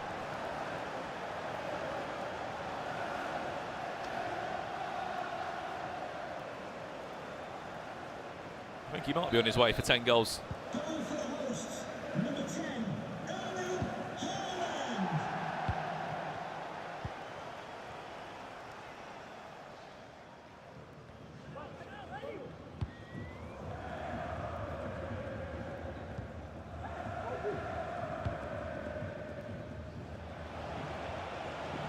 Potentially another consolation here for Danny. He's got the press on, but again, you got the slouch back. You feel defeated. A lot of space. Sorloff feeding Holland. That's not what you want to go up against. Oh, and there's number 10. Double digits. 10-1. There's a lot of happy French fans in the chat.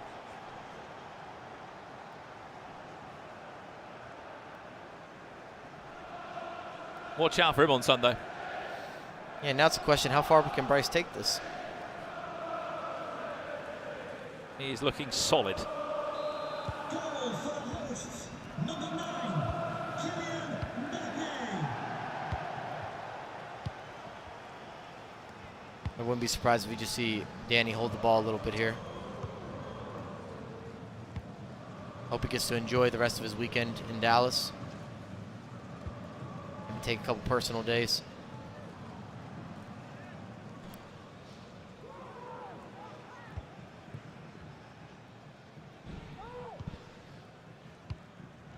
Any other results you want to highlight? A little preview for the people? I think the big preview is, look, Nicholas is going to be in action, Olilito is going to be in, Dull and Mike. It's another stacked afternoon of matches. We've got 4 more rounds to bring you. And it looks like MS Dossery is still playing. In the game, he's it in looks the like game. Lamps is still playing as well, so that might be the scenario. That I think could he's be. in loser bracket, MS Dossery. Mm-hmm. Not 11, Bryce. Uh-oh. Potentially so. Uh-oh. It's all off. There we have it. 60 players eliminated already from the 256. 4 into Sunday's top 16. And in a little bit of time, we're going to be doing it all over again. Congratulations to Bryce that goes through.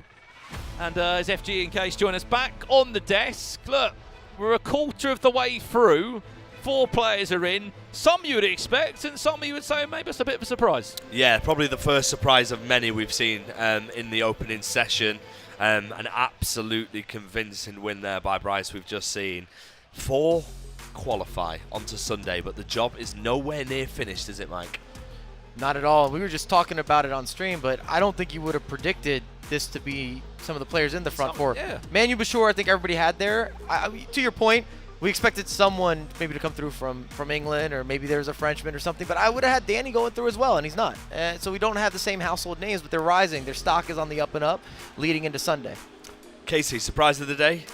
Stingray Jr., we didn't get to see much of him on the broadcast today. He lost to Jaden, he lost to Harvey, and that was his day.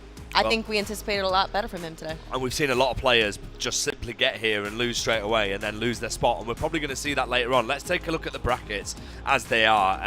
Brandon, so we've just seen Bryce winning 10-1. He's through to Sunday. What was interesting about that as well, FG, was the only player to make a bracket reset happen, Danny Pitbull. But one thing we can also say, me and Mike were speaking about, no one flipped it around, did they? All the players that came through the winners bracket all went through in the end. Yeah, absolutely. I mean, it was a great game. I mean, the reset one, but the last one was just absolute domination, wasn't it? Maybe it took everything out of Danny Pitbull to get into that position, and he looked defeated after the first half.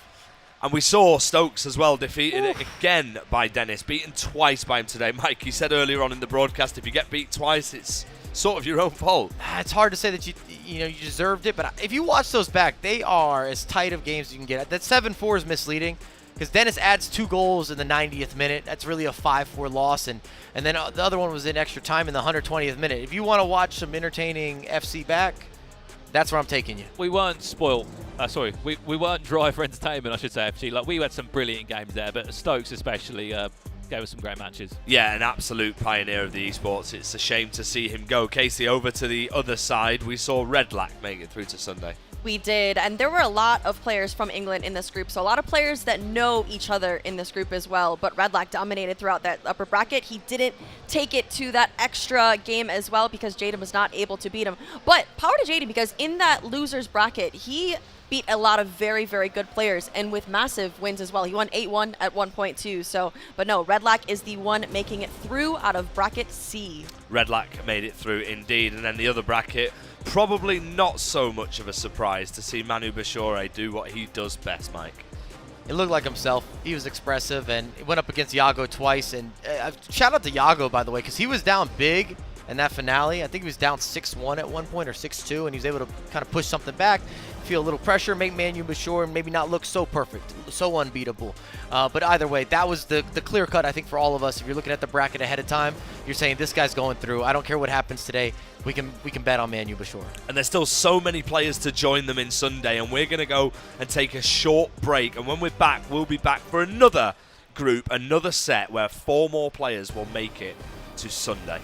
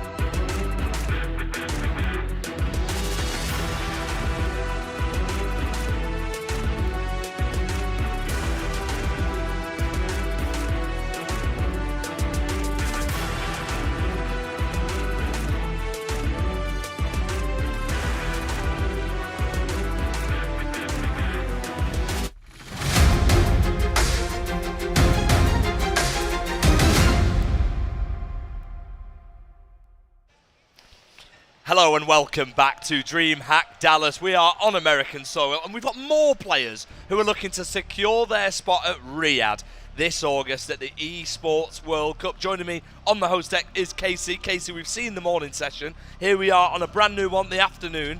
We've got a really good lineup as well, haven't we? I'm excited. There are some massive names in this second group of players today. We saw some upsets earlier. We might see some upsets in this group, but we're going to run it back, copy paste it, and it's about to be epic. Well, if the morning's anything to go by, you are in for a treat. Let's just keep you all updated with how things are going to work.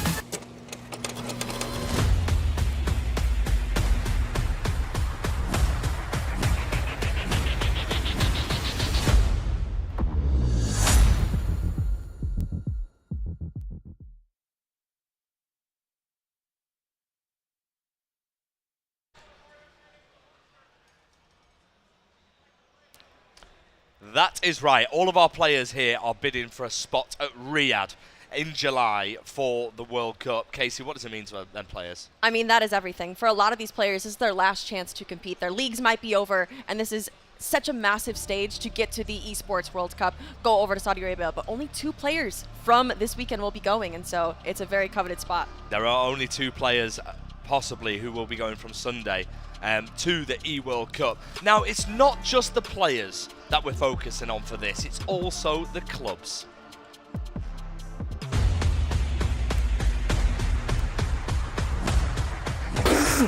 $60 million!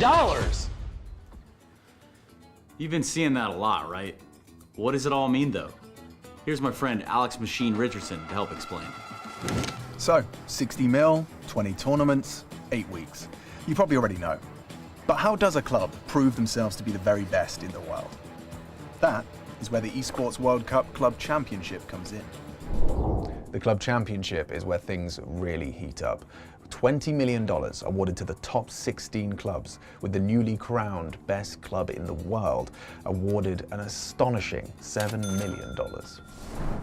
Wait, so how does that actually work? It's simple. We've got 20 tournaments. In each tournament, the top 8 teams get awarded points towards their club championship total. The higher you place, the more points you get. Now, these points are worth the same in all titles, so it is important to not put all of your eggs in one basket. But it's important to remember that the club champion needs to win at least one individual game tournament. Nice, so we'll probably be seeing clubs trying to qualify across a range of games to have the best chance of getting their hands on $7 million. Yeah, man, there's your incentive. More clubs across more games, more competition. And so the race begins. This summer, we will crown the best esports club in the world.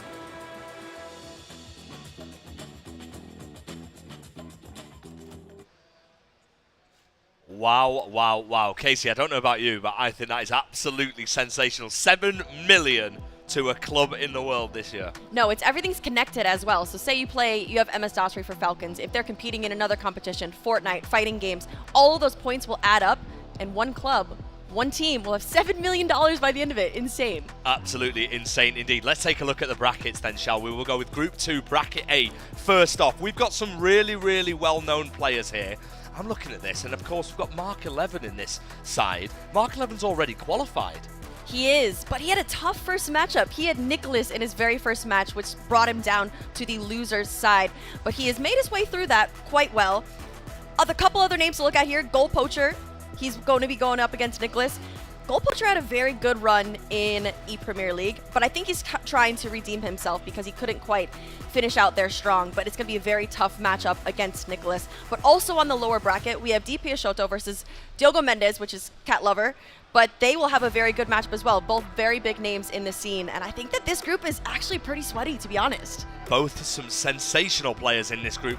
I mean, I'm looking at that Nicholas goal poacher game, and it's so tough to call, but we've got all the action to come in bracket A as we move over to bracket B. This is another side that you just look and it's just full of big names, isn't it, Casey? It is. Massive names in this one as well. I'm seeing the likes of Dulin Mike in the upper bracket. We have LJR Piashoto in the lower bracket, which is a bit surprising to me that he dropped down to that one. We've had a couple upsets here.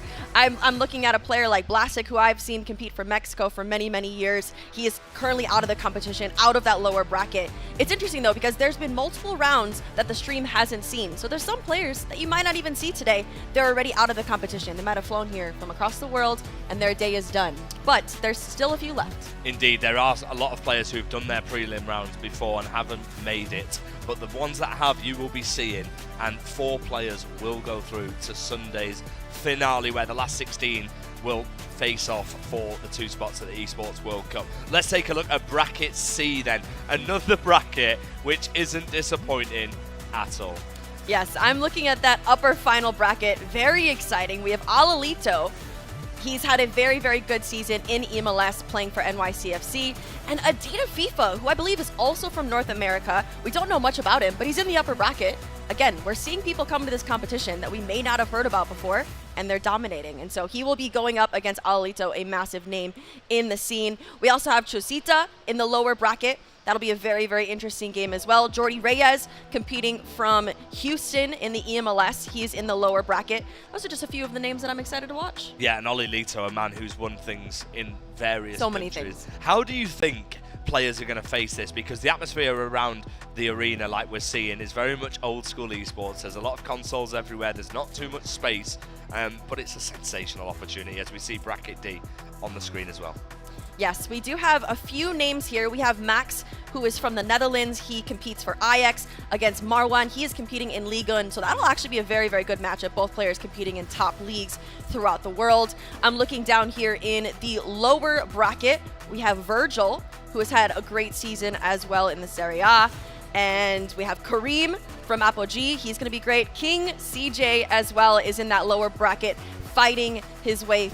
Oh, he actually lost to Kareem. Unfortunate. Yeah. That's a sad one for me. That big is fan a of King sad CJ. one. Yeah, I am a big fan of him as well. Now let's take a look at the feature matches. You're probably wondering the games that we're going to be showing here on the broadcast. Goal poacher Nicholas, no surprise to see that as the feature match, the upper final. Then it's the others as well. But I mean, I'm looking to the Oli Lito one, Casey. I really enjoy watching Oli Lito play, and he never really seems phased in this situation. He doesn't. He has some of the best mentality that we have seen. He always has a smile on his face, one of the nicest guys in the scene. But I will say, even though he's one of the nicest guys off the virtual pitch, I would not want to see him on that virtual pitch because he is very difficult to go against. He is indeed, and we'll be watching the goal poacher game against Nicholas. Nicholas is such a pioneer in esports, isn't he? What a player. He is. He recently won La Liga. He's had so many accolades, many World Championship finals, many trophies for him. Recently signed for Cloud9, and he's trying to make his name here at the Esports World Cup. The players are nearly ready. The matches are nearly underway. I do want to point out as well, we can see Jaden now in a coaching position. We saw him earlier on trying his luck. Unfortunately, he didn't make it through to Sunday, but he's now a coach. Yeah, I mean, he could potentially find a way to get through here. He is coaching Goal Poacher, and it is going to be a good game here. Yep, let's get on with the game, and let's head over to our casters, Mike LaBelle and Brandon Smith. Thank you very much, FG and Case. Well, we've had a short interval here, and we're back on the way for the second half of action. In our next sort of 64 players that will be competing for those 4 important spots at the Esports World Cup, of course, on Sunday. I mean, look, Nicholas, about 12 hours ago, Mike, I wasn't sure if he was going to compete. I heard his flight was delayed. He was stuck in New York, but he did get here to Dallas, Texas at about 4 or 5 a.m. this morning. He was able to swap his play time to this afternoon. And he's not looked out of place so far. He's been in the upper bracket. Now he will take on Goal Poacher, who is going to start this game, potentially the better of the 2, just offside there. Man, I thought that was onside. I was going to say, what a message to send early on. And you don't go against Nicholas. He's known as the Iceman for a reason. He's won nearly everything in the scene throughout the years, 1v1s, 2v2s. You name the competition, Nicholas has been a part of it. We talked about it earlier on at the top of the show, but he'd be in my Mount Rushmore of FC players, all-time greats. And he's likely to finish as goal poacher. Oh no, not the man for the job. Haaland steps up after just being offside a minute before was Arnhem. Remember, 4 games taking place at the same time. And it's not the only goal that we've missed, because there's been a goal over in that game as well. Marwan of Bordeaux leading Max by a goal to 0. Yeah, I might have been interrupted building a storyline there, you know. But either way, even though that maybe goes against the grain of the storyline, I think when it's all said and done, it's likely that Nicholas might have that clear status of being the greatest to do it. What is it? 7 World Cups he's made in a row. Yeah, we've seen him in playoffs. We've seen him, like I said, in the 2v2s. We've seen him in the E-Club, E-Nation. You name it. He's been a part of everything. I can't think of a competition. We've seen him in E-Champions League. We've seen him win E-Champions League. We've seen him, like, do everything. Well, Nicholas' first chance in the box. And that's across 6, 7. It's going on 7 now. 7 different years of installments. Which is ridiculous to be that consistent year after year. Big chance, dispossessed. Let's see what's happening in goal. Game B, sorry, there's been a goal in that one. And it has come the way of Jota Ball, who leads by a goal to 0 against Dolomic in that game.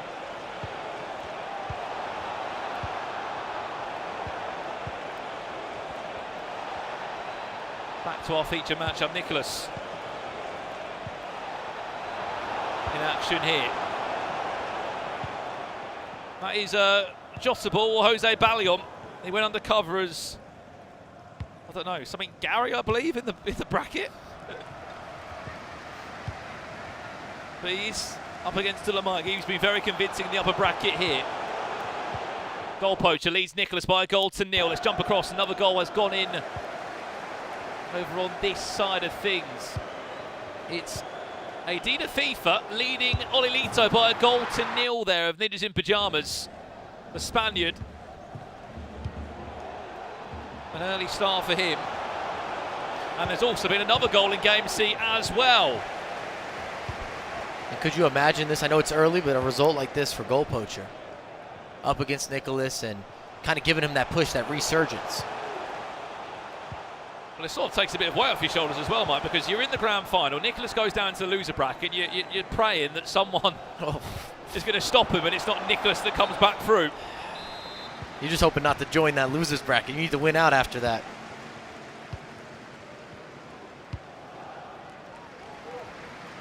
And the headline news, Nicholas representing Cloud9, Mike. I think their first ever FC Pro player.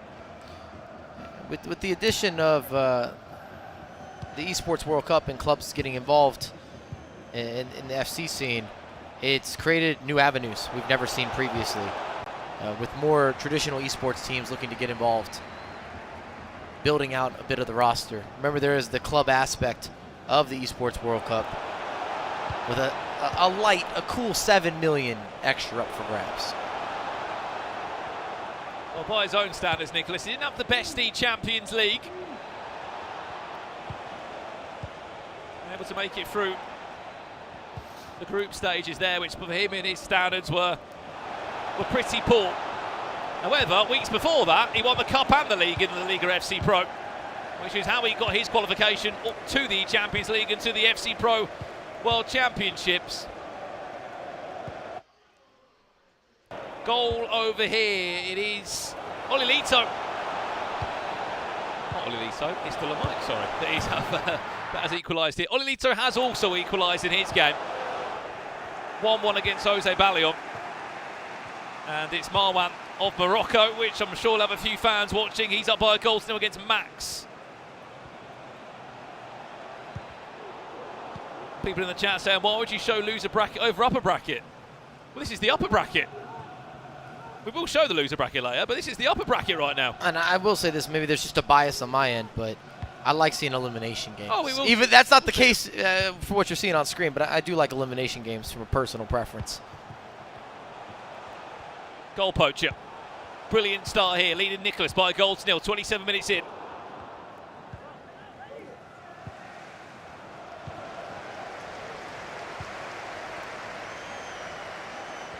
If you win this game, you go through to the grand final of your group. You win that, you qualify for the top 16 on Sunday. I know it's quite confusing for people tuning in that are trying to grasp the format here. Basically, 256 players split into 16 different groups. Goal poacher looking for a second. R9 unable to do that. And then in that group of 16, only one player of the 16 then makes it through to the Sunday 16. So the winner of each group basically makes it through to the knockouts. If it's easier for each session that you're watching, we're getting down to the final four. So we had our earlier session, I would say the morning session, but it was still kind of an afternoon. Now we have the evening sessions. We have 4 from before, we'll get 4 tonight. Gives us our initial 8, and then tomorrow we start that same process over again. Absolutely, and look, and if you missed the earlier stage today, as Mike was saying, Redlac was one of those 4 players to get through. Dennis from Germany, Manny Bashore and Bryce, they're all in to Sunday's top 16 already. Dolomite, 2-1 up over there, 17 minutes on the clock. I spoke to Dolomite because Dylan and a lot of the German players, Mike, were in the USA, sort of touring around the USA for the last week or so. I said, have you played any games in between? He went, no, I haven't. He's lying. Yeah, I got a message from Dolan. He said that he was coming to New York to do some training. Okay. So I don't know how much training they did, but either way, I was out of town, so I didn't get to give you the full details. But they definitely asked about locations to play, so I think they played a few some games. games Yeah, I think they definitely played some games. But I like that he came in, maybe a little bit of some gamification, saying we didn't even practice. We were just getting our body right, if you will. Not having to be jet lagged. Goal poacher, corner comes in. It's been all goal poacher as well. If you've been dialed into this match, could have easily had a second. Olilito still drawing 1-1 for those asking. Great to see as well, Jaden sitting behind him, poaching him. Oh! Virgil van Dijk, that was some leap. Just goes wide. You're asking where the qualification 3 and qualification 4 is the groups. That's tomorrow. Just qualifiers 1 and 2 today here in DreamHack Dallas. Anders does play tomorrow. Tex plays tomorrow. Shorey plays tomorrow. Tom plays tomorrow. Goal poacher's done so well here, hasn't he, in these first 36 minutes or so. I almost don't want to jinx him. He had the offside goal, of course. It was disallowed. It was close at that. He's had a couple knockdowns, maybe not go his way. We saw a corner kick just a moment ago. But this is also Nicholas 101. Keeps you close. When he gets a chance, you expect it to go. Bellingham! Oh! Off the post. It's Nicholas's best chance he's had so far in the game. So close to coming back in. Update over here. Dolomite 3-1. He leads. 27 minutes on the clock there. He's lofted it into the back post. You know the rest. Haaland scores. Big goal there. If we can have a look at game D as well, because one player is pulling away in that game. And also game C. There's been goals in Olilito's game.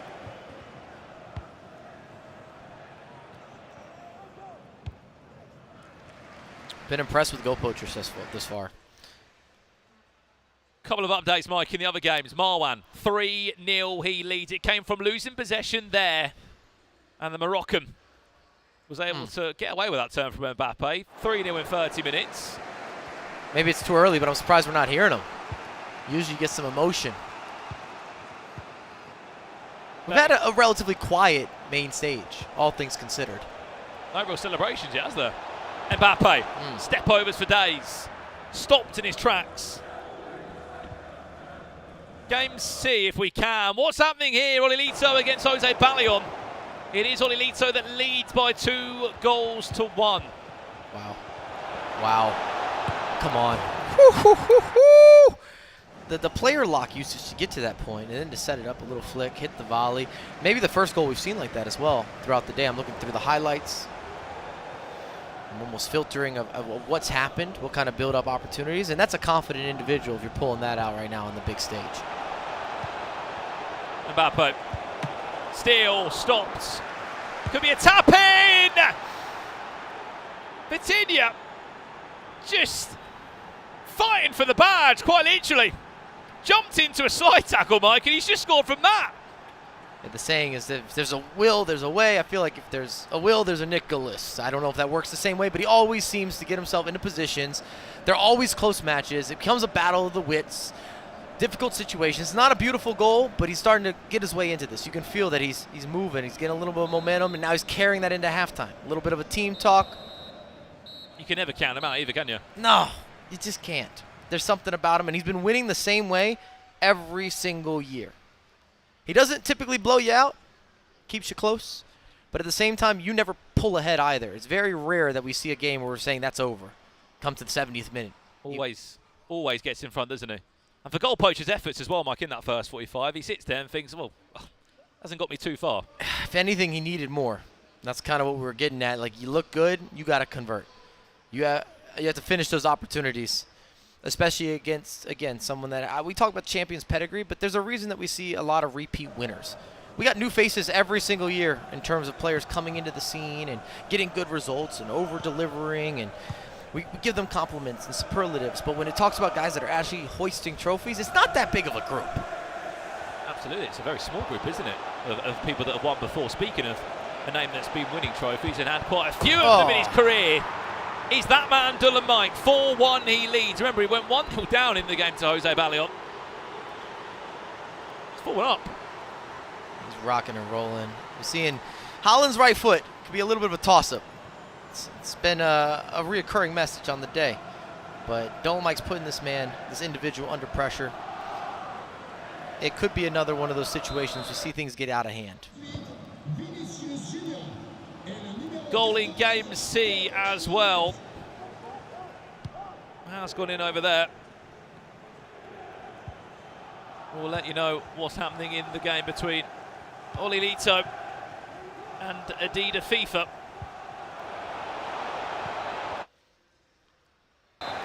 Well, what has happened here? Olilito was 2-1 up, 41 minutes on the clock. He concedes from this corner here, goes all the way through into Haaland. All square at 2-2. Back to our main featured game. Goal poacher against Nicholas. And did you notice that Nicholas is using Emery in the midfield, which has not been a choice that we've seen in any other squad lineup? Remember, you have unlimited selections. So that means you put him on that pedestal, at that level, that he is the most premier center mid available to you. He must have done something right to be in that starting 11. You're absolutely right. It's an unusual choice. That's all I'm saying.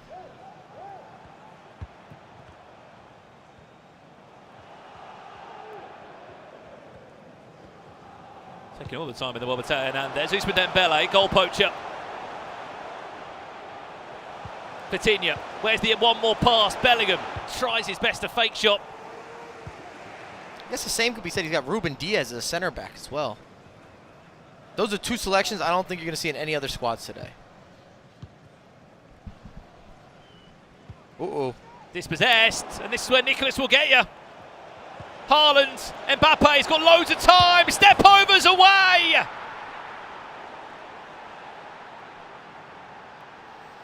Cannot afford mistakes like that. Out of the back, gets caught slipping, holds onto the ball too long, ends up with a fake shot from Rudiger. Haaland takes it off his feet, a little R1 dribble, you're into space, you lay it off, one step over for the good, you eye the goalkeeper, smash it on the near post. It's just another day in the office, so it's way too easy. Make him earn it.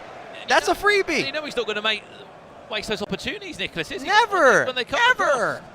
Goal back over here. Is it another one for Dolomite? It is on the stroke of half-time. 5-1 he leads. It's looking like a rout.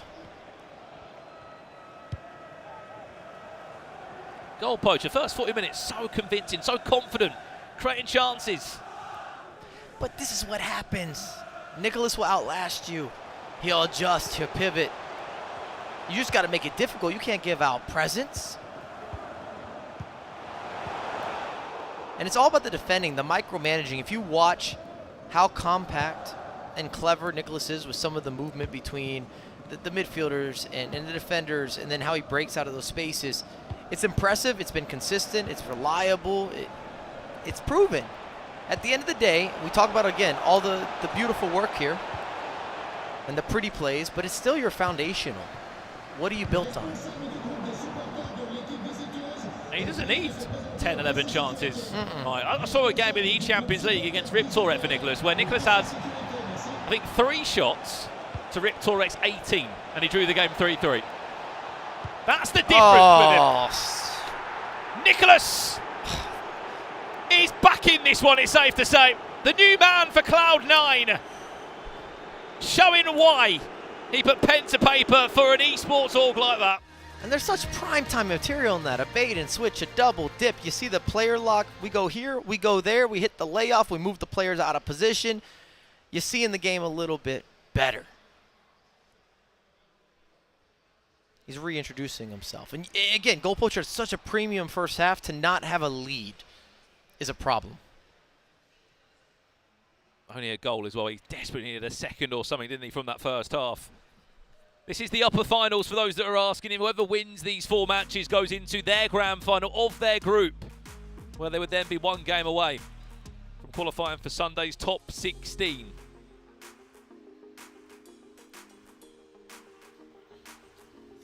Goal Poacher again, please remember as well, all these players that lose this game, they're not out, they're just going down to the lower bracket where, of course, things get more difficult.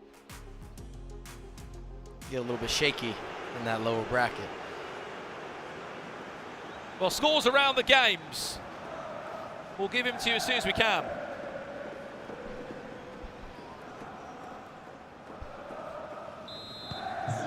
Every match is in the second half, though. In our upper side here. This is the lowdown then across all the games. Adidas FIFA 2-2 against Olilito. Max of Ajax 4-0 down against Marwan.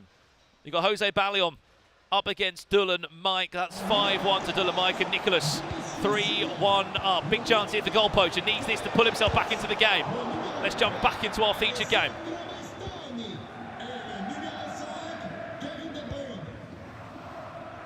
Bit of confusion as well about Nicholas. I know he was actually in 2 different brackets today. He wasn't able to play the morning session, so he actually played in the afternoon session. So those buys you may have seen or the walkovers, he never actually played in those games. He's just been moved into the afternoon session. And we should mention that's due to flight delays and cancellations and things that were out of his control. It wasn't as if there was a negotiation where he moved brackets. Oh. Chance. Goal! It's just picture perfect. This is how you teach it. It's how you write it up. The extra passes, you swing it back to the top of the box, you drop it down. I know, broken record over here. Admittedly, that's fine. But the fundamentals and the foundation does not change. Nicholas plays the same way in some regard. He adjusts for the meta, what works, what doesn't work. But the general play is the same even 7 years ago. The way that his defensive shape, how he steps, how he sits back, when the offside trap. The same with when you're recycling. You're looking for key passes, key areas. It's a mastery of the spacing and player positioning. And so consistent, always. If he wins this game, he'll be 1 win away from top 16 on Sunday. I will be utterly shocked, Mike, if he's not in that top 16. He has to be there. I'll agree with that sentiment. I don't see a world without Nicholas making the final day, Championship Sunday. Adidas FIFA leading Olilito 3-2. That's in the 61st minute. Marwan still 4-0 up against Max of Ajax. Focus Dolomite 5-1 up. And over here, Nicholas, after being 1-0 down, is 4-1 up in this all-important up and final. One more. Possession somehow. I've always said Nicholas has a way of playing the game where he makes you feel like you could do what he does. When you watch him play, because a lot of it's simplicity still. This is not an overusage of skills or a bunch of, again, fancy flicks or tricks or anything along those lines. But the reality is you just can't. Well, back over we jump. There was a goal back here. There is still 25 in-game minutes left in these 9-minute halves. But it would be a remarkable comeback if it was to do that. No one was challenging Olivier Giroud in that area. Might have been a bit of a nose finish there. I don't think he got much of a head on it. All count the same. Goal Poacher. Let's go build up. Really well done. Trying out for a penalty. I think that's what he was asking for. How are we doing in the Olito matchup? What do we have for updated scores here? He's 3-2 down at the moment, Mike. 68 minutes left on it. Still a lot of time. Game D, we've just had another goal in it. Is it going to be a potential comeback for Max? We will have to see which way that one has gone. Spoiler, it's Olivier Giroud on the... yeah, Giroud again, isn't it? Yeah, making a difference. Impactful. So much space here for Nicholas to take care of, take advantage of.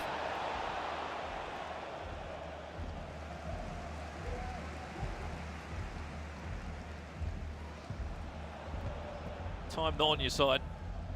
Plus 3 goals needed against Nicholas, who's going to just really tighten up along the back line. Has to score this. Haaland does! I still think if you're goal poacher, you might be asking what if questions. What if I took this chance a little bit different? What if I converted from here? Because he's had opportunities to make this a competitive matchup. I know we've given a lot of superlatives and compliments, and we've built up Nicholas as a player, and he's earned that. He's earned that with the accolades, the achievements, the consistency, you name it. But goal poacher has had those opportunities to score more goals. Whether it's hitting a post here, a little bit of offsides there, a knockdown that was wrong, an extra skill that you didn't need or lack thereof. He's been in the right areas, especially in the first half. Yeah, and that's where it comes back. When you're playing against Nicholas, Mike, you just can't afford to miss those chances, can you? And that's where you've got to still, it's in your headspace a little bit. If I just did this differently. Even if you don't want to be there, it's the reality. Well, we got a goal from another game, and we mentioned Olivier Giroud was involved. I'll show you that one a little bit later on. That was Max who scored that, 4-2. He is down now. 15 minutes left in that game. Olilito is still losing, 3-2. Dolomite, nothing's changed there. He is 5-1 up. Well, this was that goal that we were teasing you about. Olivier Giroud, again from a corner. And again in the air, showing his aerial presence. Better keep an eye on Olivier Giroud. Oh, disgusting. Nicholas makes it 5. I know there is a very happy Juanma that will be watching at home. He might not be here coaching him, but I'm sure we'll be watching every single game. Nicholas is through to a grand final. If he wins later, he is in the top 16. Step over, turn and burn. Mbappe, the right man for the job. Boosted. Easy peasy. I was going to say lemon squeezy, but I didn't want to force it. Either way, it's a beautiful finish and a great setup as well from Nicholas. When you have moments of risk, you want to make sure that you get the benefits, the reward. So I always look at measuring almost an X and Y axis of risk to reward. That was perfection. If you beat that last man, you're gone, and now you can kind of wrap up the game. Right, we're going to leave that, Mike, because it's pretty much done. Nicholas is on his way through. This game, though, is a lot more tight. Interesting. Jose Ballion against Olilito. Jose Ballion, of course, the Spaniard, who I think just recently signed for David De Gea's esports organisation. Got that wrong. He's playing against Dolomite. Sorry, this is Adida FIFA, who is also from Spain. He didn't sign for David De Gea's esports organisation. I know he plays in the Man United kit. Heads it back across. Able to clear it out. Could be a reckless final 10 minutes here. You would think that Alito's going to bring the all-out pressure. Constant pressure. Got to take some risks. A lot of space to work with. Power shot blocked.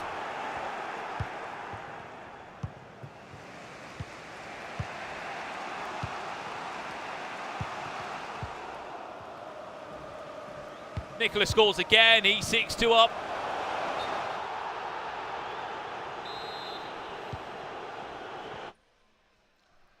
Right, goal in this one, Mike. We haven't really spoken about Dolomite much. You know why? Because he's still cruising. Quick footwork, easy tap home. 6-1. Dolomite's on his way to a grand final. What's happened here? Equaliser. Olilito back square at 3-3.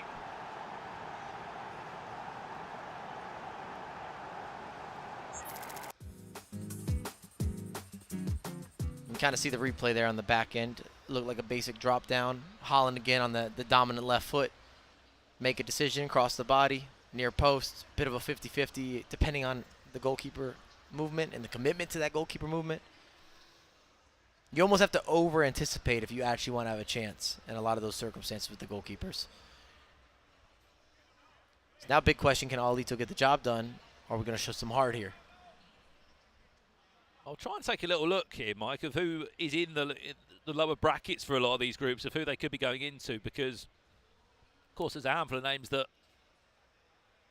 might not have remained on the winner's side of the bracket. I mean, kicking off a Group A first and foremost, we know that Goal Poacher is going down. I can confirm that Footwiz Mark is down there, and someone that's called Cat Lover 0111. That sounds like a burner account. Yeah, I'm sure that isn't. Maybe a random. Oh, what a finesse. Dolan adding some more. Why not? I've just heard it's Diogo Mendes. Does he even have a cat is the question. I'm not sure. I don't know. Does he have a cat? We'll have to find out. So Footwiz Mark against Diogo Mendes. Winner of that one would then, of course, play against Goal Poacher on that part of the bracket. It's a good matchup. Goal Poacher and Diogo. Take that. Diogo, of course, signing for Austin FC, joining EMLS. Big move for the season. Unfortunately, both Peixoto brothers out of the competition. That's a surprise. I mean, that tells you to the quality and the credit to the players that are here. So two of the best players in France. Both of them have had major international runs throughout the years. We'll be seeing Chasita in action in the lower bracket game up next as well. Takes on Rafa Montero. Final 6 minutes left on this one. Adida FIFA, Trivella! It's a lovely setup. Big goal! Almost an old school Trivella setup there with the ball roll before. Lines up the Neymar angle. We don't see that quite as frequently present day, but if you were playing the game first month, second month, that was bread and butter every day of the week. Keep it on repeat. I might even score 5 to 10 of those over the course of a weekend league. Just seeing as well, MS Dasari eliminated from the tournament. He lost in the lower bracket. He won't be in action, unfortunately, a little bit later on today. It'll be Karim is back against Angela Tremor, 18.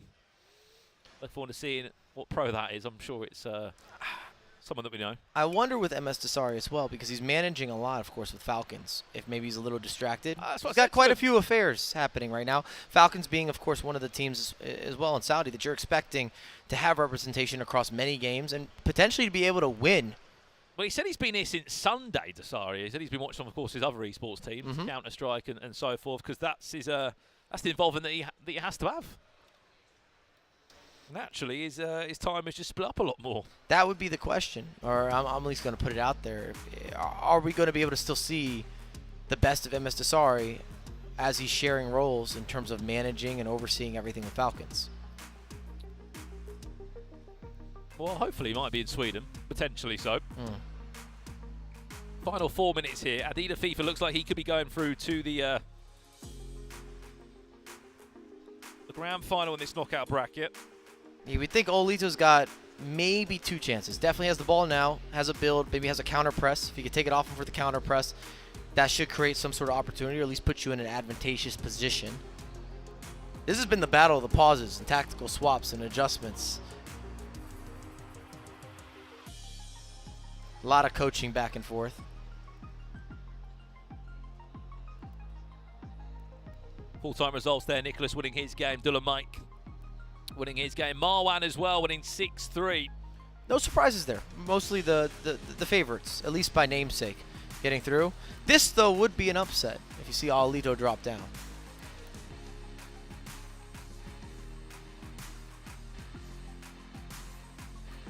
Right, last couple of changes being made. Alito's ready to jump back into the game. Indeed, FIFA very much in fort still. And you don't have to go quick if you're Alito, but at the same time, you want to put yourself in a position to at least be able to have another counter press where your players are, again, pushed up the pitch. Because we've seen this time and time again. If it's too late, swing it side to side, maybe bring it back to the goalkeeper, 1 clearance, and that's going to wrap up the fixture. Still making changes, Adida FIFA. I don't know how many changes you can make over the course of this. Yeah, maybe there's some gamification here too, where you're just buying time, letting them overthink it a little bit.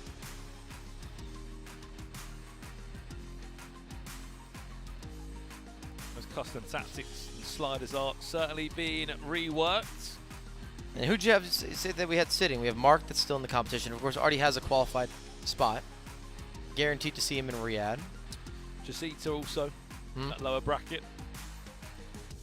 Again, after this game, it will be all lower bracket elimination games until we get back to our grand finals.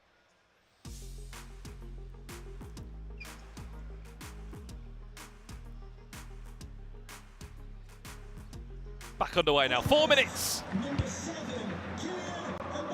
Let's see if Olilito can turn it around, or Adida will be one game away from the top 16.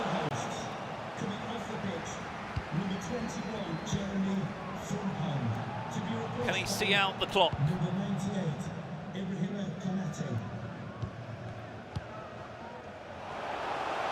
Canate, so much space. Rolito's had to put bodies forward. Desperate to win the ball back, just to give himself one more attack. He wins it back and gives possession away. It's a really tough touch, which you can't do anything about.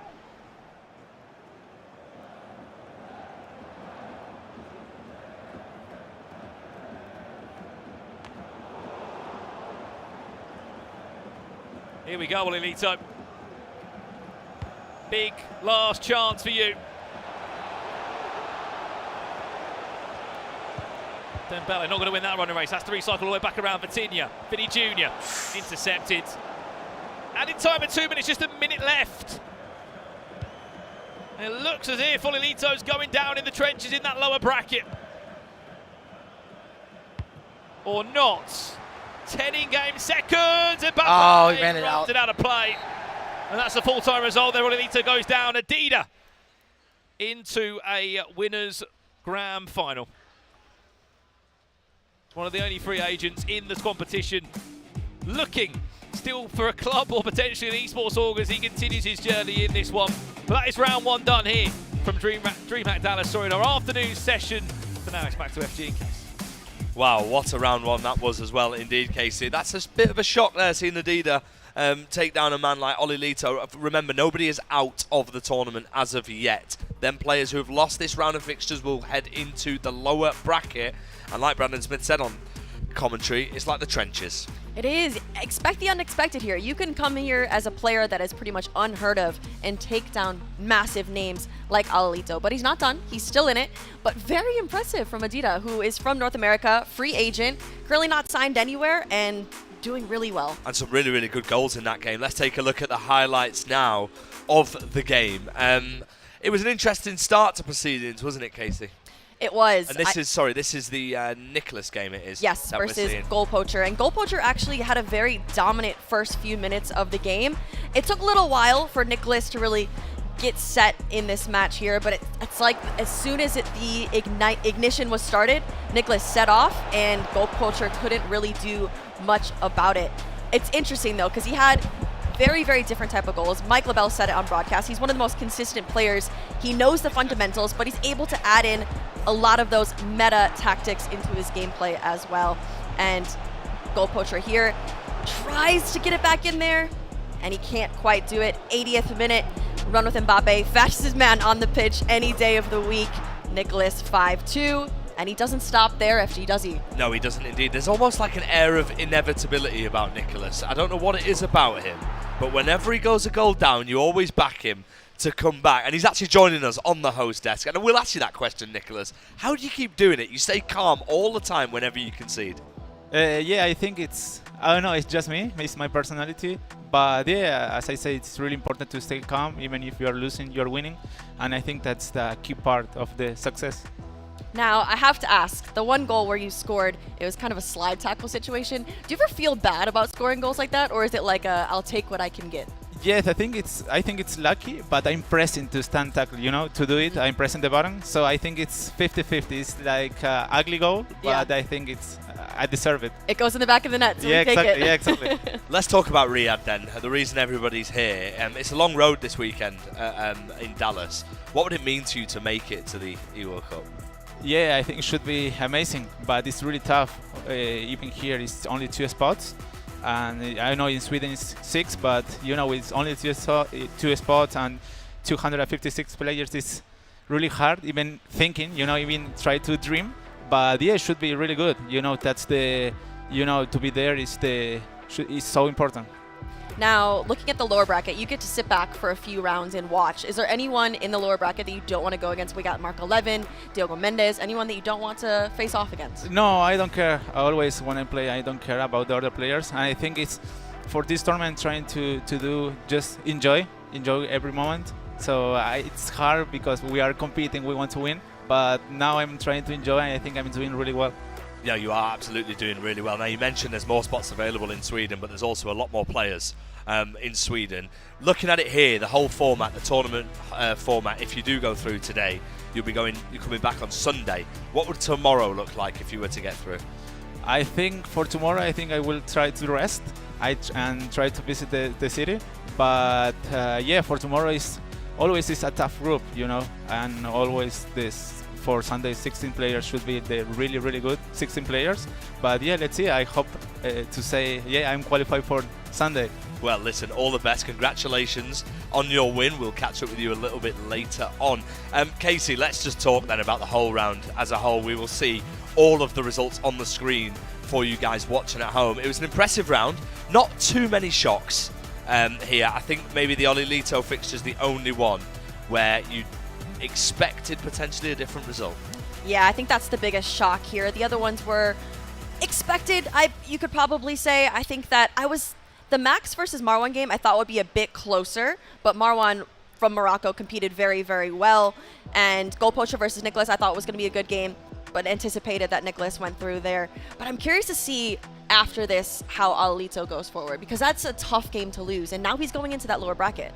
Well, Olilito is a man with so much experience in this esports. Now, if you're wondering, those players that have lost in these upper finals have not been knocked out. You need to essentially lose 2 games in order to be knocked out, which means these guys are heading into the loser bracket. But it is in the trenches, because if they lose one more fixture, then unfortunately their journey is over.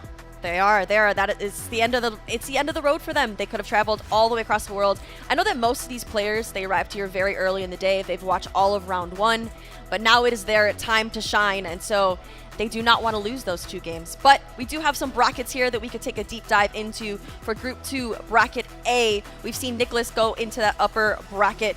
Goal Poacher, who did lose there, will drop down into the lower bracket. But first, we do have Cat Lover, aka Diogo Mendes, going up against Footwiz Mark 11. And what a fixture that is, by the way. Mark 11, by the way, is already qualified. I just had a chat with him off camera, and that man has travelled for around 18 hours to be here. Wow. For a man who's already qualified for the World Cup, he is here essentially to get the practice in, potentially get some prize money as well. We'll get the prize money up for you in a minute, and we'll come back and talk about that fixture. But let's carry on going through the brackets, and let's look at Bracket B from Group 2. Because here, once again, Casey, we've got some really, really big names. We do. So Dylan Mike does go through to that grand final, and we have Aiden Finesse and Dorta in the lower semifinal. They will be going up against the loser from Dylan Mike's match, which is Gary. And so honestly, both these players, we don't know too much about, and so it's those type of situations that anything could happen. Well, anything could happen. He actually lost 8-1 to Focus Dillon, and I mean, it must be a really, really difficult thing to recover from when you've lost like that. How do you think he's going to react? Yeah, I mean, you could go one of 2 ways. You could be really upset and going into this next match and going in with a bad mindset. But you know what? Ted Lasso, I learned this one thing. Do you want to hear it? Oh, you're going to tell me it? Yes, I am. Have the mind of a goldfish, because goldfish don't remember things in the past. And so moving forward, you just reset and keep moving on. If you guys watch Ted Lasso, you'd all know. I bet you guys didn't expect to hear from Ted Lasso and get told by Casey to have a mind of a goldfish. That's it. But yeah, definitely forget about that and try and hopefully get through to that final, which will be an interesting one. Bracket C looks like this. Olilito, as we discussed, is in the lower final, but all is not lost for him, Casey. It is not. So he does have that extra opportunity to go on. He will be playing the winner of Chusita versus Rafa Montero. And again, Adida is in that upper bracket, so he gets to sit back pretty and watch this lower semifinal match move on. But I'm interested to see, because Chusisa, he is a very, very good player. I anticipate a lot from him for this match. If he does move on, that match against Olilito will be very intense. Well, yeah, absolutely. I mean, it's actually going to be interesting to see if we see any more rematches as well in the finals. We did see a lot of rematches in session 1, and there's players there that won't forget defeats. So we could be in for such a really, really interesting round of fixtures. And let's have a look at bracket D then. The bracket is on the screen right now. And again, it's a lot of players who are potentially unknown in the scene and who are playing, but I mean, there's no surprise the man in the final, is there?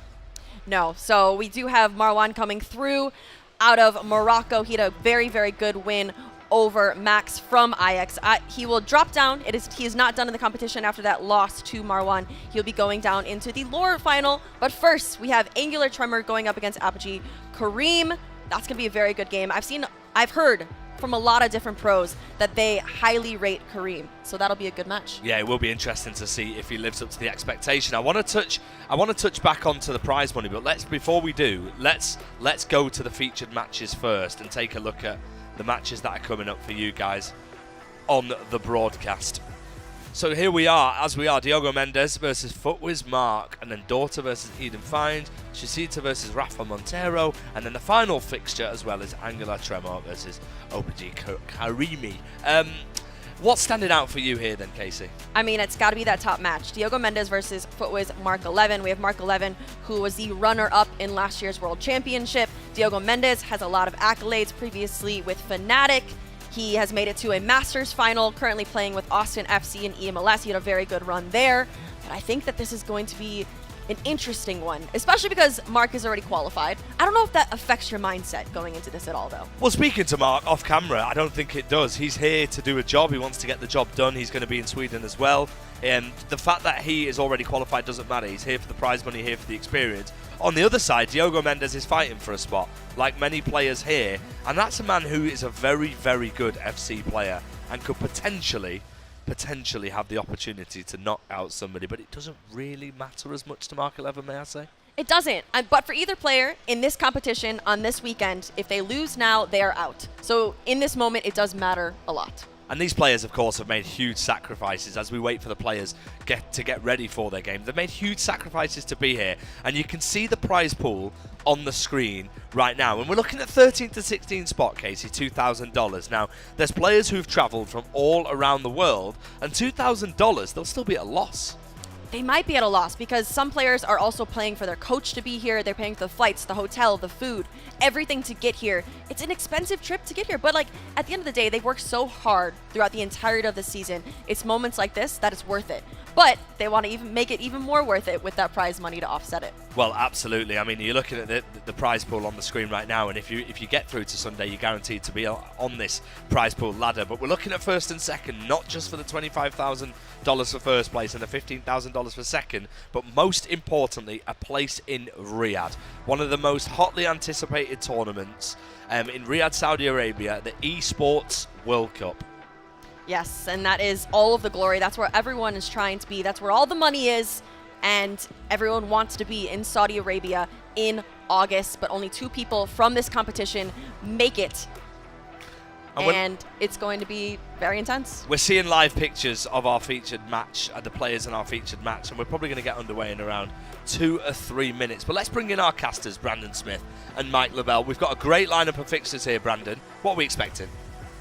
I mean, in the nicest way, hopefully some drama, because this is Elimination FC now, isn't it? Mark 11, Chasitas, quite a few Footwiz lads on stage at the moment. And just looking forward to seeing some players I haven't really seen much of this year. I mean, Diogo Mendes coming up. Of course, we saw him in the MLS. He would hope to have a better tournament there. He wants to have a good run here. And more important, that game right on the end pod there is one that I'm certainly want to keep my eye on. Karim is back. He's had a ridiculous run in the lower bracket. Loads of people at home are saying, FG, where's MS Dasari? He's been eliminated. Yeah, interestingly enough, well, crazily enough, he didn't even get a chance to feature on the broadcast, Mike, did he?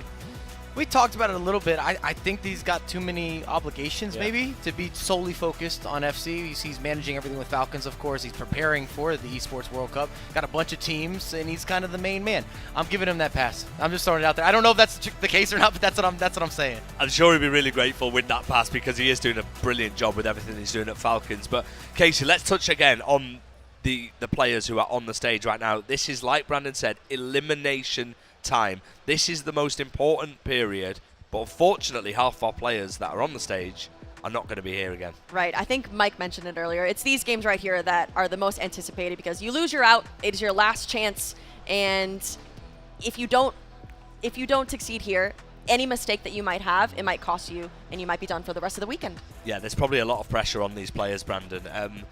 The games are on the way, by the way. We've got about a minute and a half to go. But, I mean, Brandon, there's one man who's already qualified. But speaking to him off camera, he's still very motivated, and he takes on Diogo Mendes. Yeah, I mean, look, we know Mark's already qualified, isn't he, for the Esports World Cup in Riyadh later this year. He's here for cash and practice. I'm convinced he's a villain, but I'm okay with that. I like it. He could be a villain, yeah. Yeah, he's coming here to knock out the competition and collect some dollar signs on the way. Spoken like a true former pro. Right, let's not make you guys wait anymore. Mike and Brandon, take it away. The games are ready. Yeah, let's jump into it. There are more elimination games here from DreamHack Dallas. We'll kick off first and foremost with this one.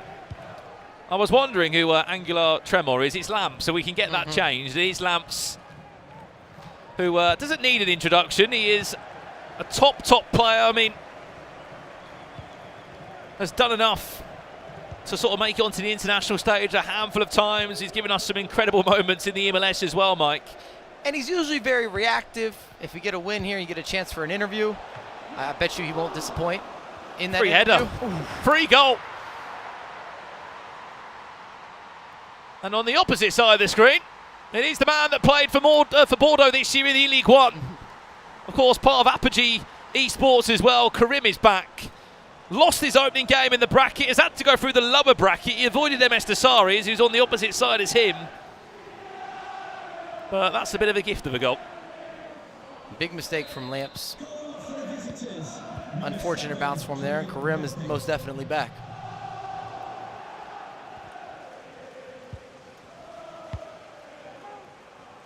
Pretty decent team as well. Him and his teammate are both in this afternoon session here. Marwan could be in for a second. Karim into Bellingham. It took a deflection. Easy keeping in the end. Just looking at the run that Karim has had to have. He lost his opening game earlier today. 5 goals to 3 to Max of Ajax. Went down into the lower bracket. Big 8-2 win. Had to play against a handful of Germans as well. Played against Predator FIFA, played against King CJ. And now he's here in this matchup now. Lamps actually eliminated MS Desari earlier today. Eliminated Exceed Virgil, 2 of Italy. Some massive names there in the lower bracket we just reeled off.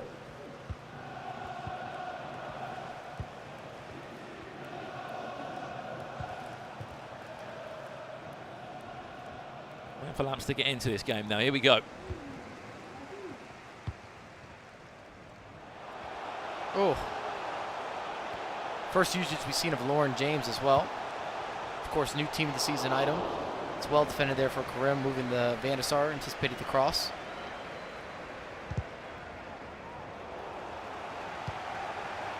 Good build up here, big takeaway. Started to maybe build into the game a little bit as well, because Karim could have had a couple to start this, and it would have been inopportune would be a nice way of stating it for Lamps. But I don't know if you can afford a slow start. There's not multiple fixtures in terms of we're not dealing with aggregate score lines. We don't have a best of 3. I'm just looking through some of the past ways that we had everything set up. It's not a Swiss format. We talked about it being a little more ruthless in terms of how this works. You can technically play 2 games and be out of the competition, and you traveled all this way for 30 to 40 minutes. And I don't mind that, but that's the reality of what we're doing today, or what we're doing over the weekend.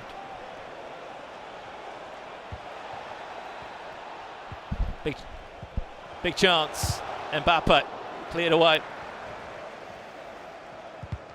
Oh. You also see Karim's using Messi as well. Would not be uncommon throughout playing the game, of course, but again, not someone we're seeing in action very frequently amongst the competitors. R9 saves. Out he goes for a corner. First proper chance we've seen from Lamps. We're going to leave that for a split second because this is also a massive game that needs a mention too, Mike. It's Diogo Mendes, of course, up against Footwear's Mark 11, who's already qualified for the Esports World Cup, runner-up last year in the World Cup. Out in Riyadh, he'll be over the moon to get back out there again to show what he can do on the biggest of stages. 0-0 so far. Both, of course, been down into that lower bracket, fighting their way through.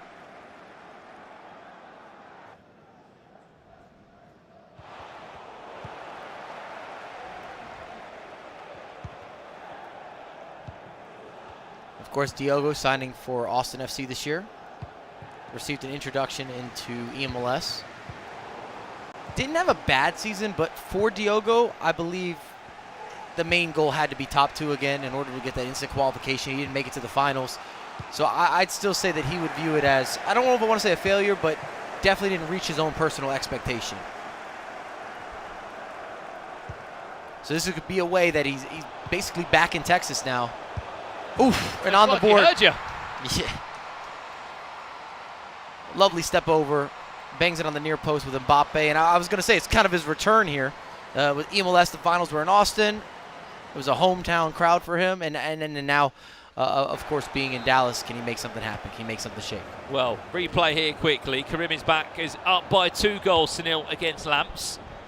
And it came from here. Corner that was recycled. Hansen had the chance to drop the shoulder. 2-0 in that one. Diogo Mendes 1 up over here. He had to play against Nicholas earlier today, did Diogo. That was the player that threw him down into the lower bracket. Slight controller issue there for Mark 11. Not sure what's happened. Let's go back if we can to maybe game D or game C. There is, of course, another game underway. This one here, Chasita recently put pen to paper with Team Footwiz. After representing FC Andorra in the La Liga FC Pro. Could be in for an early chance as he looks to whip that across in the air. Vinny Jr. winning the header. That's an unlikely setup. It was lobbed to perfection. He was in the right place at the right time. He's just never the target man, especially not for that type of cross. Typically, if you have a smaller player, you'd be whipping in the cross, whether it's for the front post, for the back post, something on an early cross. This was truly a floated cross. Vinny climbs. He's on the ladder, the rocket ship, you name it. I don't know if we're going to see that happen again. I'll throw it out there early. I don't know Vinny scoring headers, whether they're contested or they're wide open. It's just really not part of his DNA, and he's typically not in those types of positions. I think he was able to get there, Mike, just as you're right to say, because the cross was one of them where he was just in front, wasn't he? With a little bit of pace that he had. Even that type of cross where it's a bit more that lob, when you're looking more or less for the back post, I mean, this one floats into perfect position. It again, would be more so aimed at a larger player, a more physical player, someone who has aerial as a play style plus. Basically everyone but Vinny, or anyone but Vinny. 1-0. He leads in this elimination game. Rafa Montero of Apogee Esports sitting on the opposite side of the stage. Is it 2 for Chasita? Mbappe, it is! He came to the right game. I was going to say maybe Rafa Montero didn't expect a cross to Vinny Jr. either, therefore leaving it maybe more as an option for that first goal. It would not have been my first priority if I'm defending to take away Vinny going into some sort of crossing run, whether it's in the front post or the back post. It's just not a tier 1 issue of concern.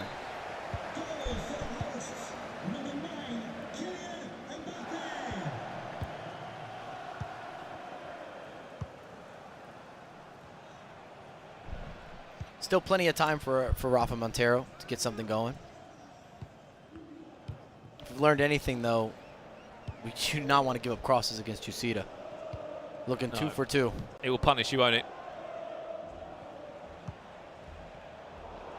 Well, if we can, let's queue up game D and go over there for a bit between Karim is back and Lamps. See what's happening over there. That one's slowly approaching half-time.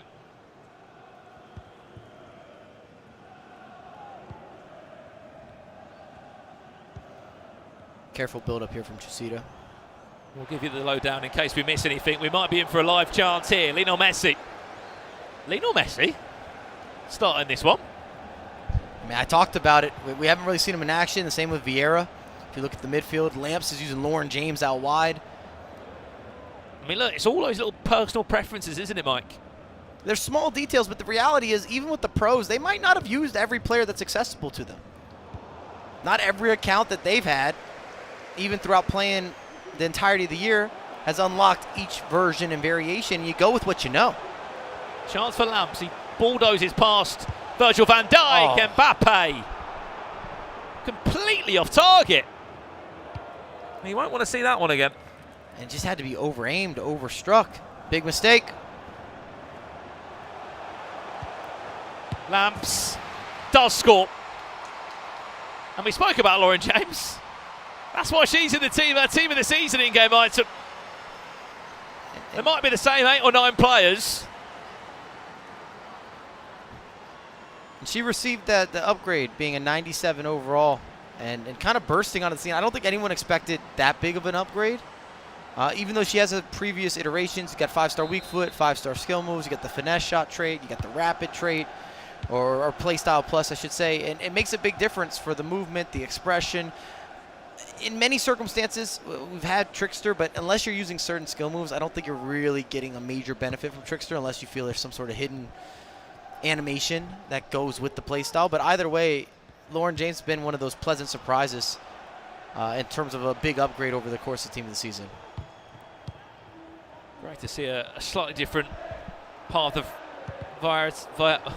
variety, there you go, in some of these teams. Added time of 1 minute. At half time, we will leave this game and we'll go maybe back to game A if we can cue that up. We should reiterate, these are all elimination games. So this is win and you keep the dream together, lose, you go home. Pretty simple. And it's on day numero uno. So you really feel like you underperformed if you're not at least knocking on the door of truly getting into that top 16. Well, it's quite nice for some of these players as well, Mike, who have qualified for Sunday. Well, my days! Just looks across to another game there. There was a ridiculous chance that was missed. But if you qualify for Sunday, you get tomorrow to chill out. That's what I was saying, though, as well. I think if you talk to any competitor, it's a failed weekend if they don't get themselves to Sunday. You don't sign up for this. You don't spend the money. You don't invest the time. You don't get on a flight or get a car, whatever it needs to be, if you don't believe you can get into the top 16. So out of the 256, every single player believes that they have a chance to make a run and get into that top 16 and maybe even go further from there. There was a slight pause in this game because both players were having some controller issues, we heard. Both these guys will be well aware of each other. Diogo's been in the scene for quite some time. We saw him with some of the 2v2s. He's always linked with Tex there for quite a minute. I remember meeting Mark, or first time watching Mark play was throughout some of the online cups.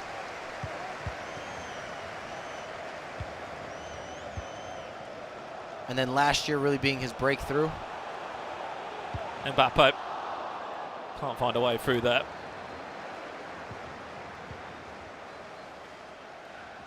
But, you know, for Mark, he qualified for the FC Pro Open. Didn't have a great tournament there, but then went away and improved his craft, improved his gameplay, won the Australian E-League, which was then his ticket back into the FC Pro World Championships. And then obviously, as we know, he's the only player that's here that's actually already playing in the Esports World Cup later this year in the summer. But with how it works, you are still allowed to play in these qualification tournaments. Here's Mark now. He could have went on his own for Mbappe there. He might still win a second time. Well played, Diogo. Standing strong with João Cancelo, who came in from right back to make the all-important block. And Mark stands in a trophy room all his own, being the most accomplished Australian we've ever had in the scene, even being as young as he is, representing the region well.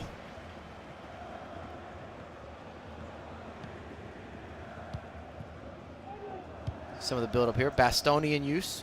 Makes me happy. New team of the season item. Would recommend.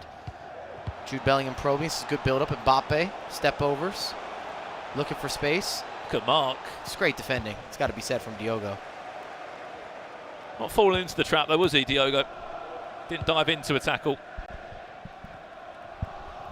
And that's easier said than done, especially in those circumstances. Right when you get on the edge of the box, you got to start making decisions. You can't rely on the AI. You can't deal with too much assistance. You've got to be going for that challenge, or at least making your opposition have to move a little bit.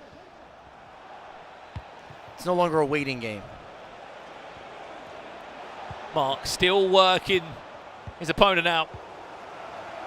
And Diogo still just standing strong defensively. Really impressive still so far. Yeah, his maneuvering of the players. Again, we talk about the micromanaging, but being able to simultaneously switch players, move the goalkeeper when necessary, come on and off where a teammate contain, just to induce certain levels of pressure, but not to be overexposed. Well, there's one game that we haven't really talked about so far. Game B, if we can give you a replay there. This one's an interesting one because it kicked off late, but it's between Tuzi Esports' daughter and Yuval Belli, the Israeli player who we haven't really spoken about too much today. He won the Liga Portugal League this year. He's actually qualified for the FC Pro World or play-ins from that competition there. So he's also got another chance to qualify for another World Championships later on this summer. He leads in that one.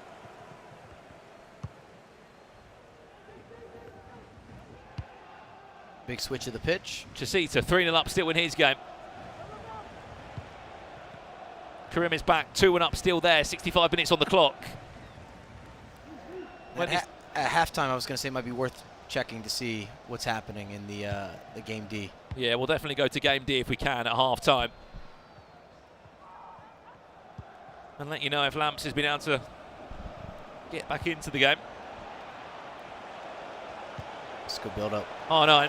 Elastico is nice. Mark still can't find a way through. That will do us for the halfway point. Diogo Mendes still in front. If we can go to game D. If he was a little more decisive there, I think he had the breakthrough. If anything, watching Mark play there, almost too careful. Almost too pristine. Just wanted to maybe take a shot. Take a shot, or maybe take the step over and just take a chance to see if you get maybe a bounce to go your way, or whatever it might be. You're looking for that perfect extra pass or that extra dribble or the extra touch. And sometimes that works, but there has to be a little bit of give and take. Big goal here. We missed it. Lamps back at 2-2, but for how long as Karim is trying his best to cause all sort of problems there for Rudiger and Virgil van Dijk. Still in possession is the Italian. Represented Bordeaux, as we said, this year in the E-League 1. Hansen still trying to turn that round and then go one-on-one with João Cancelo. And that's a good example of what I was saying. Mark should probably mix a little bit of that in. It's not perfect, but if you get through, you're into a lot of extra space, you get a burst, you get some sort of opportunity. Chance for Lamps. Hasn't led in this game so far. Might now! Oh. Poor header from Erling Haaland. I got it wrong. Yuval is now back in this game. It's 1-1 now. He was trailing to the Esports daughter there. That was 1-1. Now it's 1-0. Now it's 1-1. Big goal back for Yuval Belli. Back to this one now. Lamps. Trying to find a way through. All these games are elimination matches. You will be out of this Dallas DreamHack qualifier. And 4 more players will survive into that next round of that lower bracket. Mbappe back to Messi. Prove why he is in the team. And shook out of a defensive position. Gets to, again, resurface. Messi at the top of the box. One step over for the good. Never going to stop that. Take space. Maybe even a bit of a feint. Almost dead center. Probably the most difficult place to move a goalkeeper as well, because it does end up being a complete guessing game. Point blank range, and you got full range of motion for the shot selection, if that makes sense. A little to the left, a little to the right, top corner here, top corner there. You got a lot to look at. Harder to be predictable. As we said, I think that's the first time I've seen Messi start as well, Mike. Same. But I'll stay on my own island here talking about it. Sometimes you got to go with players that you've had a lot of minutes with, you've had a lot of game time with. There is a certain trust factor. You're comfortable. You know what you're going to get. Is it always the best player that's available? Not necessarily, but at least you understand every animation. You understand the movements, the offensive positioning, the defensive positioning, the chase back, how they work forward. And sometimes you got to be very reactive, and I want to go with guys that I at least understand what I'm dealing with. And Messi has very unique movements as well. If you get used to Messi movements, a lot of players don't have those, for better or for worse. There's little touches just because of his body type and who he is as a player. A little bit like Ronaldinho, isn't it? Just got those own sort of custom animations. If you've gotten used to using Ronaldinho, you can't just replace him with another winger without putting that into motion. Kind of got to study it a little bit. Well, the winner of this one will play against Max of Ajax in the lower bracket final. Vinny Jr. Back to Mbappe. Laps will tie us up again. Extra pass. Again, 101 there. Spoke about being patient over here, Mike. Mark has been able to find a way back. Ooh, nice gnarly cancellation. A little bit of a friendly bounce or a friendly bump beforehand, but it's still what you do with it. You got the resurface there on the McGeady cancel, and then he's able to convert. It also helps this a low-scoring affair. If Diogo had been getting off, the way that Mark was playing was maybe a little too passive on the offensive end. Had a lot of the ball, had a lot of the possession. Just hasn't been bursting through, hasn't been putting you under pressure. You haven't felt that offensive onslaught. Some players you go up against, you just feel it. They're in your face constantly. Stokes is one of those guys. Manu Bashir is one of those guys where you score goals in bunches, but you're going to feel them. There's a presence. I would even say K1 John often because he has a counter press. Right when he loses the ball, he's there. We'll see what Tex brings to the table tomorrow. I was happy to see Lise being back into motion, feeling motivated. I saw he made a video ready to become the best FC player. The whole hashtag house coming through as a collective. I mean, there's so many big players in action tomorrow as well.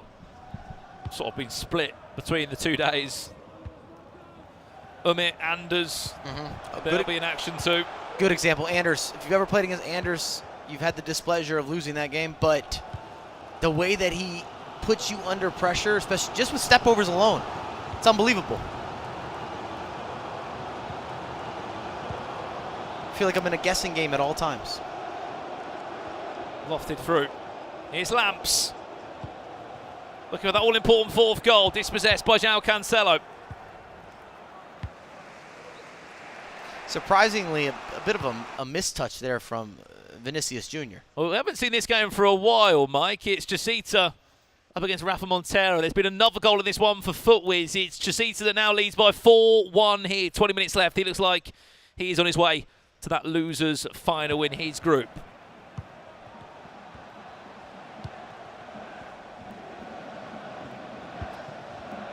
Karim. On the and that one nearly went through perfectly to Cristiano Ronaldo. I was almost positive that he created enough of a gap there from Karim.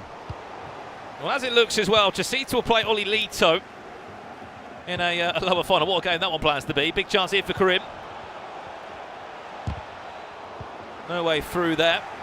Are we on our way to potentially some extra time? Haven't seen too much of it.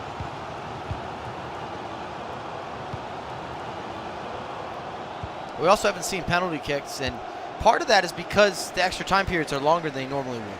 The same with the halves, as we talk about, because we used to see penalties time in and time out. Lamps. I don't know what he was going for there. Surely a cancellation. Must have been power shot into cancel and was too late on the cancel. Goal back in game C. Is it too little too late, though? Rafa Montero getting a goal back. Nice step overs into the drop of the shoulder. Finds one back. Winner of that one plays Oli Lito. This should be the last chance for full time, especially if Lamps does this right. Maybe a couple switches of the pitch and then you go forward. On cue. Breaks the lines. Just pass it across. There you go.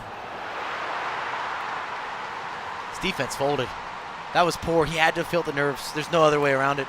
Karim with bad player switching. Teo Hernandez, the easiest gap of your life, walks through it. We saw that unfolding from the jump. Lay it off, tap it home. Had to be nerves. Out of all the goals that went in, that was probably the most simplest. This is a goal I'm scoring all day. I'm doing the same goal. 90th minute. We're going to repeat this one all day. Well, we'll leave that game for a second. We'll let you know what happens. As it stands, Lamps is going through to the next stage of the tournament. He'll be playing against Max, as we said, of Ajax. We've got this one here, Diogo Mendes against Footwiz Mark. 1-1 is the scoreline so far. I'm still thinking about it. There's just no player pressure there. He leaves them such a lane to walk through. And Teo Hernandez is not one of the best dribbling fullbacks in the game. He's not bad with a little bit of technical, but he's not a skill move junkie. Mark building up nicely. Mbappe, Rodri. Bellingham all getting involved in this attack. Winner of this one plays goal poacher. It's beautiful. Havertz does well. Oh, I saw the... Oh, I thought he read that perfect. This is what I'm talking about, though, with Mark. The build-up is so pretty. It is easy on the eyes. I mean, all the little touches, the pass and move, the tiki-taka, the exchange. You're telling a story. I want to buy the novel.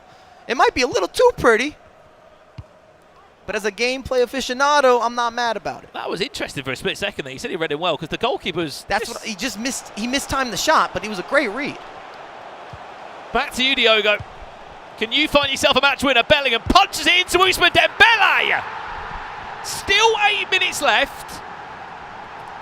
It's just more direct. Ping, ping, ping, boom, and you go forward. I'm not saying it's better. It's just a little more direct. And Diogo was something he needs. He's not trying to go home. This is his big opportunity to, I don't want to say salvage a season because it just doesn't seem right, but kind of to reintroduce himself as a 1v1 player that's still at that top level. Because we used to see him at all the international events. Full-time result, Lamps will win 4-3. Karim is back out of the tournament here in DreamHack Dallas. Game B, we'll check in there for a split second, if we can, to give you the lowdown between Tuzzy Esports' daughter and Yuval Belli. Still 1-1 here. The winner of this game will play Jose Ballion in the lower final.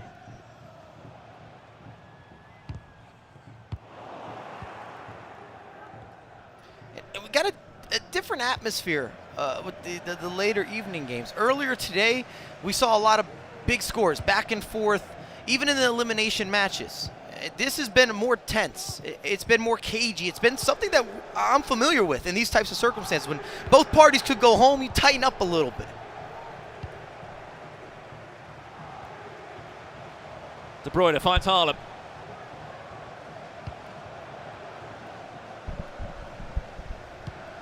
Another goal goes in for Chicita. We'll leave him alone. He's on his way through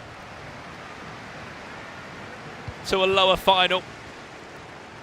Of course, the winner of that one will play up against Oli Lito. What's happening here? No, no, no. It's ugly. You will not like that one. I need an explanation. I thought it was a penalty. It didn't get called. Then you donate an opportunity in the middle of the pitch, the 18-yard box. Did it take a deflection? Was it just a mistimed pass? Did you get a little nervy? Sweaty hands? Potentially so, because every game, as you said, is elimination. That we've seen a couple situations. You don't write scripts like that. It doesn't happen in normal anything. From leaving the lane that we saw for the 100 or the 90th minute for Lamps, it was almost like as if you were presenting a red carpet. Well, someone who hasn't been given a red carpet, although he's qualified for the Esports World Cup already, is Footwiz Mark, because he looks like he's been eliminated from this tournament. Diogo Mendes will send him packing. He will be there, of course, in Saudi. He will be there in Sweden in a few weeks' time. But he won't be going any further in Dallas. And Mark won't be happy about that. That might seem like an obvious statement, but he's had so much of the controlling build-up and the possession, and again, the intricacies, the details, things that we compliment. He just didn't have the final third or the final pass or the final skill move or the final sprint. That last piece of the puzzle wasn't perfect, but everything else was right, spot on. And we have to applaud Diogo as well, how composed he's been, especially defensively in that game. He will be going through. And of course, he will be playing against Goal Poacher in that lower final. Might get one more goal on his way through. Yeah, why not? Right, well, that game's done. Let's go to game B. It's one of our final ones that we'll conclude here. As we said, Mark will be out of the tournament. We'll be seeing him again, if not in Sweden, in Riyadh for the grand finals for the Esports World Cup. Of course, our invited player from Oceania, who is already there. Back to this one. It is Tuzzy Esports' daughter that leads by 2-1. Yuval still chasing for a way back in this.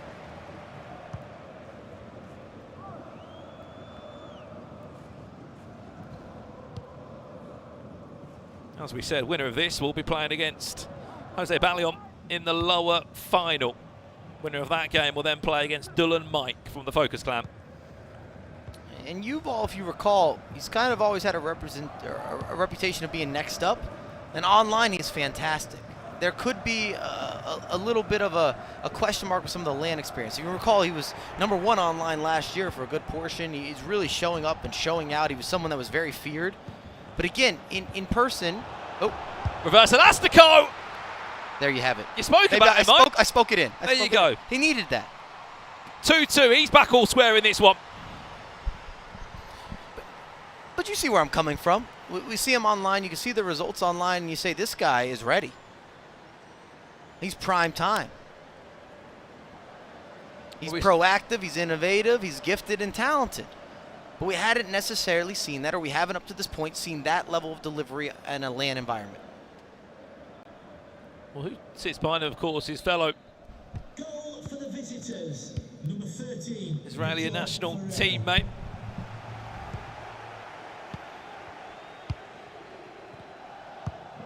Of course, Nisa, he will be in action tomorrow. 2-2, 8 minutes left. Only game left to finish in this round. It's really the three of them that are fantastic, between these two and then adding in Feldman. You would think even from maybe an E-Nations perspective, they could have made a deeper push.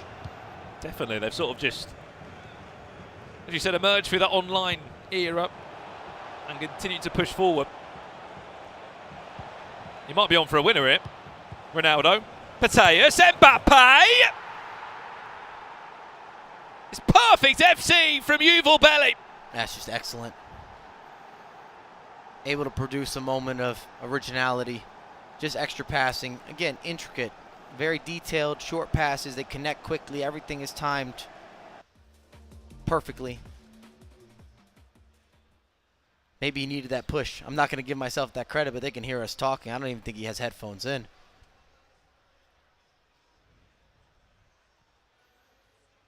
Well, a couple of changes being made for daughter of Tuzi Esports.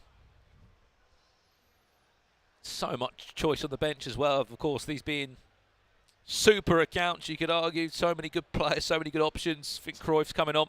Spoiled for choice. I expect a very aggressive last 4 or 5 in-game minutes.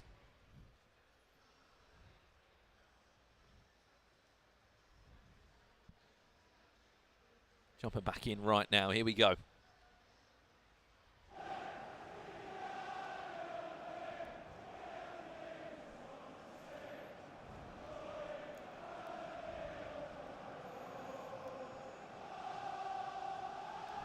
Four in-game minutes left to see this one out. For the visitors, number 7, Kylian Mbappe.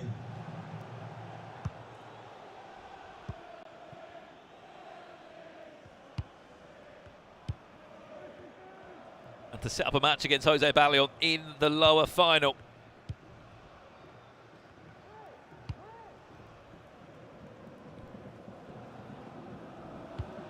Final 2 minutes. He will get a chance. Can he make the most of it?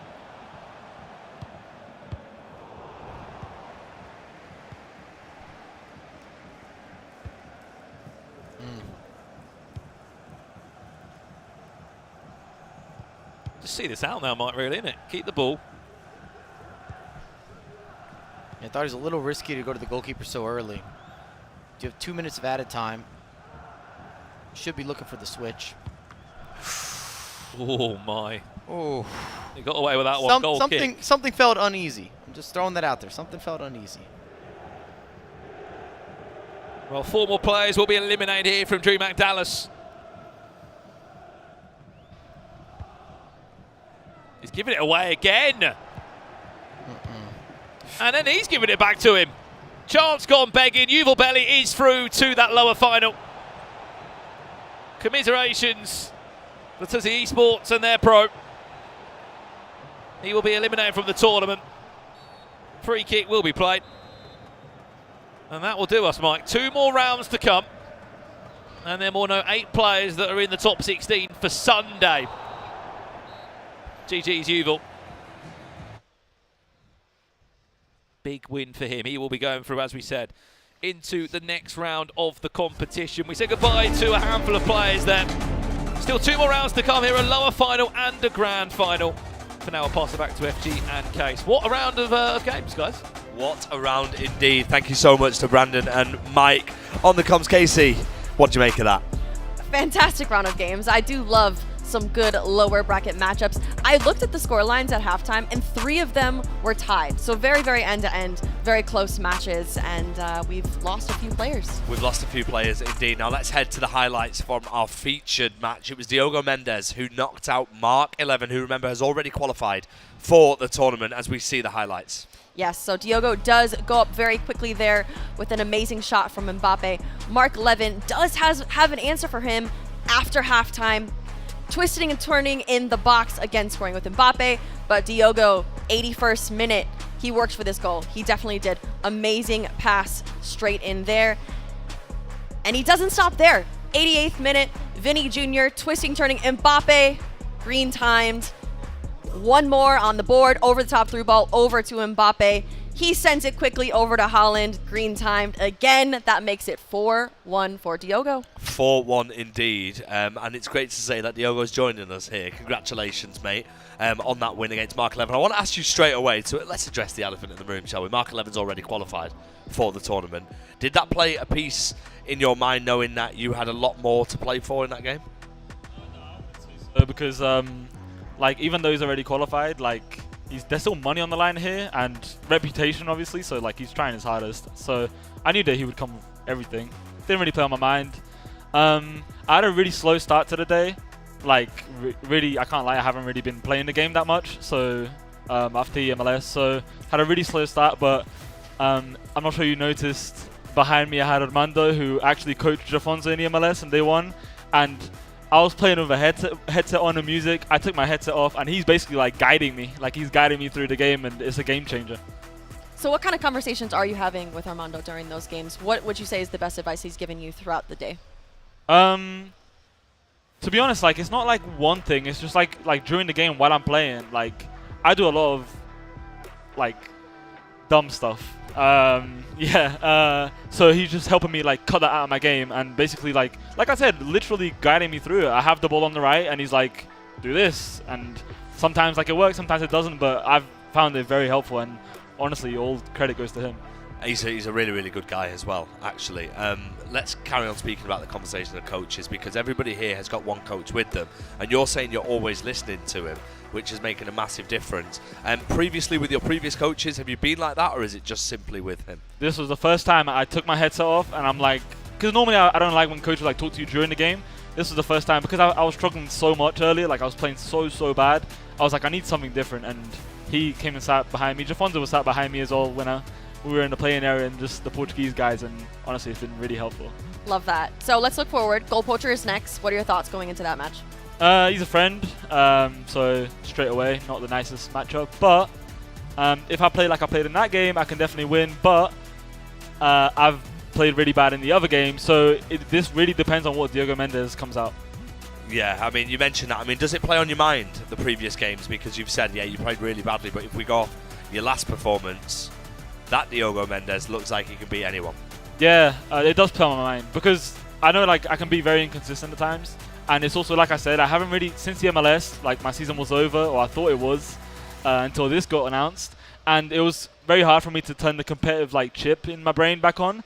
So I was very worried coming into this, but here we are, losers final, and yeah, hopefully that Diogo Mendes turns up, but it's a coin toss. Yeah, you've got a few more opportunities as well. Let's have a word on Dallas as a whole and this whole setup. It's like an old school esports setup, isn't it? You're playing your earlier games right next to other people and stuff. What was that like for you? Amazing. Honestly, like, this has been one of my favorite events. I've been to loads of events pre-COVID. I went to loads of events, LAN events, and this has genuinely been one of my favorites, because everyone's here, everyone's vibing, and like after the event we'll go get food, we'll get drinks, like if you're over 21.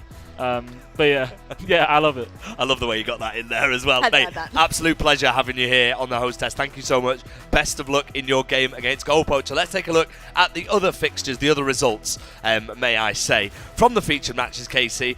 And to be honest with you, we just saw goals, goals, and goals. Goals galore, that is right. So we did just chat about the Diogo versus Footwiz Mark. That is 4-1. But for Tuesday Esports Dorta, he fell short against Yuval Belly 3-2. That was a very close match up until the end. We also had Chuzita, which was actually the least close out of all of them. He pretty much dominated against Rafa Montero throughout the entirety of the match. And last but not least, Lamps versus Kareem is back, was 4-3.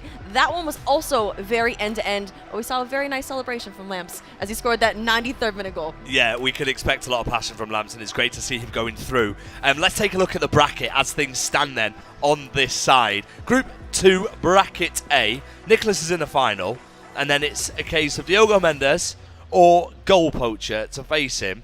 First things first, Nicholas in the final.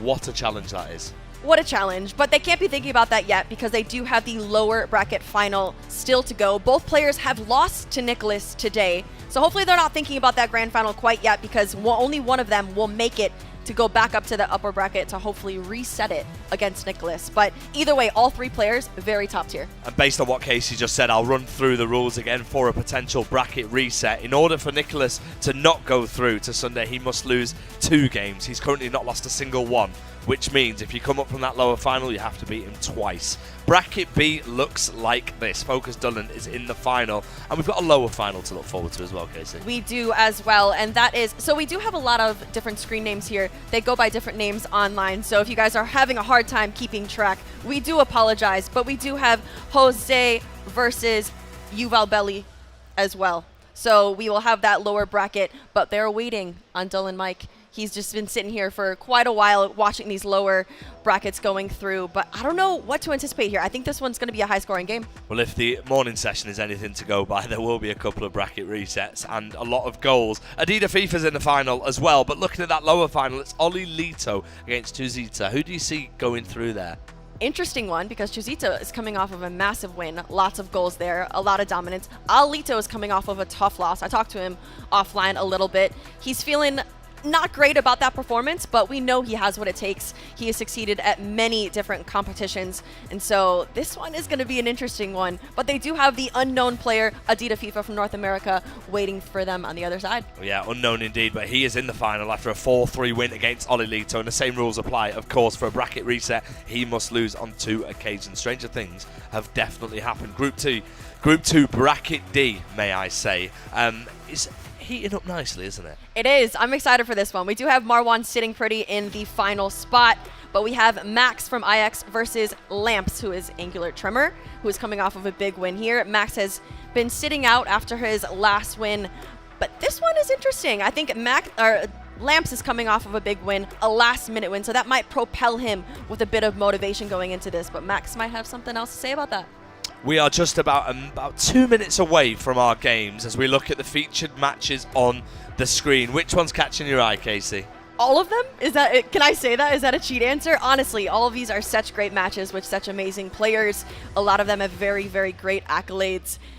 There's a player on every single level here that I'm excited to watch. But especially coming off of that massive win, Diogo Mendes versus Mark, I think that this game versus Goal Poacher is very interesting. Yeah, and our featured match on the broadcast will be Oli Lito going up against Chizita. And we've spoken a bit about Oli Lito, of course. You could argue a little bit of a shock result for him, which put him in the losers bracket. But he's up against a man, as we see him on the screen getting ready. We're about a minute and a half away from the games. We see him on the screen getting ready. He's a man that's done a lot in esports. And I don't know whether he'll be feeling pressure.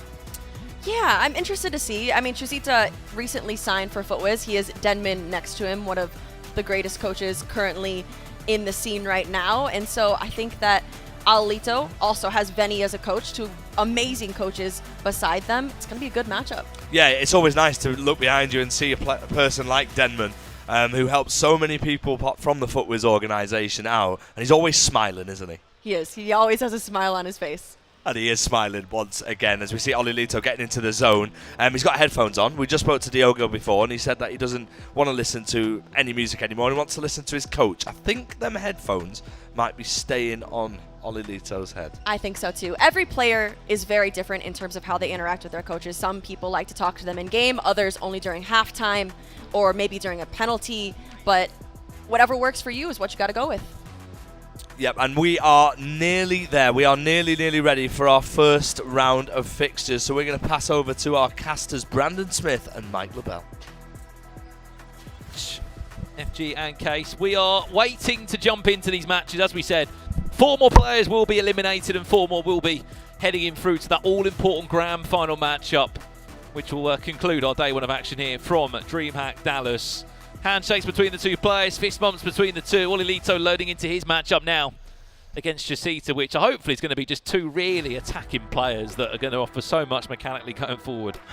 We'll see. I always look at Olilito and think of his balance and structure, especially even I would lean on him being more so a defensive player. These matchups I like a lot. I was going through it, talking to a few of the pro players as we had maybe a couple minute break just to run downstairs, and a lot of them were 50-50s in terms of who they think's winning what. So many good players here, obviously, in this matchup as well. We've got Lamps against Max. Yuval taking on Jose Ballion. I kind of like put it out there early. I still think Yuval's he's been building towards a big win or a big result. And it would be good to see him do that here in Dallas. At least push on to Sunday movement.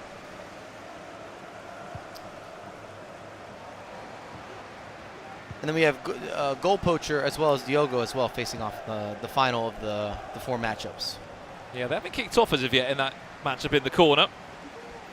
And coming into this with Olilito and Chasita, if you're talking names again, you would go with Olilito. Haaland. You know it's not how that works. Surprisingly not on target there for Olilito in the first 4 minutes. And Time Green. Time Green on the header. Big switch here. Havertz.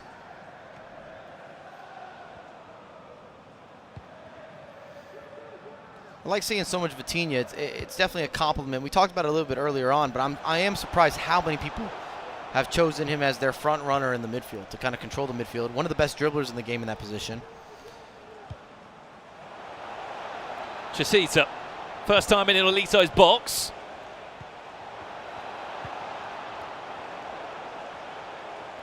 Now we'll start to fly forward with Kai Havertz of all people down the byline. Brilliant. Close control dribbling for a split second there, then was intercepted.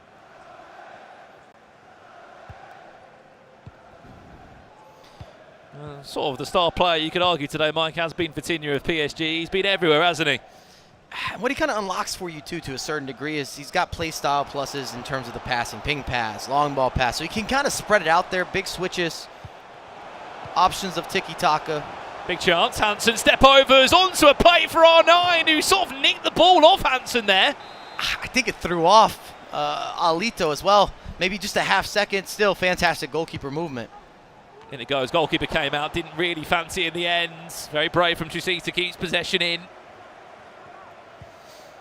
It almost allows you just to track back to Vitinha, where you have almost a deeper lying playmaker that can still push forward, still has that dribbling, still has the ability to take space. Breakthrough here. Jose Ballion leading by a goal to 0 against Yuval. Barely came from this. Oh. You can't think that's going in. That's a tough angle on Haaland's weak foot. I know it's team of the season. I understand the stats and the rating, but it's just a weird angle, isn't it? I have a certain distrust for Haaland on that right foot. It can be amazing like you just saw there, but you can scuff that and put it out for a throw-in. Squeezes in, though, for the Spaniard. Still 0-0 here. Olilito against Chasita. Whoever loses is eliminated from the tournament. Winner goes through to the grand final of their bracket. You win that, you qualify for the top 16 on Sunday. Seeing quite the exchange here from Theo Hernandez and Havertz, switching it back and forth. Draws the corner back kick. defending.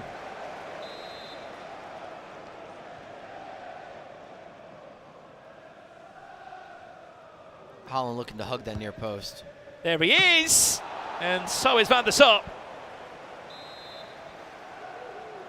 Chasita again with another corner.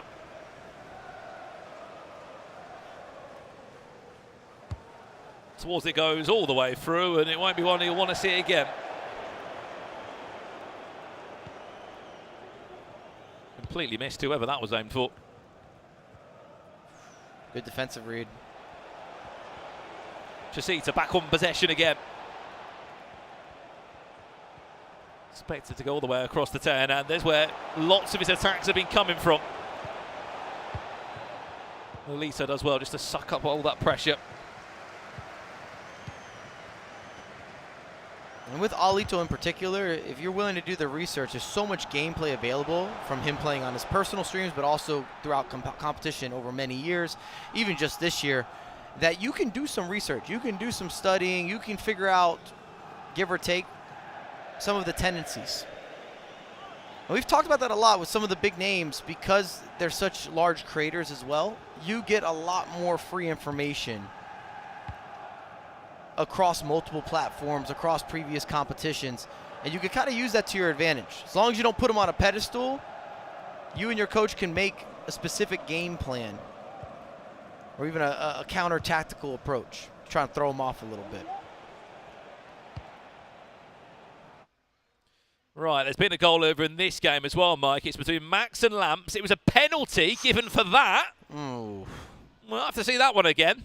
That might be a little light. Chance for Araujo, of all players from the spot. He didn't bother changing the kick taker. 20 minutes in, Lamps leads by a goal to nil. And straight away, that's a perfect start there.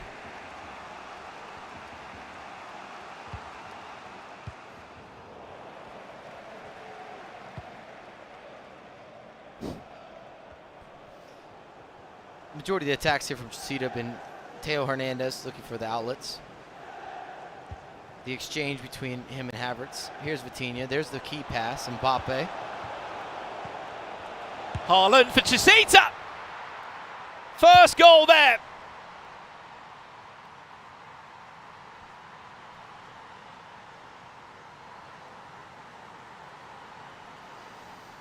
Maybe a little unlucky there from Alito as well. You see the pass coming in. It's almost as if his players sort of get in the way. Could be. I don't know if you're going to get an offensive almost encroachment there, but he pushes a defender out of the way, allows Haaland to step into space. Once you get into that position, we know what's happening next. First goal there.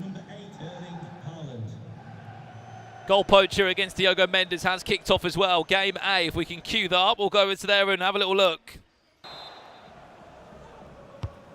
Another goal over here, 2-0. Jose Ballion leading Yuval Belli.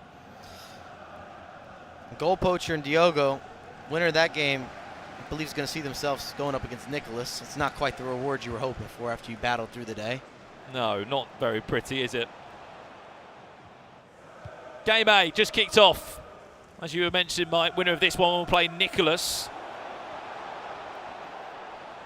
And of course, that game we saw Jose Ballion leading 2-0. He'll be playing against Dylan Mike if he can win that one. Sort of like the final boss, isn't it? You play the final boss in the next round. If you can beat them, you'll force a bracket reset. And then you'll book a spot in the final 16 on Sunday. I'm sure Dylan Mike won't mind that based on his 8-1 victory earlier today. It's just going to be a lot of potential repeated matchups, isn't it?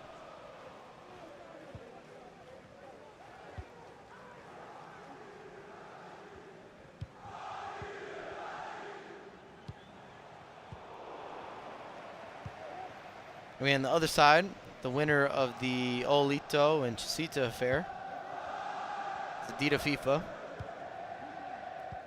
There might be some room for some movement there. One of the few free agents that is still a free agent. Remember, he scored late against Olito earlier in the tournament. And in our last game, we'll be playing against Marwan, the winner of Lamps against Max. One of those two will also be in our top 16 for Sunday. Goal poacher started so well against Nicholas, didn't he? As we were saying, 40 minutes in, he was dominating the game, creating chances, but then you just cannot let him back into the tie. Goal poacher! Ooh, Van der Sar, how have you saved that? Goal poacher has to be converting there. It's still good goalkeeper movement from Diogo. Got to be said, made it much more difficult, took away some of the near post. Still a fantastic save from Van der Sar. I'll tell you what, if there wasn't a player there, that would have went all the way in without a touch. That corner was swinging, power shot from Hullet. Big save from Van der Sar. Diogo will keep it in play.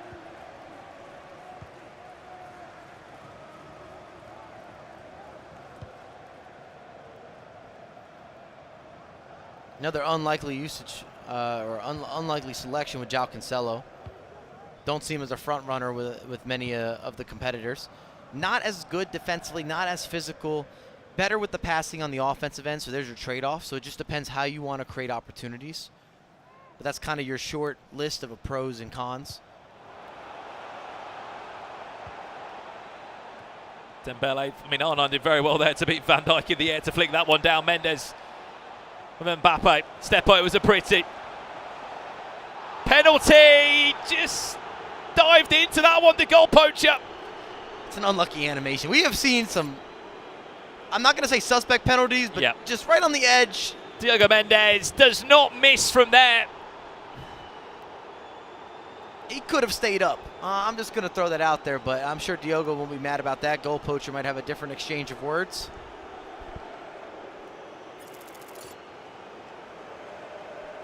Right down central. Well, we have goals in all of our games.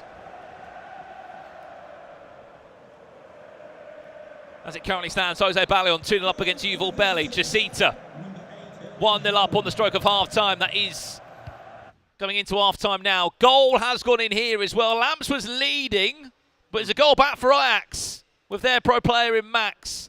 And it came from this. A couple knockdowns across the body. Gets a bit of a rebound, resurface, same game plan. You isolate Haaland, let him do what he's going to do. It's a different game style than I think we've seen in any previous installment. And we've seen some back post crosses and different skills. And see the near post there from goal poacher. Quite a response to the penalty kick. 20th minute, 1-1. And if anything, our major critique has been, can he finish? Will he finish? Serious response also. A response that was needed over here for Yuval, who was trailing 2-0 after just 20 minutes. He's back in that tie as well. Puts us in a position where all games are on the docket. Not saying that we've had a lot of games that have been ended early, but we always had a belief maybe one side over the other side just based on the score lines. You see a 3-0 at half, you say, this could be early doors. All matches are either drawn even or is a 1-goal separator as it stands. And all our elimination games too. 4 more players will be out.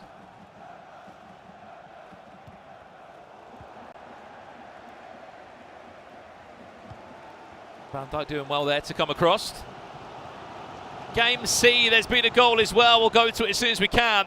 Chasita and Olilito going toe-to-toe over there.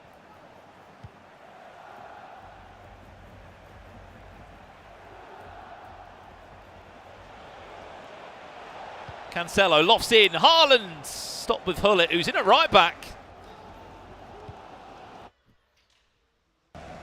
Goal in this one, Mike, and it's a goal back for Olilito, as you can see coming through on your screen. Choose to one more pass inside, or one extra one as well. A lot of in-betweens there. Graham with the start of the play. The resurface finds feet. Haaland's almost, if he's calling for it, if he's somewhat open, he's always open. You give him a chance to make a play. Extra pass. 1-1 in that game. And again, these games have turned into those tight affairs. Those I don't want to go home early. Very nifty. They're close in all ways. It's going to come down to small margins, little mistakes. That one just kicking off for a second half as well. Perfect reply. They're not that pretty free flow. We talk about that in some of the matchups. That has not been the case. In any of the 4, it's been very structured across the board, methodical across the board, gameplay oriented. Lofted in, you know where that flick on's going to be. Well played, Rudiger. Oh, it's close. You start worrying about a penalty there, don't you? Again, the animation looks a little funky. Sometimes that's all it comes down to is the way that the player falls.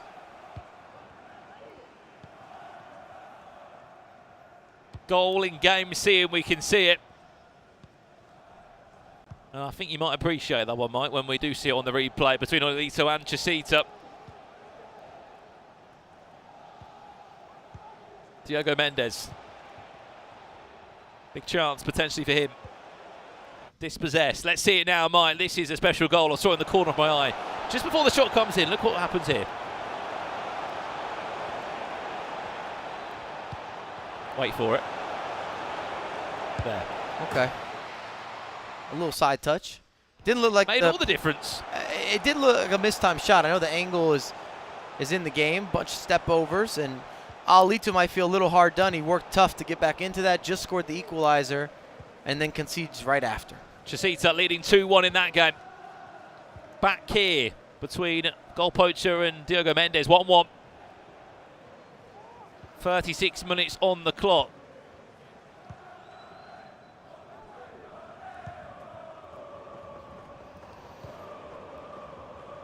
And they're just kind of stiff. None of the games are super open.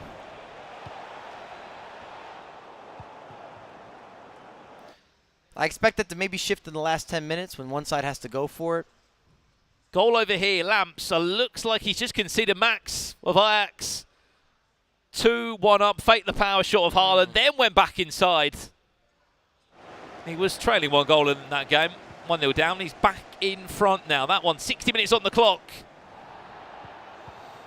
Clever cancellation, and this year in particular is the first time they've allowed you to cancel out of power shots with skill moves. So if you're going into a power shot, you don't even have to do a cancellation. You can activate the skill move in order to cancel from your initial shot selection. I think he's on. Space to work with. First touch from Dembele was lackluster at best. He's also been an on and off choice between competitors. Some people use him, some stay away from him. I know people that love him, and I know people that can't stand using him this year as well. He's a bit of a mixed review across the board from the community on all levels, whether you're looking at it from a competitive end or even beginner, intermediate, all the way up to, like I said, advanced players. Mbappe, always going to have one result there. Diogo Mendes back in front. Once he had that breakthrough, he knew it was coming, and it wasn't going to be on the ground. If you see the likes of Haaland, I think it's a waste. It's a waste to put it towards his feet in those types of circumstances. Let him go get it. I think he's jumping 3-4 feet off the ground, already 6'5". He's built better than your best center back. It's just a matter of time, isn't it? It goes in the air and you're waiting on. Aerial for the play style plus. He's meant for greatness. You need something acrobatic. He has that in the locker. Well, that one's about to go into half-time. It started a little bit late than the others. Goal in game D, we are hearing.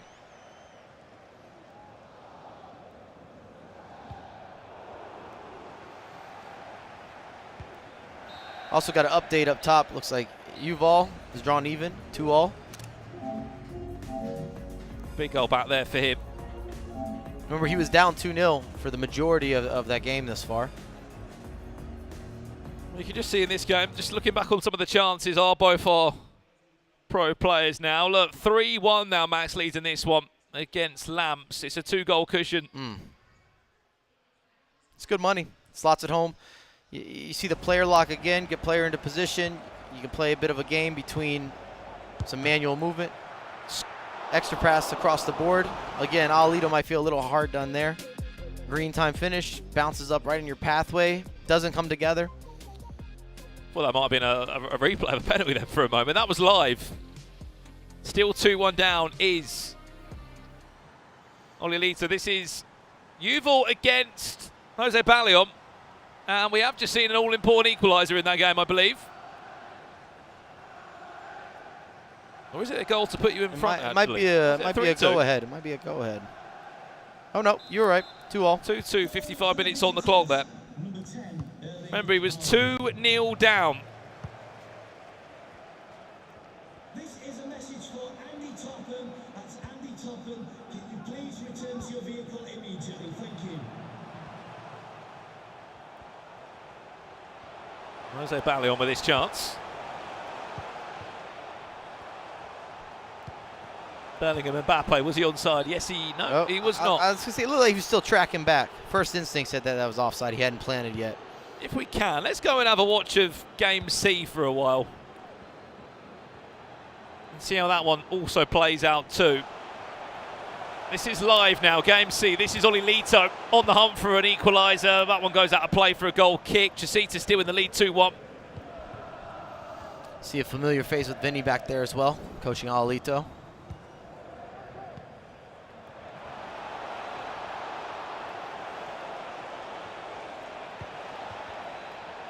Chasita. Can he manoeuvre his way around all this? Lofted in to Hullitz. Oh, it's a great ball.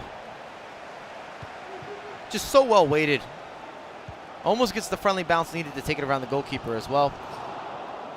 Yeah, Olito's probably not thinking about this, but he'll definitely be in action in Sweden, of course, from Sweden. I think it'd be some extra benefits, though, if he could maybe take the weekend off. Already qualified, got his spot locked in. Especially when there's 512 players there too. Close, Yeah. but no cigar there. Looking for Vinny on the overlapping run. Well, remember, winner of this game will be playing against Adida in the grand final this side of the bracket. And it might be one of our first games to finish from this round. And I don't want to go out there and say that was it's the best chance you have for maybe an upset coming through the bottom bracket, but Adida probably has the least experience in these types of circumstances. Chance to break here for Olilito. Vinicius Jr. Oh, that's not a good touch. It's gone a bit too wide there. It's allowed some time to get back. Oh, not Haaland! Will square us up again. He got bailed out there, Brandon. That first touch from Vinny going out wide, you hurt your angle, got to the extra pass, was able to find Haaland at the end of it. Update over here. Lamps looks like he's got a goal back. There is still a lot of time left to find a third there as well. Hansen with it. Lamps, brilliant goal. Easy on the eyes. Lovely finesse shot. Picking pockets, picking corners, top corners preferred. A lot happening here between these four games. I mean, they're all going to be ending nicely, aren't they, at the right times?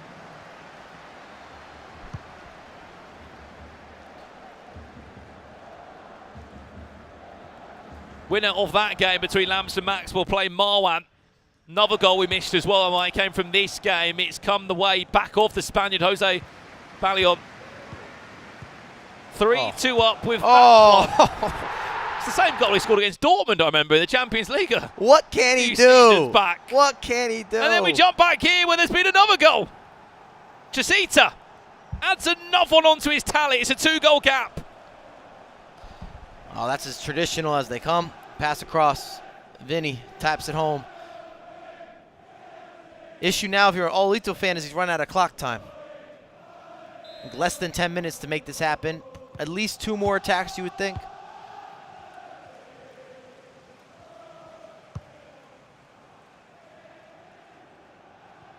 Something to be said with Olito in particular. Every time he goes forward, it looks hard. He has to earn it.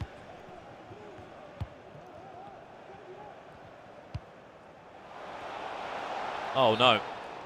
Surely way not. offside. Surely not.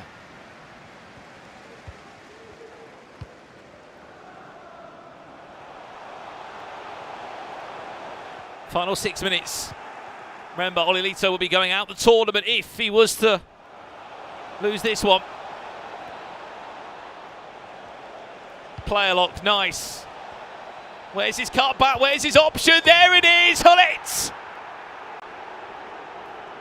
Could be sending Chasita through to play against Adida FIFA for a spot in the grand final top 16 on Sunday. Another goal's gone in. Jose Ballion was in front for a minute.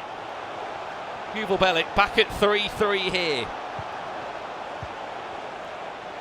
Oh, love that. A little scissors with a double step over. Pateas into space, across the body. Tell you what, Yuval battles back. We've seen him down every time that I've seen him on stream. Even the matchups when he was playing beforehand. But he gets himself back into some rotations, back into some conversations. Well, we missed one goal as Max went 4-2 up. Then Lamps has just scored again. Oh, we're going to need to keep it here. De Bruyne dispossessed.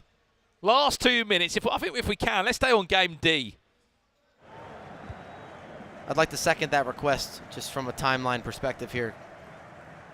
We'll tee it up. We'll get game D back on as soon as we can. There we go. You asked for it, Mike. We're here. Let's see if Lamps can generate one more chance, or if the clock's going to get run down on. Max can take this to the corner. Oh, possession given away. Lamps needs the plus 2 minutes really to get it forward without being too rushed. Well, he's always been known for these big moments, Lamps, of clutching up when it really matters. We'll play on from the free kick. Not interested in that one. De Bruyne finds Vinicius Jr. Big chance for Lamps. On the rebound. Where's he going? A red time from Erling Haaland. Oh, I thought he blew it, Brandon. You hate to see a red time finish. The ball bounces for him. Vinny breaks through. You see a couple bumps and bounces. It wasn't a great finish. The goalkeeper movement was good. It rebounds back. It falls to who else but Erling Haaland.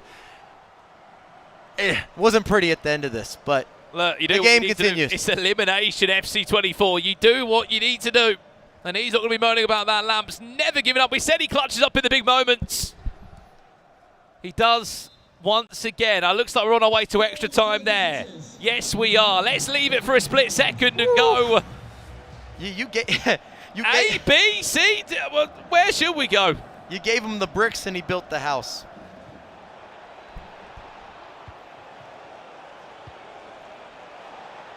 Diogo looking for the knockdown. Doesn't connect. 2-1. Every game's close.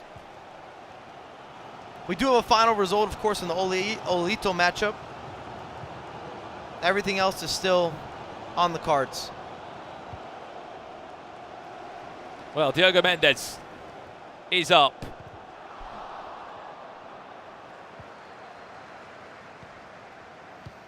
Can Diogo sit tight? He's been good defensively. Equaliser maybe. No, that didn't go in. It was a corner. Game B live now for you, just because this is at 3-3. Well, and it's the 85th minute. It's a little farther Yeah, progressed. absolutely. We're trying right here to bring you all the closeouts. His chance, Yuval Belly. 2 hands on it from Petr Cech.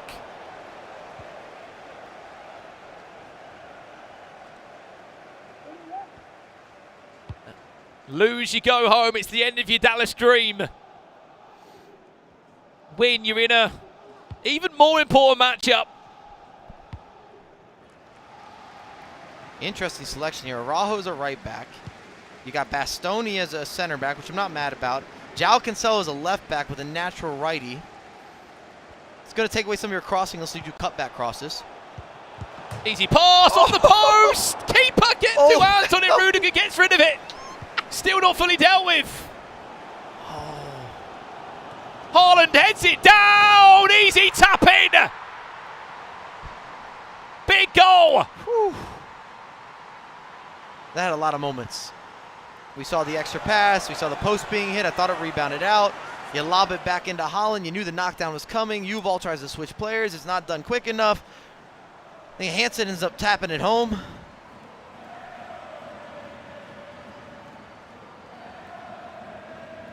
We had a vamos. Or some sort of celebration. It was probably our best celebration of the day so far. Yeah, we had a pop-off of some sort. Today's been wildly respected or respectful. Like I'm used to seeing a little more razzle back and forth. Maybe the matchups, the guys have liked each other a little too much. Let's see if Yuval has a reply for us.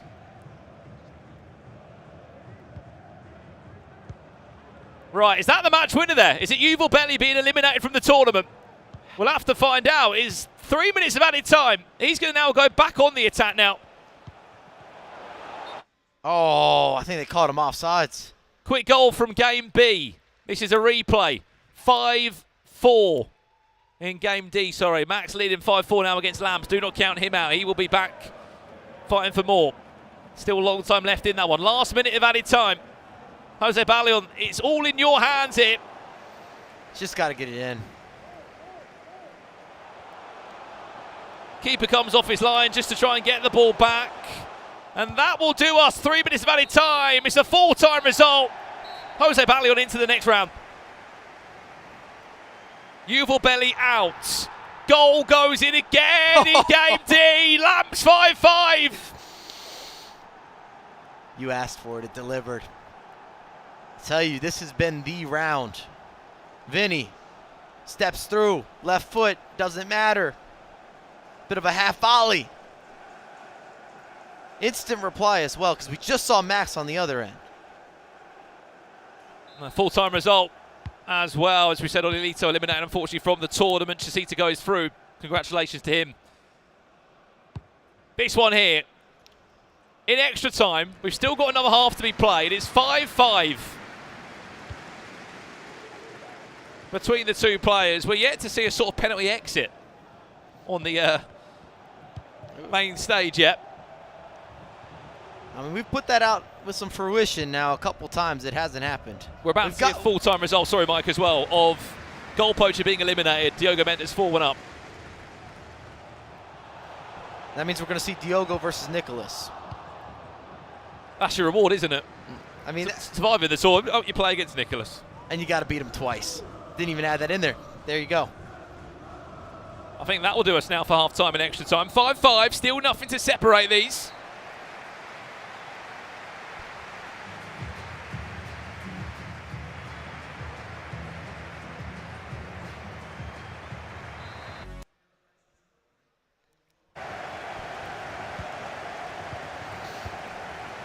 We'll see if they tighten up a little bit here in the second portion of extra time. We are due for penalties. I'm not saying I'm wishing for them, but to have none on the day, that seems like a rarity, especially when the competitors are this close.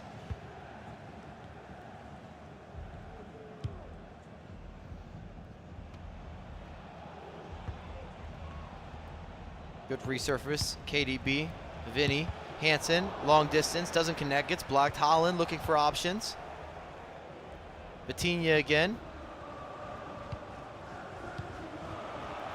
Ooh! That would have been spicy.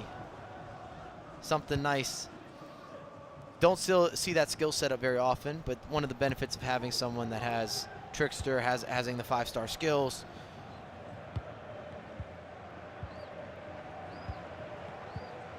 Big tackle.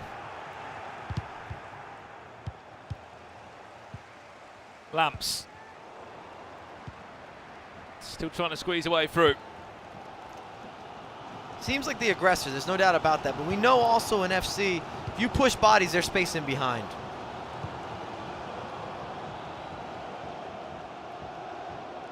But he's definitely going for it. If you see how Lamps is pressing with some of his players, a little higher line, you're taking more of a risk. Winners of this game plays Marwan. Winner of that game then qualifies for the final 16, De Bruyne. Dispossessed for Max. Lamps. Feel like he's really got the momentum in this one. Oh, it's nice usage of the space. Here he comes now. Dispossessed, De Bruyne. Back over to you, Ajax. Oof. Or do we fancy some penalties? Alphonso Davies.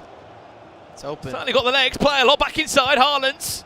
Giroud. Can De Bruyne turn or find a one more pass? Vitinha lofts it in the air. Mbappe trying to play headers and volleys. Can't get past Rudiger. I still think that was a smart choice to not make the challenge with Kevin De Bruyne. Doesn't really have the same type of turning, whether it's left stick, it's R1 dribbling. Skill move execution is a little bit slower. Mbappe, can he get that pass around the corner, just offside? Where's the ongoing runner of João Cancelo? Last minute and a half. He should do a recycle. Before we go to penalties.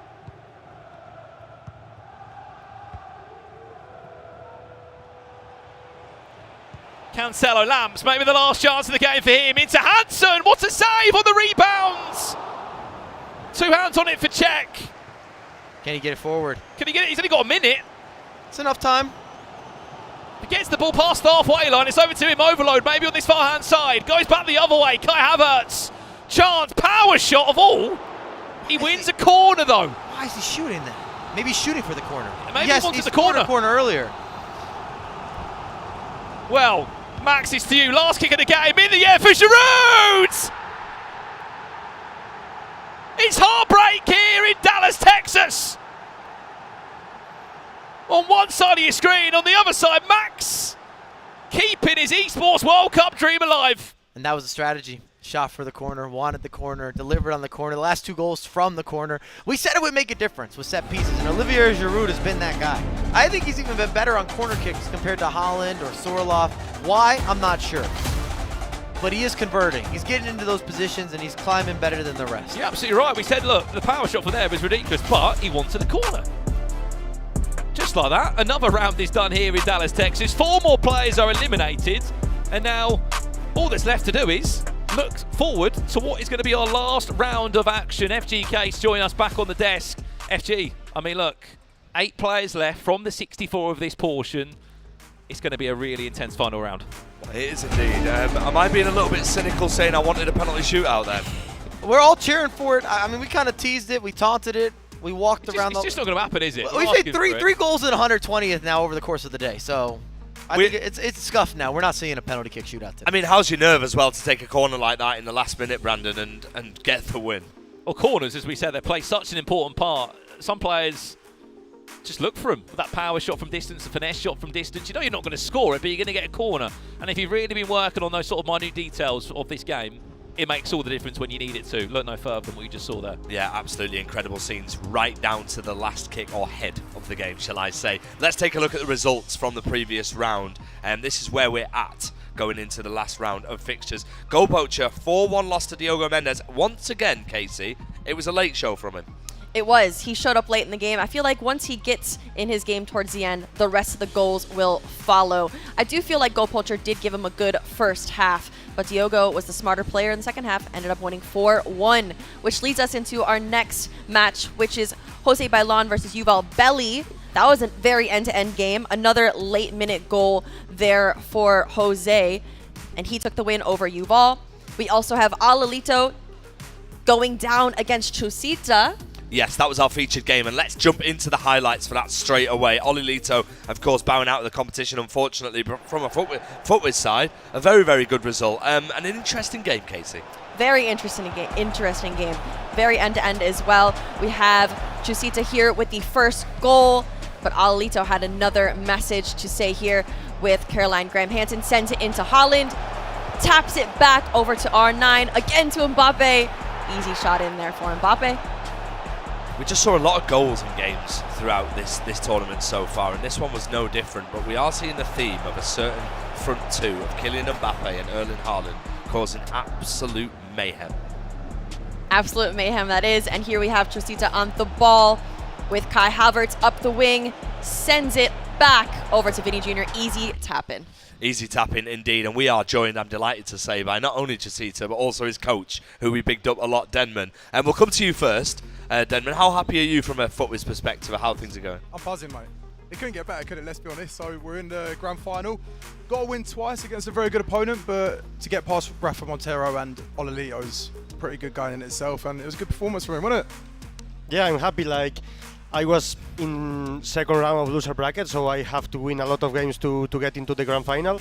I have to win twice, but first, obviously, game a game. But I'm happy after the games after Rafa and Olelito. I thought I was great, and now I have to performance. How does it How does it feel to take down a player like Alalito? Because it was so end to end, back and forth. He didn't give up, did he? Yeah, like for me, it was like the big fish on the bracket. It was like the big opponent, so I knew that it will be like difficult to play and to win against him. But I say to him, like, we have to enjoy this game because it's a big game. It's a game that I should enjoy because I don't know if I will play more games like this. So yeah, it was good. I win and I enjoy. So it was a win-win for me. Yeah, it was a win-win. I mean, let's talk about the loser bracket then. So you were down there, and from a footwiz perspective, Denman, I'll come to you first. How do you approach that game? Is it completely different to how, because you've got a lot more to lose. If you lose the game, you're essentially out of the tournament, where you are out of the tournament. So how do you approach that from a footwiz side? To be honest with you, with Chusita, his mentals are top tier, so it's elite. And in the game which he lost, he actually played really good. We just had to tweak a couple of things which he wasn't happy with, and then just go into it and losers bracket, take every game the same way you play every other game. Because essentially, look, you want to win every game anyway, so there's no point going into a losers bracket and feeling all this massive pressure on yourself. Obviously, sometimes you can't help feeling pressure, as we know, but he's really good at handling his emotions and stuff, and I think that's just the main thing, handling your emotions to enable yourself to perform on the pitch as well, and that's exactly what we've done. Yeah, I wasn't thinking at all in loser bracket. I was thinking like, okay, I have Olelito, let's win. If we don't win, I don't know, I will go to the venue and that's it. But yeah, I think that loser bracket, it's a obviously not good feeling to be at the beginning of the tournament. But when you have that run, you have that confidence, because I was like 5 games in loser bracket now, 4, I don't know, but some wins in a row. So I'm very confident right now, and I'm feeling that I can beat anyone at any time. So yeah, I'm prepared to the grand final. And let's talk about that next match that you've got ahead. What is your role, Denman, in this? So where do you guys sit back and do you have like a little... I mean, we see coaches all the time at these events. Sometimes they have their laptops out. Yep. Sometimes they have their preparation. Are you already preparing for the next game, and how are you going to approach it? I'll be completely honest with you. A lot of what I do is not on the pitch. You understand? So like, we've got someone called Johnny back at home who does a lot of work with the players building up to this. That's the most important stuff which goes on, all the preparation and things which go into it to make sure the players are in the best position possible to go into the tournament.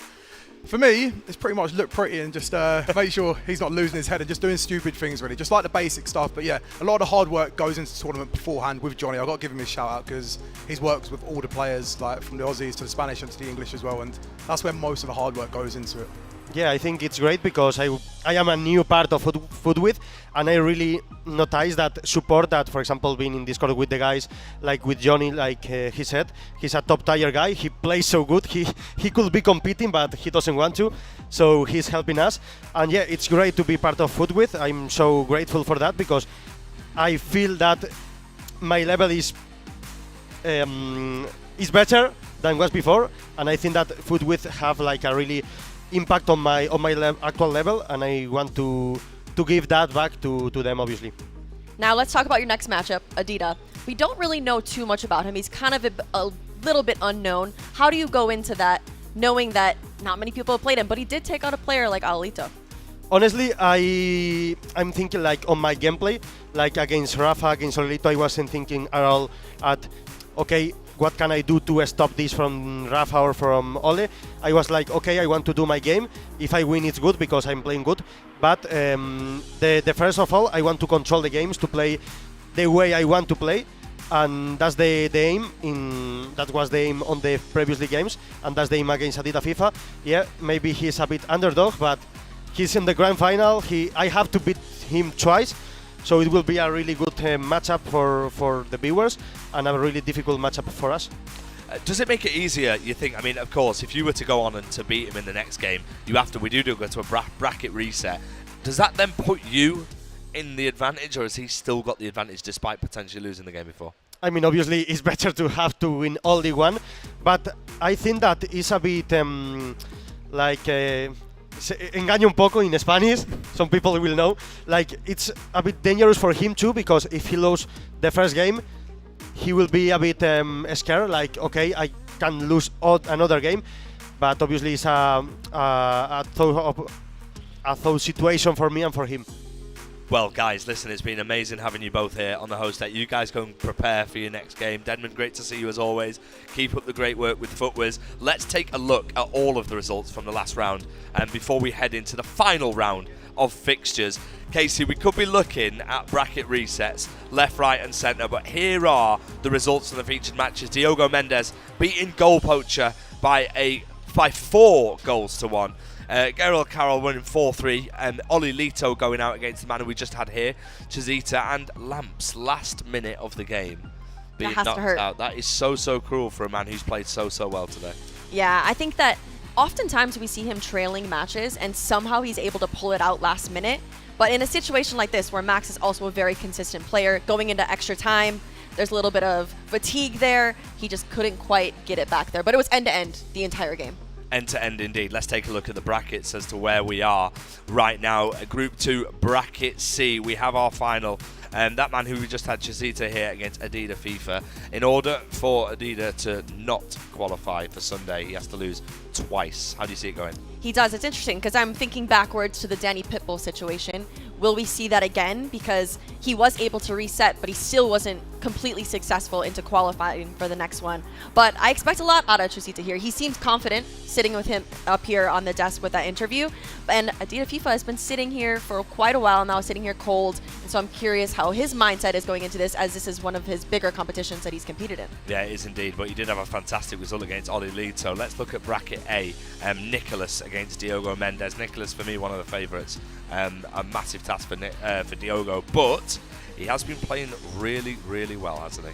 Yeah, Diogo is definitely on a run, but they have already played today. Diogo did lose 5-1 to Nicholas, and so I'm curious if that good run in the losers bracket will maybe reset his mindset, as he chatted about in our interview, going into this one, and we might see a different situation, because that was their first game of the day as well. Well, interestingly enough, he said he altered his tactics with his coaches as well.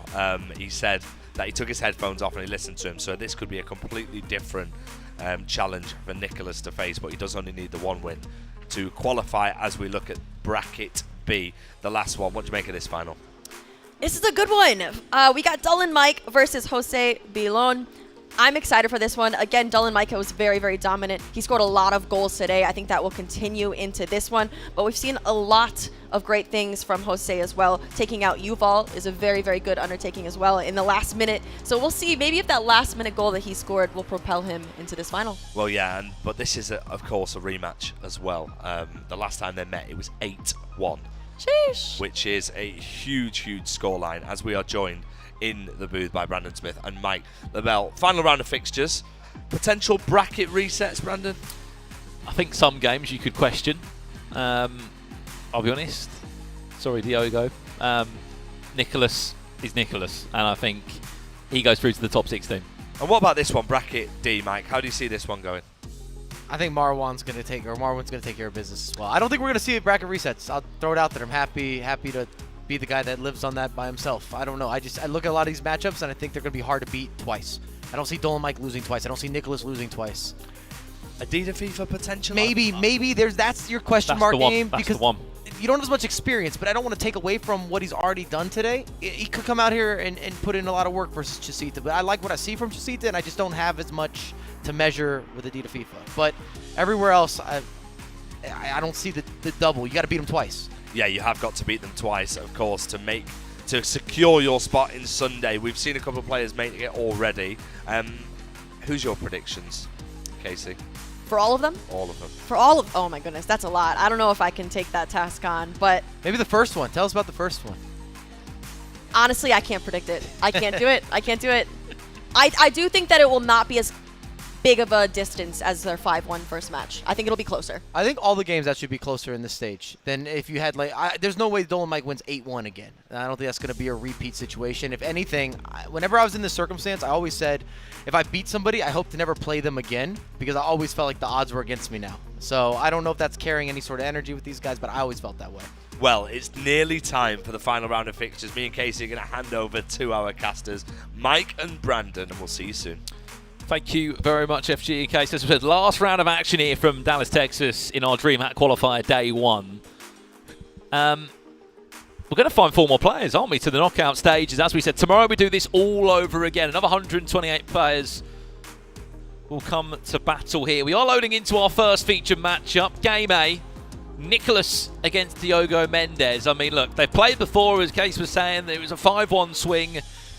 The rematch again, this is the great thing about these brackets and the uppers and the lowers. There will be repeated matches. There will be potentially some different outcomes, but from the style of play and the performance we've seen from Nicholas today, it's going to ask for a lot. It is a little catch-22, though, because if you're Diogo, you're probably building in confidence. You just battled through the lower bracket. Of course, you got to play Nicholas. I don't want to say a bogey player, but it's Nicholas. He beat you earlier on. If anything, Nicholas had to sit and wait. Maybe he's a little colder in terms of getting back into it, into the flow of the game. Is the difference between playing 20 minutes ago and 2 hours ago, and that's kind of the circumstance if we're looking in greater detail here. But if Diogo wants to have a chance to upset Nicholas, I think he has to come out early. If anything, it might be a slow start, but Nicholas always picks up kind of some pacing later on. Well, the key thing, as we saw earlier today, especially against the goal poacher match, Mike, is the start. You need to have a really important start in this game with the chance you've had to try and stop Nicholas. Speaking of Nicholas, here he comes now. Signed for Cloud9 last night before coming into this one. Mbappe stopped in his tracks by Rudiger. As that game has just kicked off, we've also got a few more kicking off. We've got Marwan against Max. That's Bordeaux against Ajax, 2 football clubs going head-to-head. Game B also kicking off as well. That's Focus Dulla Mike against Jose Ballion. When I look at how Nicholas plays too, it's very analytical. That's why we say if you want a chance, you kind of got to come out and set the tone. Lofted in. You know where that one's ended up or not. How's Haaland not made that one for a change? We need to have a conversation there. Is that a Rajo? Who's he going up against? Surely. I thought that was hitting at least a save opportunity. It had to be something on frame.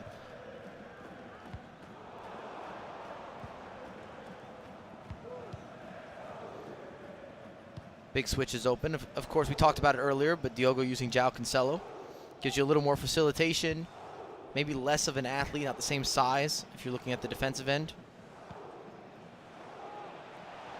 Haaland catches the offside trap. Not necessarily the player you want out wide, though, unless he's on the back end of a cross.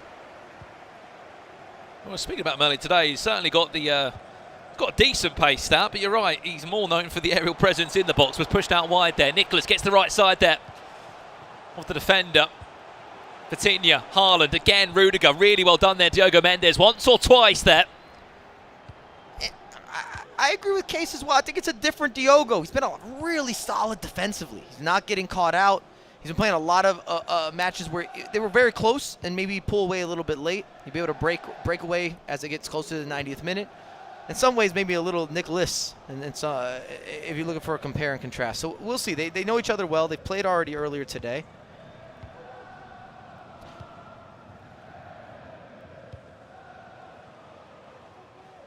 Deep release here. Doesn't connect. I just think you have to be perfect to beat Nicholas in terms of being clinical and putting a certain amount of pressure, preferably in the first half.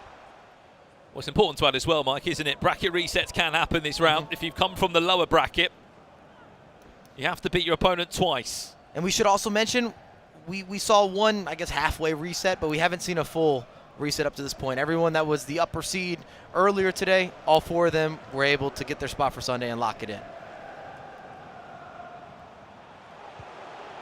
Big chance. Pass. Offside. I don't think so.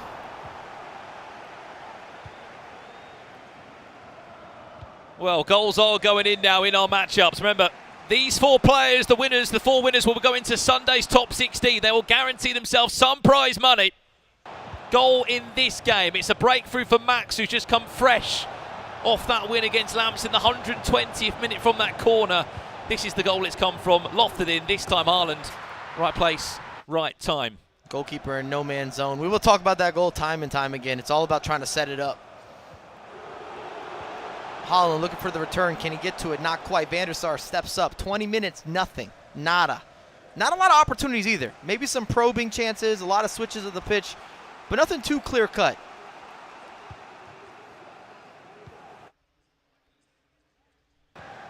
Goal over in this game. Which way has it gone? Dolomite? No, it's gone the other way. Jose Ballion. Oh. Leading by a goal to nil there. Not 1, but 2. I love that. You also don't see that turn nearly that frequently at all. I remember when it was introduced a few years back, but it hasn't been a rotational. It's not included. It's not common. It's a bit of a rarity, and I like to see it not once but twice again. A little more of that free flow. See if Diogo can create something out of nothing. Plays short. Cancelo, that is it lofted in, and it was too whipped. I actually think if it was lofted, he might have had a chance to challenge. You had Rudiger making a late run. Goal over here as well. Breakthrough in the game that just kicked off, and it's gone the way of Adida. Wow. That's nice. Chasita 1-0 down there. Another goal got in. What are we missing? We're missing Nicholas. Leading by a goal to nil. But we caught some big boy step overs on the reverse end with Haaland taking up space. Diogo doesn't look happy about however he conceded it. Entry pass. Kevin De Bruyne. A lot of time, a lot of space. Puts Nicholas up 1-0. I think nearing the 30th minute in this match. And we've had openers across the board. Goals are going in. As we said, 4 players already through to the knockouts on the top 16. Saw them earlier on today. Bryce of France getting through. We saw Dennis, 20 doing well. Redlac finding his way through. And Mani Bashore Who will be the next 4 players to join them on Sunday's top 16? We will find out.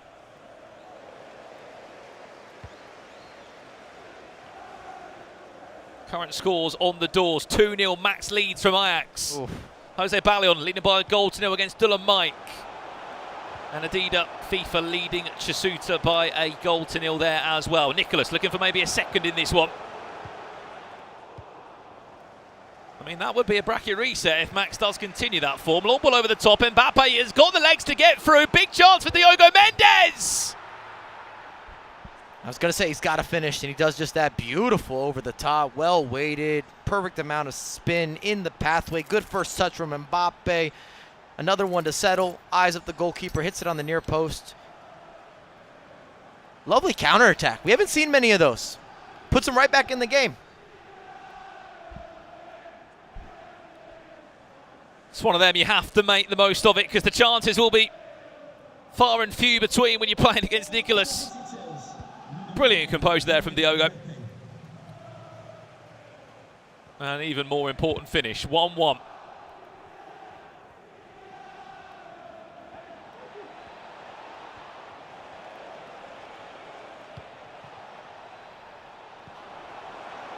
Uh-oh. I think Diogo had it. I think he had it. I think he was surprised that it opened up for him. Didn't need the extra elastico. It's still good offense. You only have a split second to make a decision in some of those. Mbappe's turn to have a running race this time. Does he fancy on a power shot? He does. Van Dijk for a second there, taking the ball away from Van der Sar, but didn't mean too much in the end. Legit end-to-end. It's just what we want though, isn't it? Qualification matchups these are. Not to the Esports World Cup, to the top 16. Into the prize money. $2,000 guaranteed. He's on. Havertz, he is. Into Haaland, it just didn't fall nicely, did it? It fell into his chest. Oh, that's a terrible touch. He beat the offside trap. The ball didn't go with him, it fell behind him.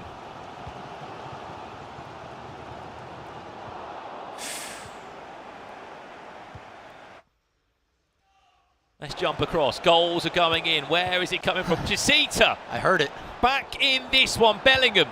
Oh. He doesn't mind. He will continue to recycle it around, send it round the goalkeeper in the end. He was fortunate to get it back in the first place, but made the most of it. Good patience, but that is quite the bounce to put you into a position to work with it. Comes off both the defenders and falls right to Jude Bellingham. Well, we teased bracket resets maybe happening for the players that have come through the lower bracket. There has also been another goal over in Game B. And if you are a Dulham Mike fan, you might want to look away because Jose Ballion is leading by 2 goals to 0 when it came from a corner from here. Erling Haaland with the flick on at the front post. Haven't seen too many of them today, believe it or not. We should remind the people as well. Last time those two faced off, a couple hours ago, 8-1 for Dolan Mike. It's funny what a few hours could do, isn't it? Last chance of the half here for Nicholas. Wins a corner. You can probably understand from corners Nicholas might be quite dangerous. We'll let you know if he scores or not. Goal back here, Marwan.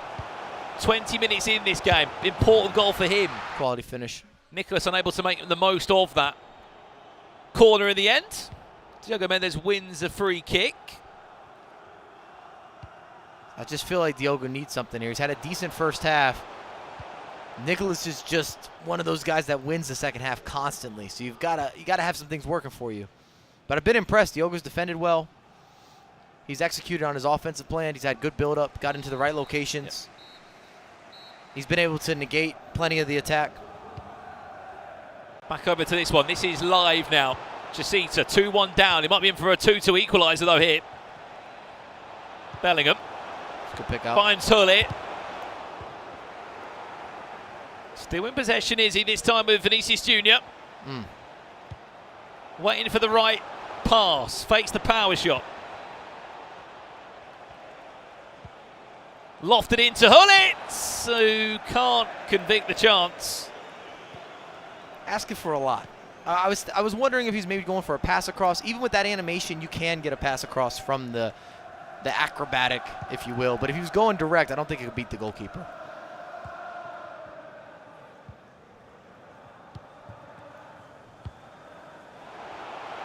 I think he's onside. Surely not. He is. I think So he's much onside. time. Oh, he's got to score that. It has to hit the back of the net. He knows it as well.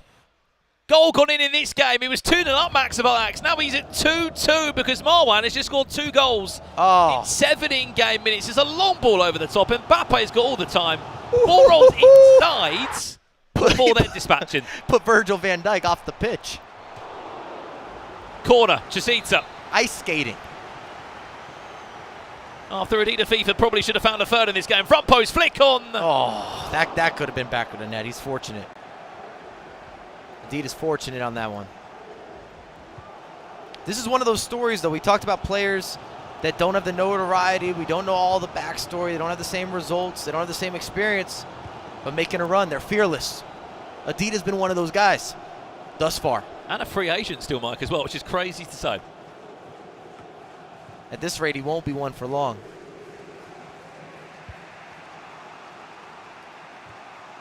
If he makes the top 16, as you're right, even if he doesn't get a ticket to the top 2, if he goes to Sweden, there should be some interest in him for sure. Finesse from distance. Wow. Oh! Wow, it felt good. It looked good. Trajectory on point. All the posts, collect them all. Well, if we can, let's go back to game A, our featured matchup. Diogo against Nicholas. 1-1 is still the scoreline over there. However, there might be one more goal here before we leave it.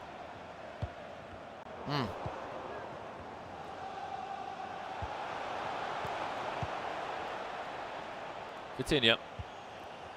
Chasita looking for that equaliser.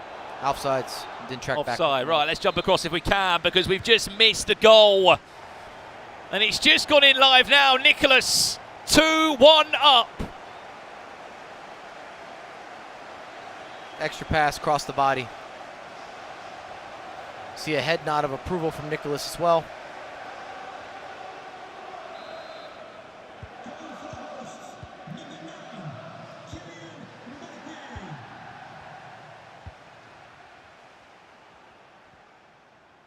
See if Diogo has a response. Overlapping run, a lot of space to work with.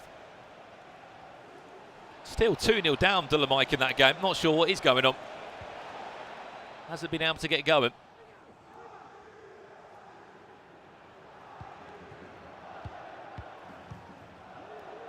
Back to you, Diogo Mendes. Your time to get back into this one. We'll quickly give you an update on game C. Chasita 2-1 down. Unfortunately, finds himself 3-1 down now in this game. Oh. One of the few players to start, Johan Cruyff, as well. Wow. That was dangerously good. The composure, little fake shot, goalkeeper, Stucky. Extra cancellation, didn't it? Oh, the goalkeeper come packed him. on.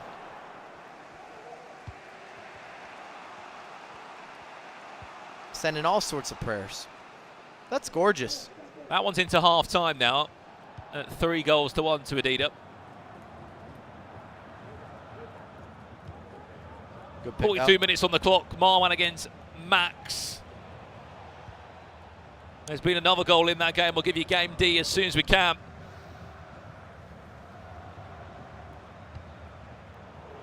It's good defense there from Nicholas.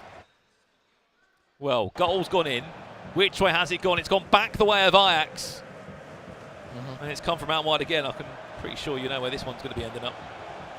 Lofted in. You know who it is. Erling Haaland, 3-2. Ajax leading there with their pro player in Max.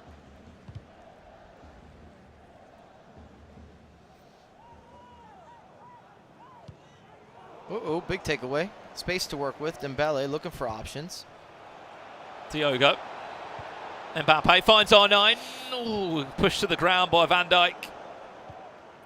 Those are the type of chances, though. If you get there with Nicholas, you're not going to get to that location on a regular basis. It's got to get something on the board. You need to at least be getting a corner kick, putting something on frame. Haaland Yep. into Mbappe. Well Oh. played. Van Dijk once or twice cleared it away. Pause coming in from Diogo. He wants to change something up in these last 25 minutes. Good step. Room for a counterattack here. Can he find the passing lanes inside? Can he find a gap through? Tries to step over again. Blocked. I don't mind that. I think that was creative. It was direct. Took a chance on it. Keep an eye on Haaland. Or the back post if he wants to go there instead. Step Oh. over inside. Nicholas! He didn't need anyone else. And sometimes that's the difference there. Was more of a decoy run, if anything, from Haaland and at the back post. Just nasty. Another goal here. Added time of 1 minute. Equaliser for Marwan. 3-3 in this. 6 goals in the first 45 minutes. Evenly split. I don't know if I'm ready for it. I just felt like I saw Casper and Mbappe over here roasting, toasting, and ghosting, brother. I mean, you're leaving the defender. He's nowhere near. The separation created with that step over. What's the minute in that one now? About 20 minutes left. We're talking real margin. Real serious margin. We're going ice skating during the summer. Let's find a rink. You'd be lucky to do that, wouldn't you? They exist out here in Dallas. Yeah? Oh, yeah. Dallas Stars. I have no idea where that rink is located. Just, I know they have a team. We can jump around too. I mean, other games are showing up for us as well. I'm interested almost in the Dolan Mike game. He's down 2-0, 63rd, 64th minute. Maybe he can create something in that one. He's shown so much offense on the day. Yeah, it's weird why it's not been proven in this scenario. He's still 2-0 down. He's got 25 minutes left of that game. Yeah, I'm just looking at the clock here. That's the furthest along. Maybe the same actually as this, huh? Yeah.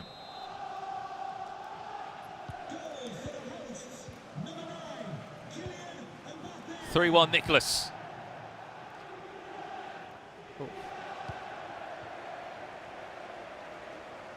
There was question marks whether he was going to make it in time here to Dallas, Texas. He was delayed and arrived in the early hours of this morning.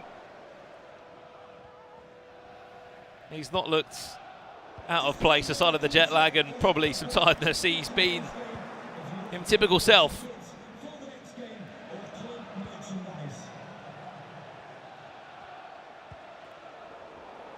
Diogo will still get chances. He just has to take them. Frimpong finds Vinicius. There's that lofted ball into Haaland, who's just stopped in his tracks that time, which is often so hard to do. Oh. Nicely done again. He's just there. I don't know how, but he's there. It's quality defense again. Can't deny him. Well, Max back up to a 4-3 lead here. If he wins that, that's a bracket reset then, that, Mike. Man, and I'm not used to seeing Teo Hernandez burst forward like this. It's happened multiple occasions today where the way he's taken space or split the defense, even as simple with ball roll, little R1 dribble, and he's gone. Out of there. Makes the play, breaks down the defense. Scoot, boot. Doesn't shoot typically, but he finds the extra pass.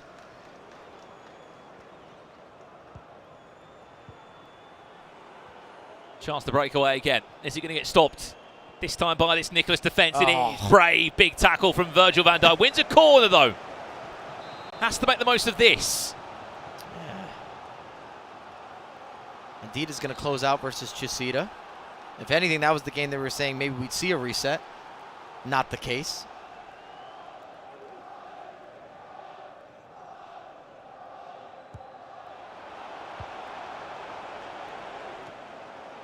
That one's going to end up nicely back to Havertz. Does he fancy it? Ooh. Cancellation out of the volley. Kevin De Bruyne is going to swing out wide. Frimpong, super substitute. Fresh legs, fresh feet. Good knockdown. Diogo goes to pull it back, should be pushing it forward. Need that burst step over. 10 minutes left. As it stands, we've got a thriller. If we're looking at the Max and Marwan game. Well, that would be a bracket reset, wouldn't it? Max was to go and see this one out. He's 4-3 up. Still got time. Has Dolan Mike got on the board, or has it gone from bad to worse?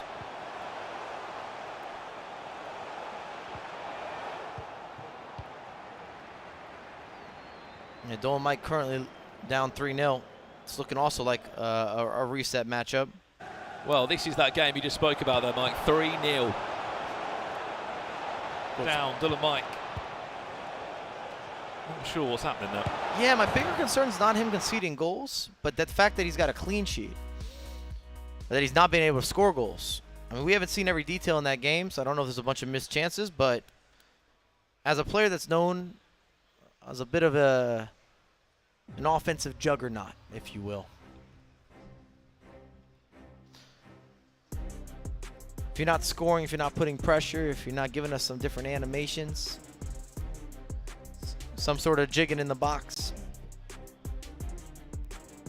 Well, let's jump back over. Very shortly indeed. 6.5 minutes left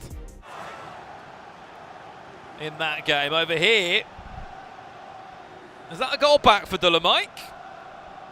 He has opened up his account in this game. How much time does he have is the question. And also, someone else who's scored a goal as well, Mike, to shake this one up a little bit. Uh-oh.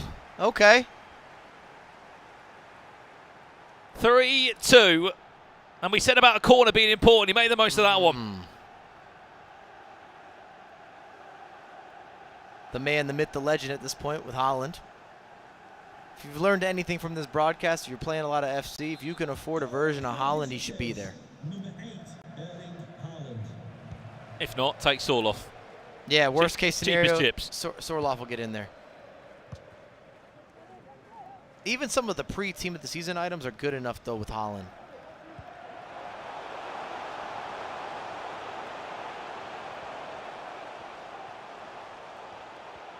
(4-1), Jose Ballion. He's just scored again. Forget that one for now.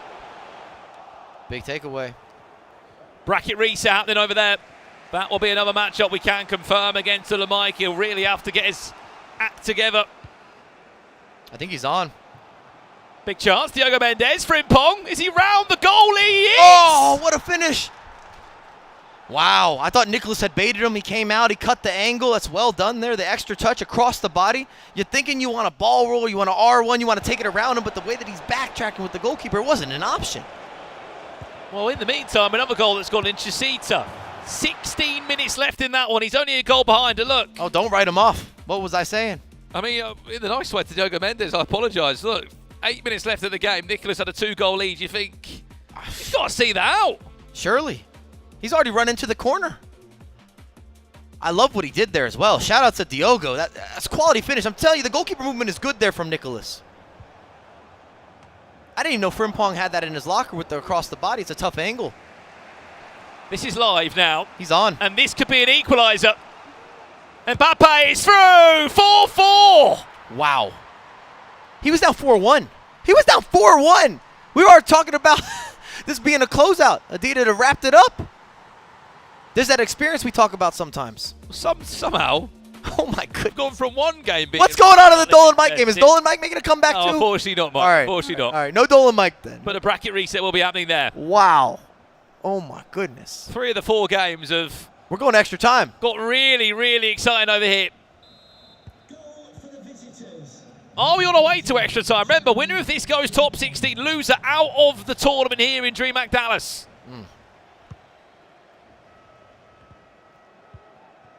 Is there still some ice from Nicholas to show us? I'm sure there'll be another chance. Are you making a request?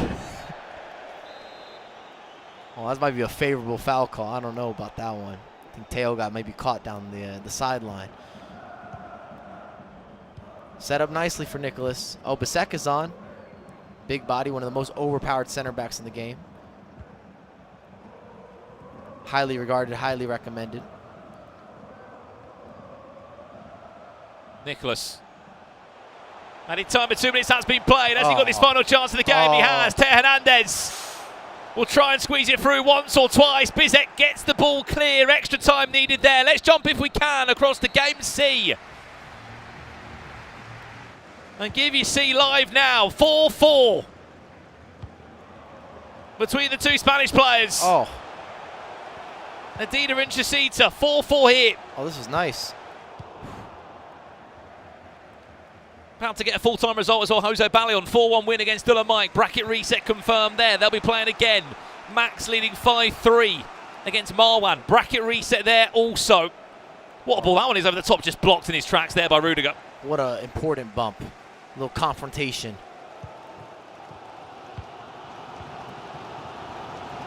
Absolute bruiser. Frimpong is on as well here for Adida. Play a lock. Poor pass. Yeah, but I think it was the right call. Sets it up nicely. Maybe on the ground, if it was an early split. I'm feeling a little spicy. I'm feeling hot in the room right now. A few of these games, I had already mentally written them off. I think they're done. And maybe that's on me. We saw 3 goals recovered in 25 minutes of game time. Unanswered. You see an update there, Max 6-3 up. That match will be reset also. Chasita wins this one. He'll also reset the bracket too. We might even see it 4 times across all of these matches. Extra time has kicked off now as well between Diogo Mendes and Nicholas. Let's see the full-time result for this one first. Someone's going to get one more big chance. It looks to be Adida.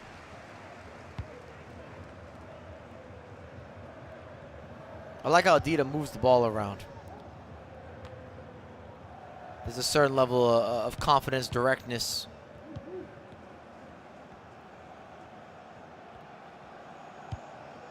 No second guessing, no hesitation.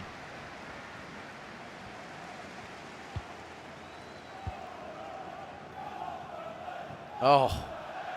Frimpong. Curse of the commentator. Unable to find any luck there. Chasita, back to you. 20 in-game seconds. Needs to get that ball past the halfway line, which he has done. Is he on? Yes, he is. Bellingham. Chance for Chasita. Mbappe. Wow. Pateas tries to punch it. Extra time needed here. Let's get back to game A if we can. And quickly, he's probing. It's in extra time. And this is live now. 96 minutes on the clock. Vinny. Here's Diogo.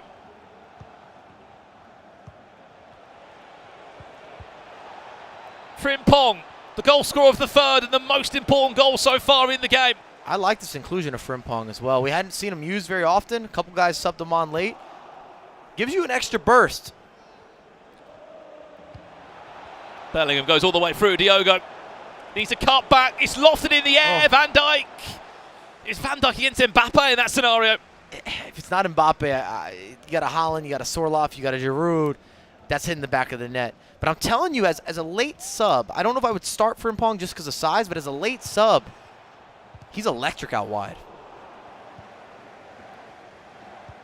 Gives you a little bit of a different look. Maybe more wingback than fullback in many ways, or more winger than fullback. Well, it looks as if he's been subbed off on the side of Diogo. It's Cristiano Ronaldo that looks like he's come on.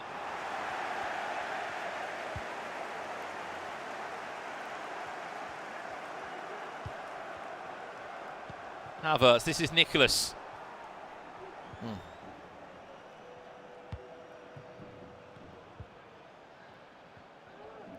Dispossessed again. Diogo's played this first 15 of extra time really well. He doesn't have anything to show for it yet. That's the problem, isn't it? You can play well, but if it's not affecting the scoreline. Nicholas does a good job at this as well, where he technically is getting outplayed, but you haven't done anything. Mbappe drops the shoulder. Wow. That could have been maybe a penalty shout. He got to fall. He's got to fall. Or there's got to be a slide tackle, something. No. Huge switch of play. Is he going to get there? Yeah, of course he is. Havertz. It's open. Hansen. Back to Cristiano Ronaldo again. Ooh. Tell you, we're seeing some details. You know, it's all about the details. We're seeing Diogo play at a really, really... Yeah, this is the best we've seen him play today for sure. top level. He's had to bring his A game. And by God, he has. I mean, we're looking at the technicalities, the specifics, the particulars. I like what I'm seeing from Diogo. Dolomite got to show us something too. Well, his match has just kicked off again, Dolomite. He's in a repeated matchup. He lost 4-1 to Jose Ballion, so the bracket reset there. And I think, to a certain degree, I think we wrote off Jose. No disrespect. We just said Dolomite won the last one. We know him well. Came out with a statement. Oof. I mean, that's inches. Half second there. Have to see a completely different performance from him this time round, don't we, Mike? He just wasn't at it, was he? He scored his first goal, I think, in the 80th minute. And as you said, for a player that was scoring so many goals on the build-up to this grand final. It's also what he's known for. If you tell the Dolomite story, if we made a documentary, it's not about the defense.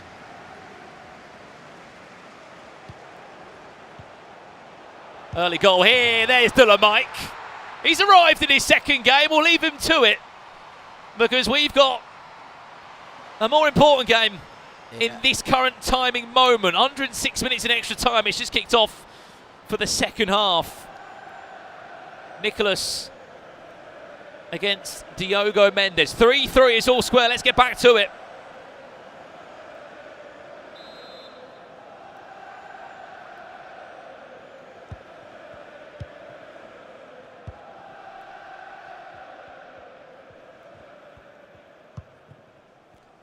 Well, back into this one now. Big chance for Nicholas as we join it live. Pateas, well played there by Diogo and Virgil van Dijk. What a challenge.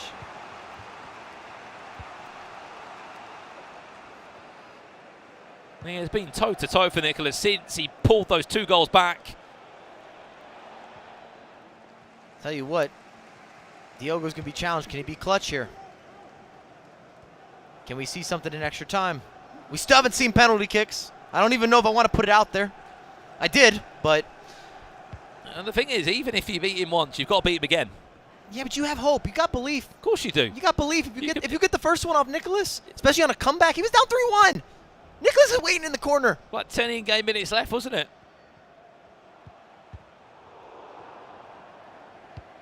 Extra time's also kicked off in the Chesita game. It's a good ball. Against Adida. 4-4 that one in normal time. 30 more minutes needed. Wow. Nicholas. Mbappe step over. Went for the slide tackle-esque scoop finish. That one was blocked. I think that was smart to slow it down there. Diogo thought about going forward. It's unlikely you're going to catch Nicholas on a bunch of counterattacks. We did see one over the top, though. It's been the man of extra time here. Or maybe the man of the hour, Frimpong. Frimpong and Bisek, 2 defender subs. Goal over in this match here. Max, who's forced the bracket reset, has gone up by Colton. It was R9 at the back post. Let's get back to game A. Featured matchup. Diogo Mendes! Superb! Oh, that was foul. And you see the reworking. You see the step overs. We said he was going to need to be clutch. He's showcasing something different. Outside of the boot, Travella. 3 goals unanswered. Nicholas still has time. I'm just throwing it out there. Still has time and the ball. It's the first time he's led in the game, Diogo.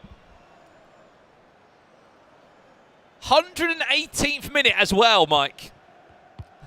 Stays like this, we'll do a bracket reset again. They will play one more time.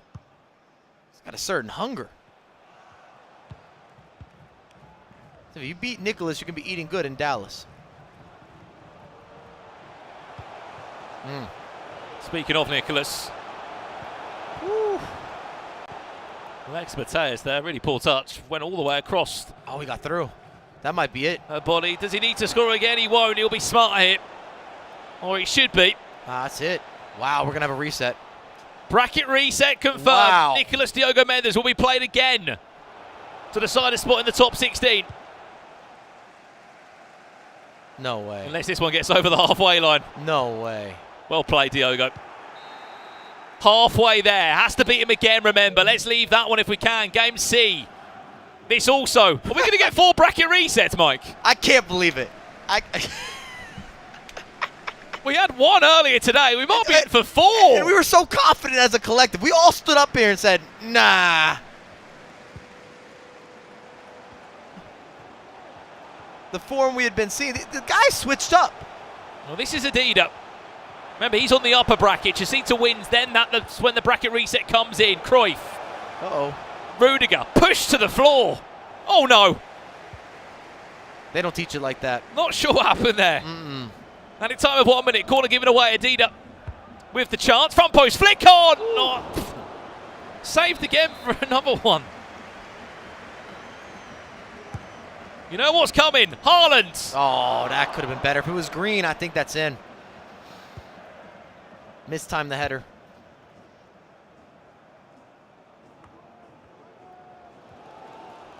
Wow. We still haven't seen penalty kicks. That has continued as a theme. Penalty kicks for a bracket reset or a top 16. I cannot believe we are likely to see complete second games being necessary.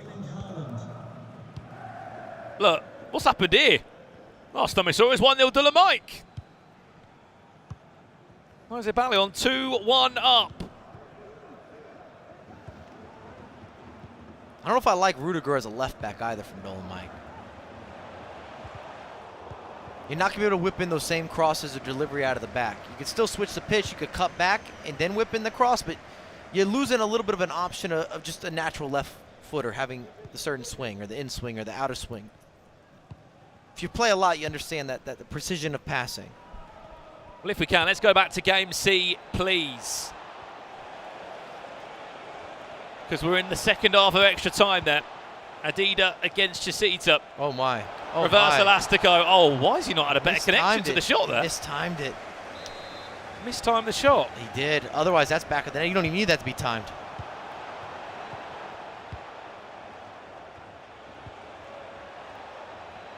Wow.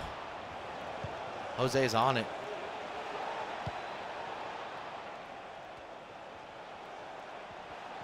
Well, as this chance comes in, we will go back to game C.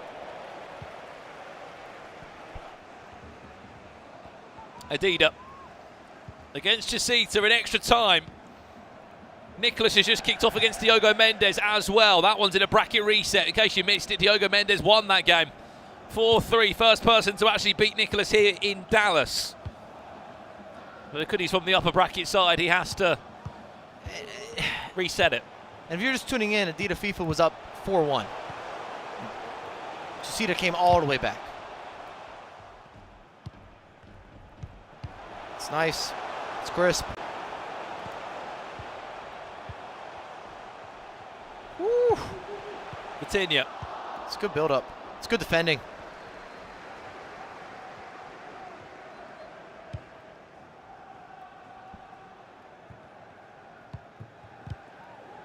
Space to work with. Oh. Cruyff. Brandon, that deserved better. Goes, Step goes back, pulled him. Yeah, he should have got at least a through ball out of that. When you reach, I teach. The space was there. Rude hole, it wasn't committed. Okay. Big win. Oh, I don't think he needed to recycle. Good idea. I think he had the forward. We're talking Chusita here. I think he could have gone forward with the body feint-ish step over. He pulled it back.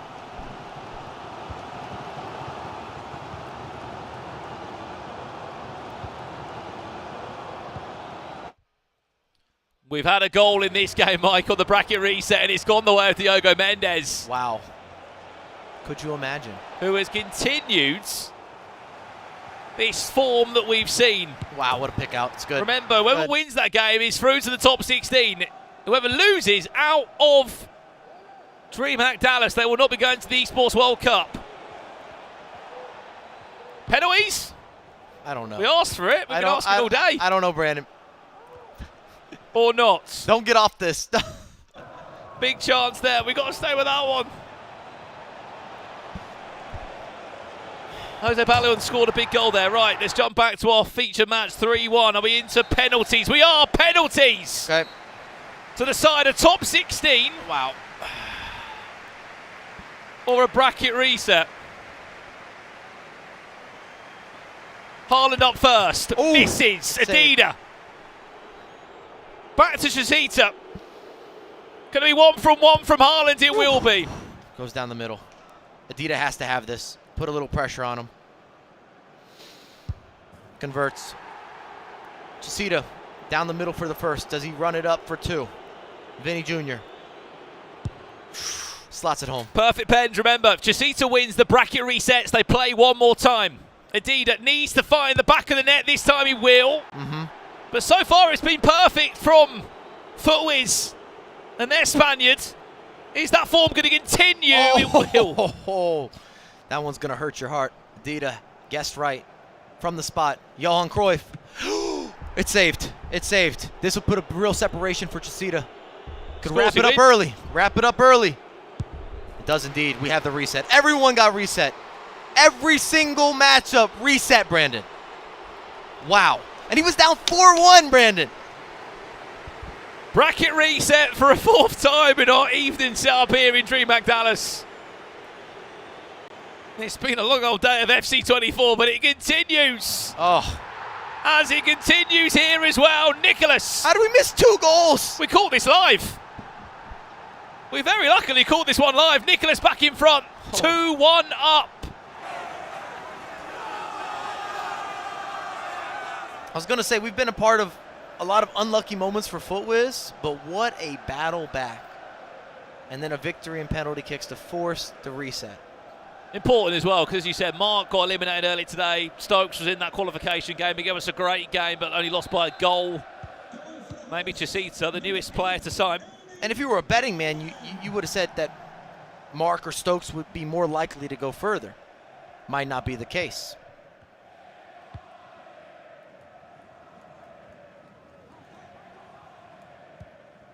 Well, we'll wait for that game to be reset as both players will invite each other again. Adida against Chazita.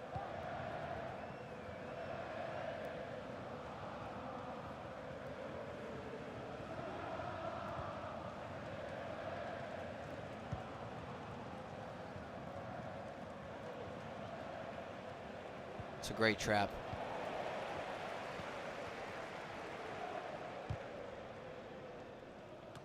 We've got to talk about it as well, Mike. What is going on for Mike? 3-1 down. He's not had to taste the lower bracket at all here in Dallas.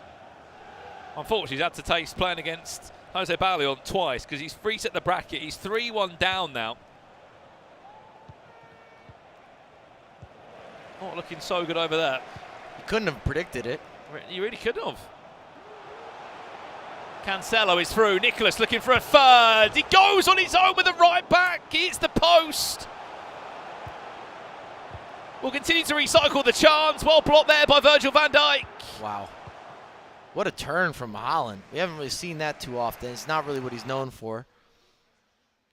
Equaliser over here. Every game so tight. Max. Oh man, Max scoring that. I mean, I don't know how that's got in, but it's got in. Off the back of the body. We're all square there. Bordeaux against Ajax, that matchup. Max might be the best we've seen on corners this far. I think he scored in a corner a game. That's what happens when you hang around with PAs in. Yeah, fair enough. Fair enough. It'll teach you a thing or two. All of these matches, remember, will qualify you to the top 16 on Sunday. It's our final matches here in day one, here in Dallas. Diogo, have you got an equaliser for us? Let's see it. Step overs are pretty. Oh, that was even better. I mean, how can you not be impressed? It's giving you everything. Haaland out wide, I'm saying, I don't know if he could do it. Gives you 3-4 step overs, cuts inside, extra pass, R9 into space, lines it up with the goalkeeper, picks out the proper corner. It's gorgeous. It's gorgeous. And this is top flight FC here between both of them. Well, this is live now. You've been crying out to see Marwan. We got him on. The Moroccan of Bordeaux.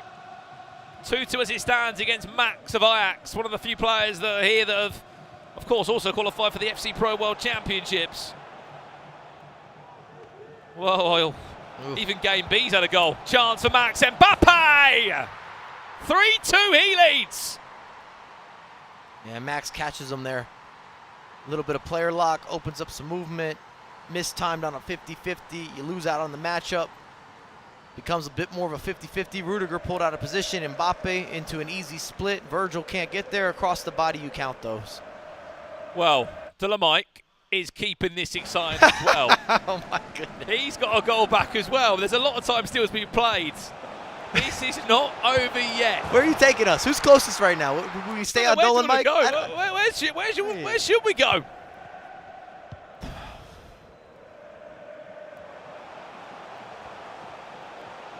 Does Marwan have a reply? I think he does. Oh! Done very well there, Rudiger. Another goal gone in the game that ended on penalties about 5 minutes ago. What a switch.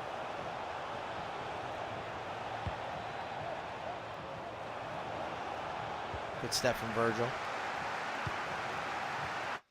And if you're a Chasita fan, look away. He is unfortunately 1-0 down. Long way still to be played, but this is a minute 20 into the game. Oh. Dida scoring that one with Cruyff. Look at the tiki-taka. First time passing, everything well weighted. A little extra assistance. Regardless what happens, I'd like to say that nothing that we're seeing from Dida is accidental. It's purposeful. The way that he goes forward, easy on the eyes. I mean, where do you want to go, Mike? I think I want to see what's happening with Dolan Mike. You want to go Dolomite? Let's go Dolomite. Game B if we can. If you're giving me the request, I'd like to see. Max? Because I'm confused what's been happening with him. He hasn't been in the game. Max has just scored. Max has just scored. We left the game. Max is 4-2 up. Don't worry. You asked 4-2 me. up. 29 minutes left in that one. Still 2-2. Nicholas against Diogo Mendes in that one. 1-0 to Adida. Woo! Against Chasita. Into a pause we go there. Dolomite only 3-2 down. Maybe I timed it wrong. Let's go over to game A. Because there's just been another goal here. Oh, goodness. If you look away for a minute, you'll miss a goal. Nicholas back in front. Pass across, tap in for Holland. Whew, this has the making. I didn't know this would go the distance. None of us knew this would go the distance. If you stayed up with us this evening, you will not, and you have not been disappointed.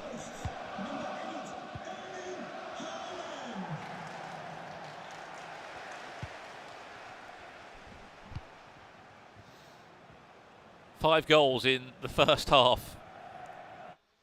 Wow. Between these two. Another goal gone in here as well. It's 2 goals. Knew it came from this counter-attack here, but Mike, just look at the composure here when you get through with Haaland. No, he doesn't go with Haaland instead. As you pass. do. As you do. All right. What's Dolan Mike's game in? 70th? What minute are we in? Yeah, let's go Dolomite if we can. Game B. Trying to manage time zones right now, or timelines. I think a lot of these players are trying to manage time zones as well because they're extremely jet lagged. Let me get a chronograph one time for the one time. Here we go. 20 minutes left. We'll stay with this one for a minute because Dolomite only needs a goal.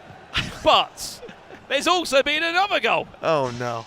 In game D, Marwan has pulled one back. This is 4-3 now.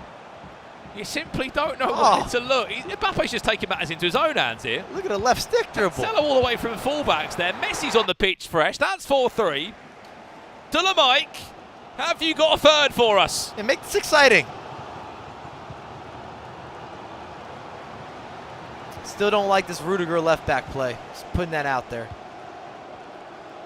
If you have just joined us, all the players that came through the lower bracket have forced a bracket reset. We are looking at a repeated matchup in our grand finals. Here's Dolomite, Mbappe into Haaland, deflected off the post. It nearly went in. Wow. Oh. I don't know if I've seen a foursome like this. where all the games have been down to the wire, all bracket resets. Still Dolomic. Looking for that all-important equaliser. Vinicius. It's good defense. Aggressive on the tackle it was from Jose Ballion. Still not really dealt with it though, because it just continues to come on, the pressure from Dolomic. Step over exit was nice. Arajo, well played. What a challenge. Half time as it stands between Nicolas and Diogo Mendes. 3-2. Nicolas is in front in that game. Adida 2-0 up against Jacinta. Max of Ajax 4-3 up against Marwan. 15 minutes left in that one. You can see the scores coming through the top side of your screen. This game's a little rambunctious, it's got to be said. Not a lot of possession. Attack, attack, attack. I attack, you attack. I'm not complaining, on the record.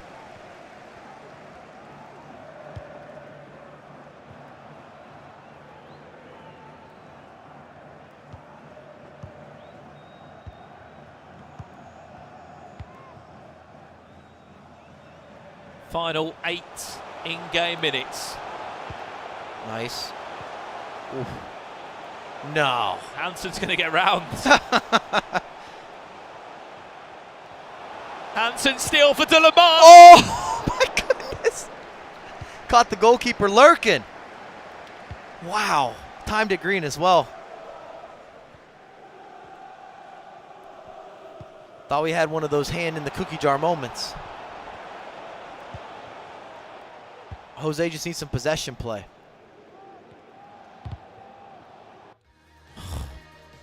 Goal in the other games. It hasn't really made it any more interesting. There's actually a few pullaways, if anything. Game C, Game D. Where do we go first? Game C, this is live now. This is 3-0. We missed the goal in the game. Adida might be on for goal 4. Oh. Very nearly was. Game D, goal there as well, or if not, we'll just check in.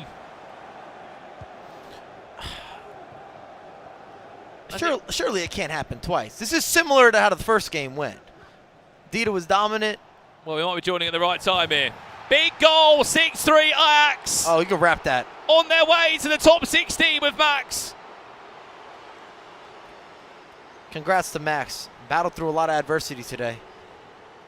Been a painful bracket for them two on the right-hand side of your screen. They're both in the same bracket, Marwan and Karim. They both play for Bordeaux. They've been teammates this season. Right, let's leave this one. Let's go back to the Dolomic story, Game B. So that's a completed reset then. Max coming from the bottom, battling through. Not only forced the reset, but he completed a handshake deal. First player to do that, isn't it, today? Put it on the board, confirm it. 5 in-game minutes for Dolomic. Oh. What a win that is, Hansen. No way. Could be a 3-on-3. Could be a fresh Cristiano Ronaldo. Could be Mbappe for Dolomic. What a tackle! Oh my God. It's sublime. It's superb. It's absolute. He had to be perfect. And he was. What a chance. I can't believe that challenge. Unbelievable. He will hold on and he'll hug this ball. Because there's $2,000 on the line in all these games as well. You go into the prize money. The prize money kicks off on the top 16 on Sunday. Uh-oh. One more. One more roll of the dice. Oh, great read. It's got to be said from what we've seen, Dolomic probably deserved it. At least to get an equalizer. Hello. Mbappe! Oh! 3-3! Dolomic is still alive and breathing. What are we watching, Brandon? What are we watching? At this point, I don't know. Oh my goodness.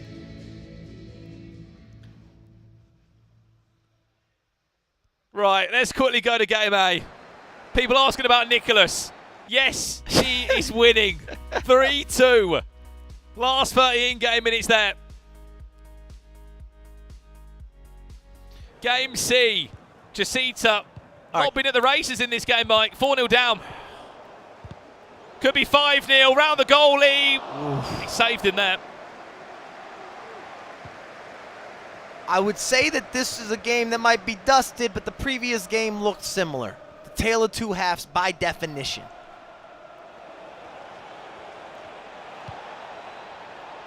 All the way through. Needs a goal, Chasita. Needs something to just build some confidence back. There it is, Bellingham. Oh!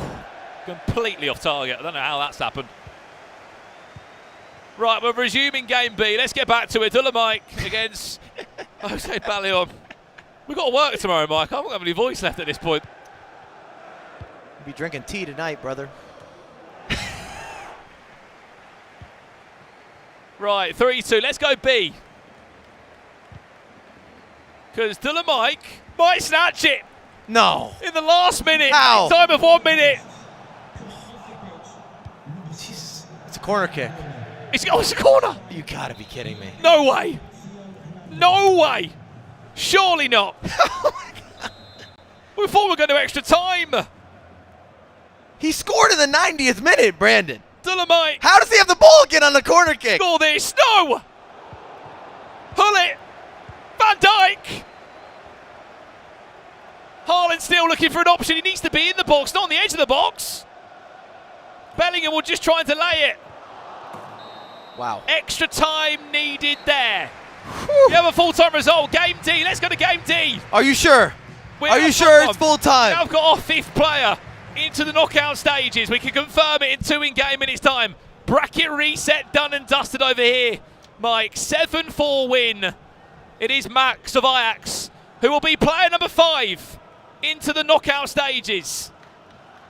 120th minute winner against Lamps to get himself into this game. GG's all round there. I don't know. He is in to the top 16. $2,000 guarantee. Right, congratulations. We're leaving it because we're going to game A. Okay.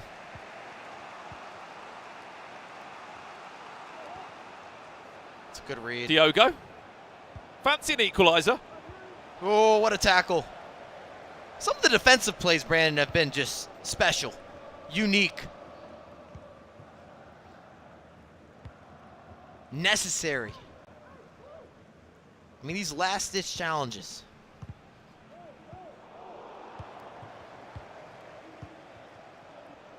Space to work with. 3-3.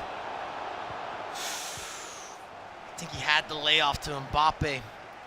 Could have kept it going forward, a little more free-flowing. Chance for Nicholas. Down that dangerous byline, Nicholas creates a bit of breathing space. 4-2 up, let's go to game B. Extra time. And you see that mastery of the player lock. Walk it all the way down the end line, little switch, pull him back, onside. Well done from Nicholas. Extra time here for a spot in the top 16. Dolomite. Cristiano's on. Scoring in the 90th minute. Step over the nice Mbappe. Good Corner goalkeeper 1. movement. Great goalkeeper movement. Quick corner as well. Can we get a shot count for these guys? I need to look at the stats. Whenever this ends.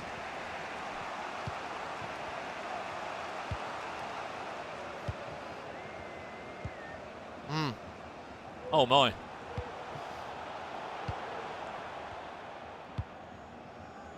Now the game just swings.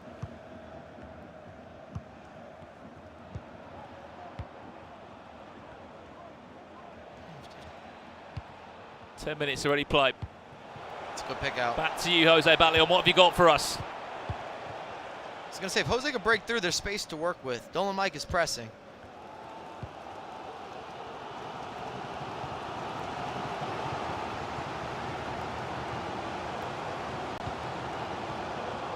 Nice switch of play.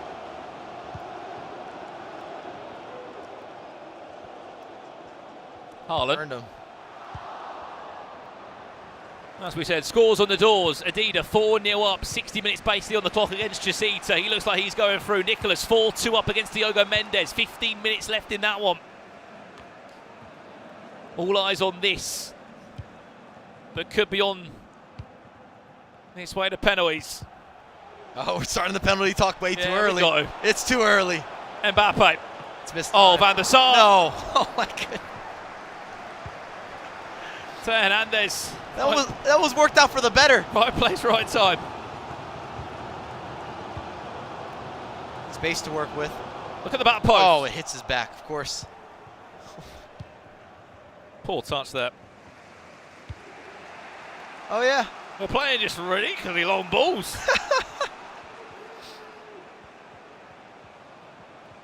Can you find options, João Cancelo? He does. Possession changes hands. We've had a goal back. We'll let you know where it's gone. Half time here. Game A. Goal back. Diogo Mendes has scored. 10 minutes left. If you are just tuning in to the broadcast here, live from DreamHack Dallas, this is our last round of matches for day one. By the end of this, we'll know 8 players that are in the top 16. No. Tomorrow we do it all again. Diogo Mendes, are you looking for an equaliser? He might be on for one. No. I mean, this is improbable stuff.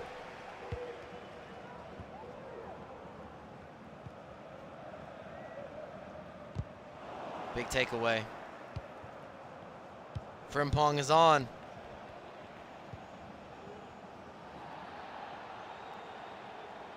It's coming back. No.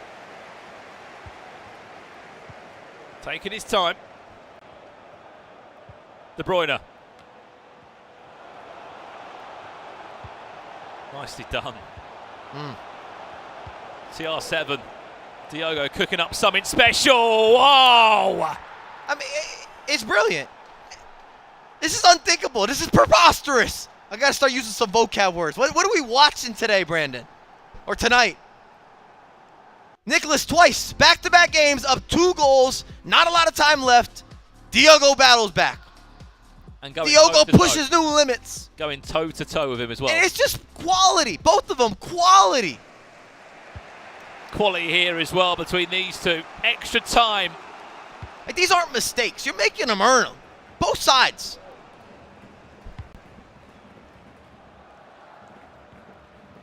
We're not talking about feeling some pressure. They're rising to the occasion.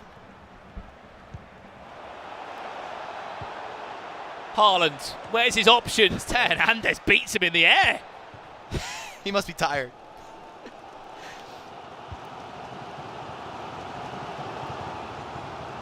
Both games drawing. 3-3. Look at the space here for Dolomites Hansen just to run into. He's been offered it. Out of all the options, I'm surprised we went with the long shot. I guess you were teasing it, lining it up. We have seen some of those go in for Hansen today.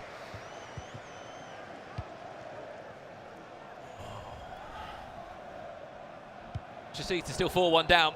70 minutes on the clock in his game.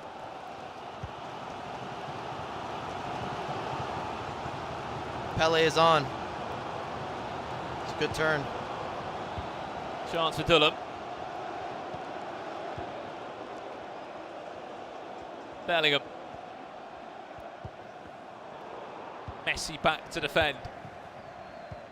We've got closing stage. Honestly, we've got both games in closing stages here. We've got 88 minutes on the clock between Nicholas and Diogo. We've got 3-3 here. I don't know where on earth we should be looking. I'm going to take a risk here. Do we go to game A? Come on. We're going A, because it's last attack. It's last attack of the game for Diogo. Any time of 2 minutes. Hold it a little bit longer. He's got to make sure it's the last touch. There it is. I'm looking at game B at the same time here. Both are in the last attacks. What's he going to do here? Extra time needed. Right, leave it. Let's go back. Game Go back, B. go back, go back. Quick. Any time there. We're on our way to penalties, baby. It is literally the last attack here as well. Okay. Take us, Brandon. Any time of 1 minute. Dolomite, have you got ice in those veins? If so, let's see it now. Hansen lofts it in. Haaland all the time in the world. What's the save from goalkeeper Czech? movement. Wow. Penalties to decide a spot in the round at 16. Here in DreamHack Dallas, up steps first. It's Dolomite from the spot who does score. Jose, over to you, my friend. Perfect pens, 1 for 1. Back to Dolan Mike. Cristiano from the spot was subbed on for this. And he converts, goes up top. All right, Jose. KDB. No Same one's read. missing. Same read. $2,000 on the line, top 16 on Sunday's final. Dolomite scores, 3 from 3 for him. Mbappe and Jose Ballion still all green, 3 for 3. Both went low and it went up top. Pele. Up the middle again, back to back. Jose, what are you feeling? We haven't seen them really go low. They've been up top. There's the read. Misses. There's the save. Dylan Mike to take it home. To take yourself into a top 16. Has to score this one to stay alive. Jose Ballion from the spot. Misses. Dylan Mike in the top 16 here in DreamHack Dallas. Whew. It's what he does. Swap us over. Swap us over to game one. Hey, game. Wow.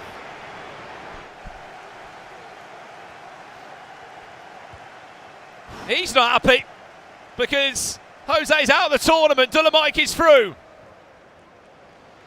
And we got the, right, we we've got got more things to deal with here, Mike. Where are we going now? You know where we're going. We're here. We're here. Somehow, by the way, in the other game. I know, he's going to do it. Yeah. Okay, I just wanted to be clear. Like, update the people. They haven't seen it in a while. Update the people, Brandon. What you're seeing? He's got scored a goal. He's 4-2 down. There's 10 minutes left in the game.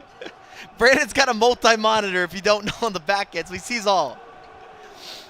8 minutes left in that one. I wouldn't be surprised if Chasita kept us guessing in that game. Extra time here. This is Nicholas against Diogo. Only one of them can be in the top 16.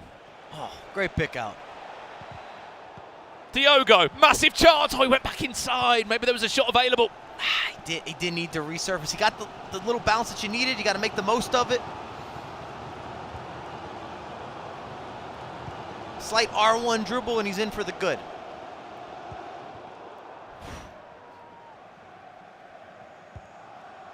In case you missed it, headline news, as we said. Max from Ajax is in the top 16, just confirmed. Dolomite with a penalty shootout win after such a poor first game as well, Mike. He was down in the second game.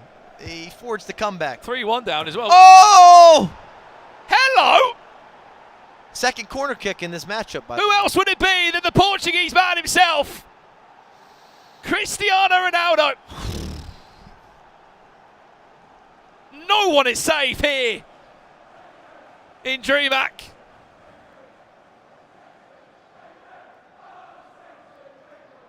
I'm not going to be able to get any sleep tonight.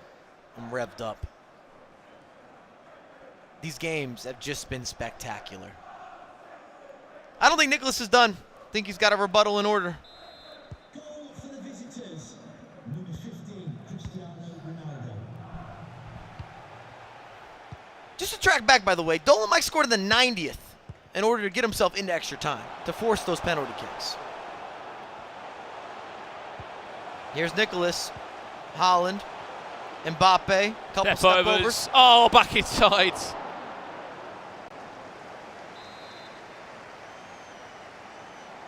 Nicholas, always so good from set pieces. Can we see it again? Saka get there.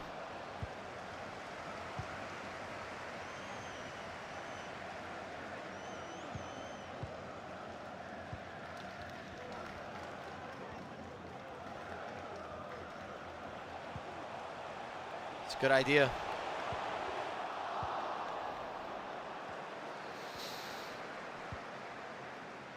Frimpong with the switch. You see Nicholas in a full-out press now. He's taking away a lot of options. Still another 15 minutes to be played, remember, in the second half.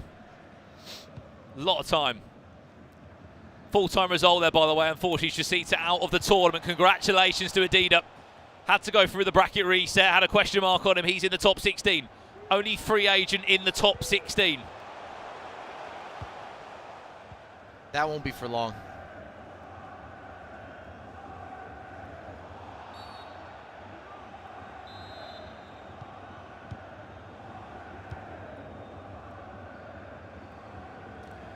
Last chance of the half. As it stands, of course, still a long time to be played. Nicholas could be heading out of the competition here.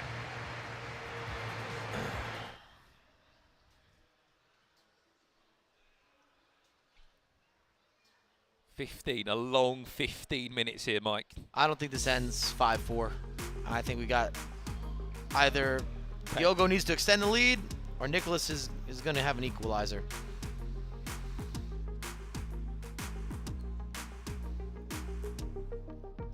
If you are a fan, which you are if you're on the live stream, of competitive FC, watch these matches back. Diogo versus Nicholas, regardless what happens next. The way they have adapted, they've pivoted, they've created comebacks, the goals have been scored, the variety, the build-up play, the pressing, everything is just spot on. You can tell they're elevating. Well, as we said, Diogo was 3-1 down in with about 80 minutes on the clock in the first original matchup. We thought it was done. He didn't. He was down 4-2 in this game. You said surely not again. Oh my, that's a gift. That's an absolute gift for Nicholas with Haaland. But can he make the most of it? That's the question. No, he can't. Well played.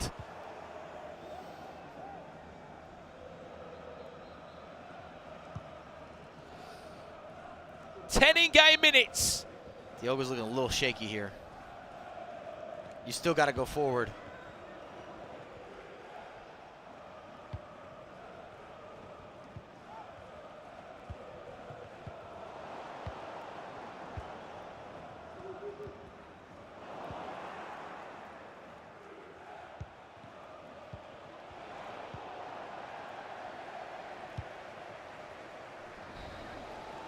Just taking a breather. The tension in the room is real. Look at the right back run all the way on the opposite side. Again, Diogo Mendes deals with another swarm of Nicholas pressure. As it stands, it will be Nicholas leaving the tournament. In case you missed it earlier today as well, Mr. Sari also knocked out the tournament here in DreamHack Dallas. Some of the big names not making it through to that top 16. If he scores another one now, it will certainly be job done for Diogo. Look at the space around here. Vinicius goes out wide.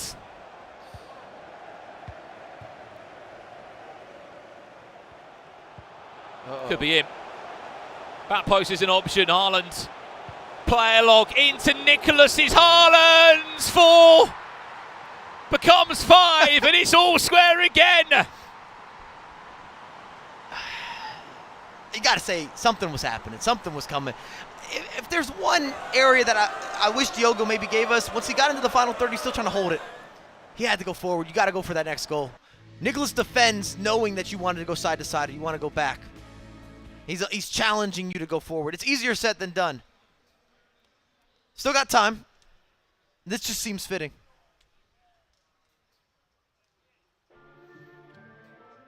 Five more. I believe each player is going to get one attack here. Diogo will have his chance, and then Nicholas will have his opportunity.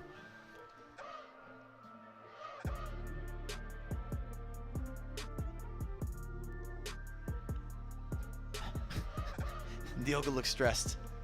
He's been battling. You have. This is gone through it, haven't you? You've gone through all the emotions. Mental warfare. Nicholas looks like Nicholas. Do you remember when he wore the heart monitor? Didn't move. I remember that, yeah. Yeah. They slapped the heart monitor on Nicholas. Didn't move. If anything, it just went down. And the Iceman was born. Make it official. 5 in-game minutes left to find our last player from day one in the round of 16.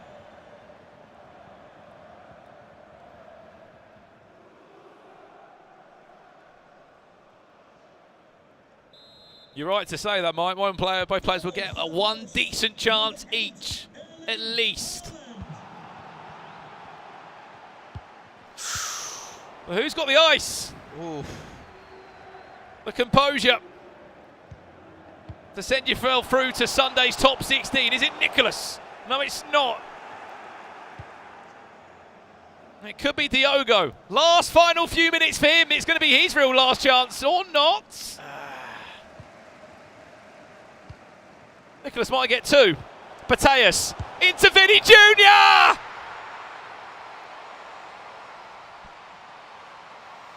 He just keeps on giving. It looks as if Diogo stopped going forward the same way. He's trying to hold on to a lead. Even when it was drawn even, you have to push on. You have to push forward. A shark can smell blood, and Nicholas is out for it. He's come back 2 times before in this game, in the last game. This would be special. Last attack. Got seconds. 20 in-game seconds gone. Added time of 1 minute gone. It's so hard as well for Diogo. He's given so much across these 2 games. But Nicholas is always there. He's always in the conversation. What a break that is. He's going to win that battle. And he's going to send himself into the top 16. The Iceman still is as cold as ever. Top 16 for Nicholas. Commiserations to Diogo, Mike, who gave such a good game across the 2, forced the bracket reset. He might not feel like it, but Diogo should be proud. The way he battled. And we stood up here on the desk to a certain degree, wrote him off. There's no way you beat him over 2.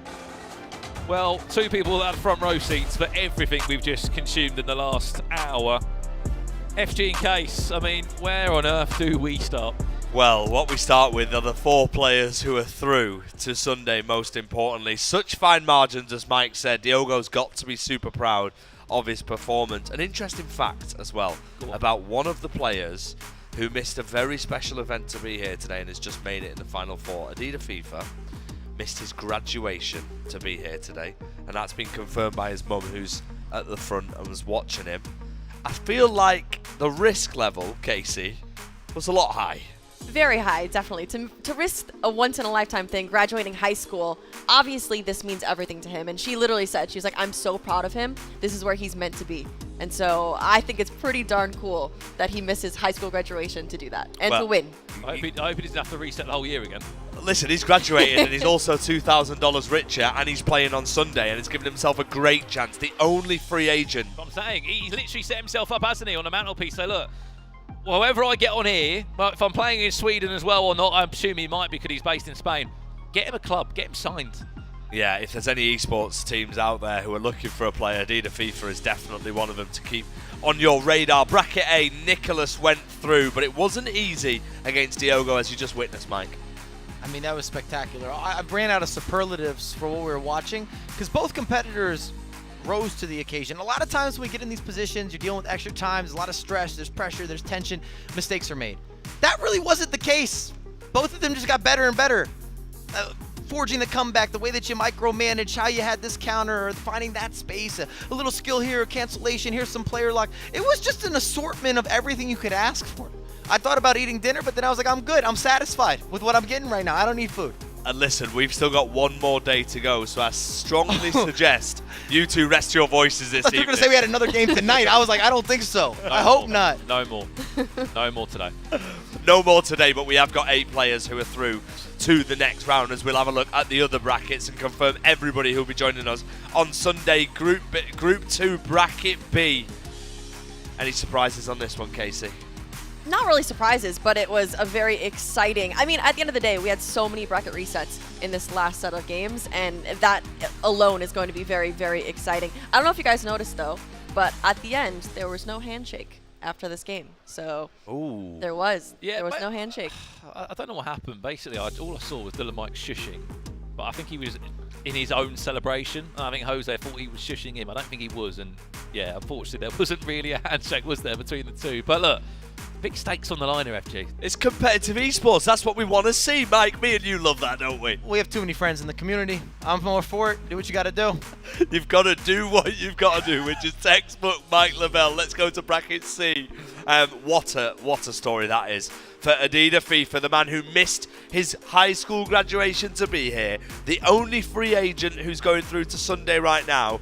And like Brandon said earlier, if there's any esports organisations out there who need an FC player, this is very, very good value. What do we say? That top 16 will have surprises in there.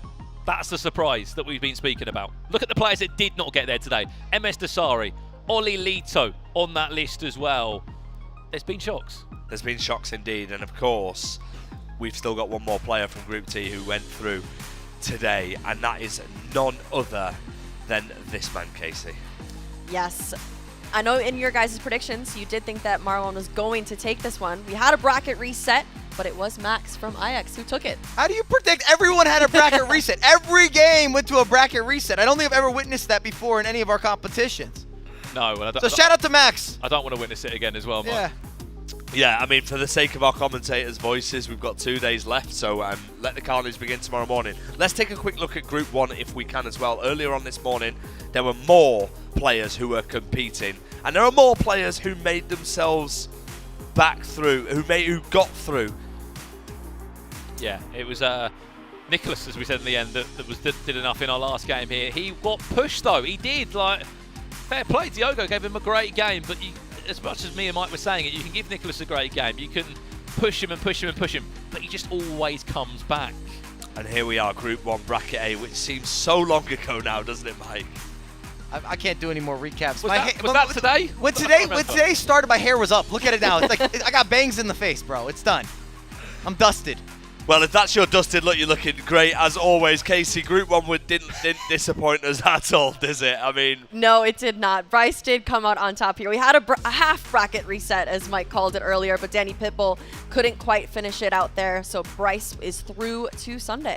He is indeed, and then we go to the second bracket as well, Bracket B, where we saw Footwood Stokes miss out in the final to Dennis. He ended up losing twice to him on the day, which we spoke about. And value for money from Dennis, Brandon. It was, again, mechanically, he just got everything down, didn't he? His corners were superb. He just knew the meta to a T, and that was the difference there. I mean, Stokes so close in that game as well. It was such an entertaining one for me. Probably one of our best grand finals we saw today. Absolutely, and let's move on to Bracket C then from Group 1. Earlier on this morning, we also saw this man, Redlac, go straight through. No bracket reset here, Mike. And I think Redlac did a lot for his stock. I know we talk about players doing well here, and then maybe you're looking at contracts, this, that, and whatever, but coming into this, I think a lot of people knew who he was, but maybe didn't have confirmation of what he could achieve on a LAN. There's a big step here. You qualified for a Sunday. You did it with relative ease. He got the results. He didn't need a reset. He didn't have to double dip on things. He took care of business. And finally, Bracket D as well from Group 1. Manu Bashore, absolutely sensational. A man whose stocks are already through the roof, Casey. Yeah, I mean, he's been dominating so well this year, and that just continued into this competition. Credits to Iago, though. 6-5 against Manu Bashore is not an easy feat, but Manu did come out on top.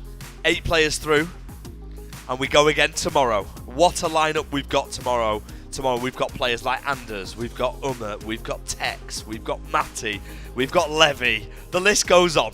Tomorrow is going to be sensational, isn't it? It is. There's so many amazing players, and we're going to run it back tomorrow. Copy and paste today. We're going to do it all over again. All over again, where 8 more players will be fighting for, 8 more players will make it for Sunday, where 2 spots for the Riyadh World Cup will be up for grabs. From all of us here on the host desk, I hope our commentary team get a rest today. And thank you very much, Brandon, Mike, and Casey, and we will see you all tomorrow.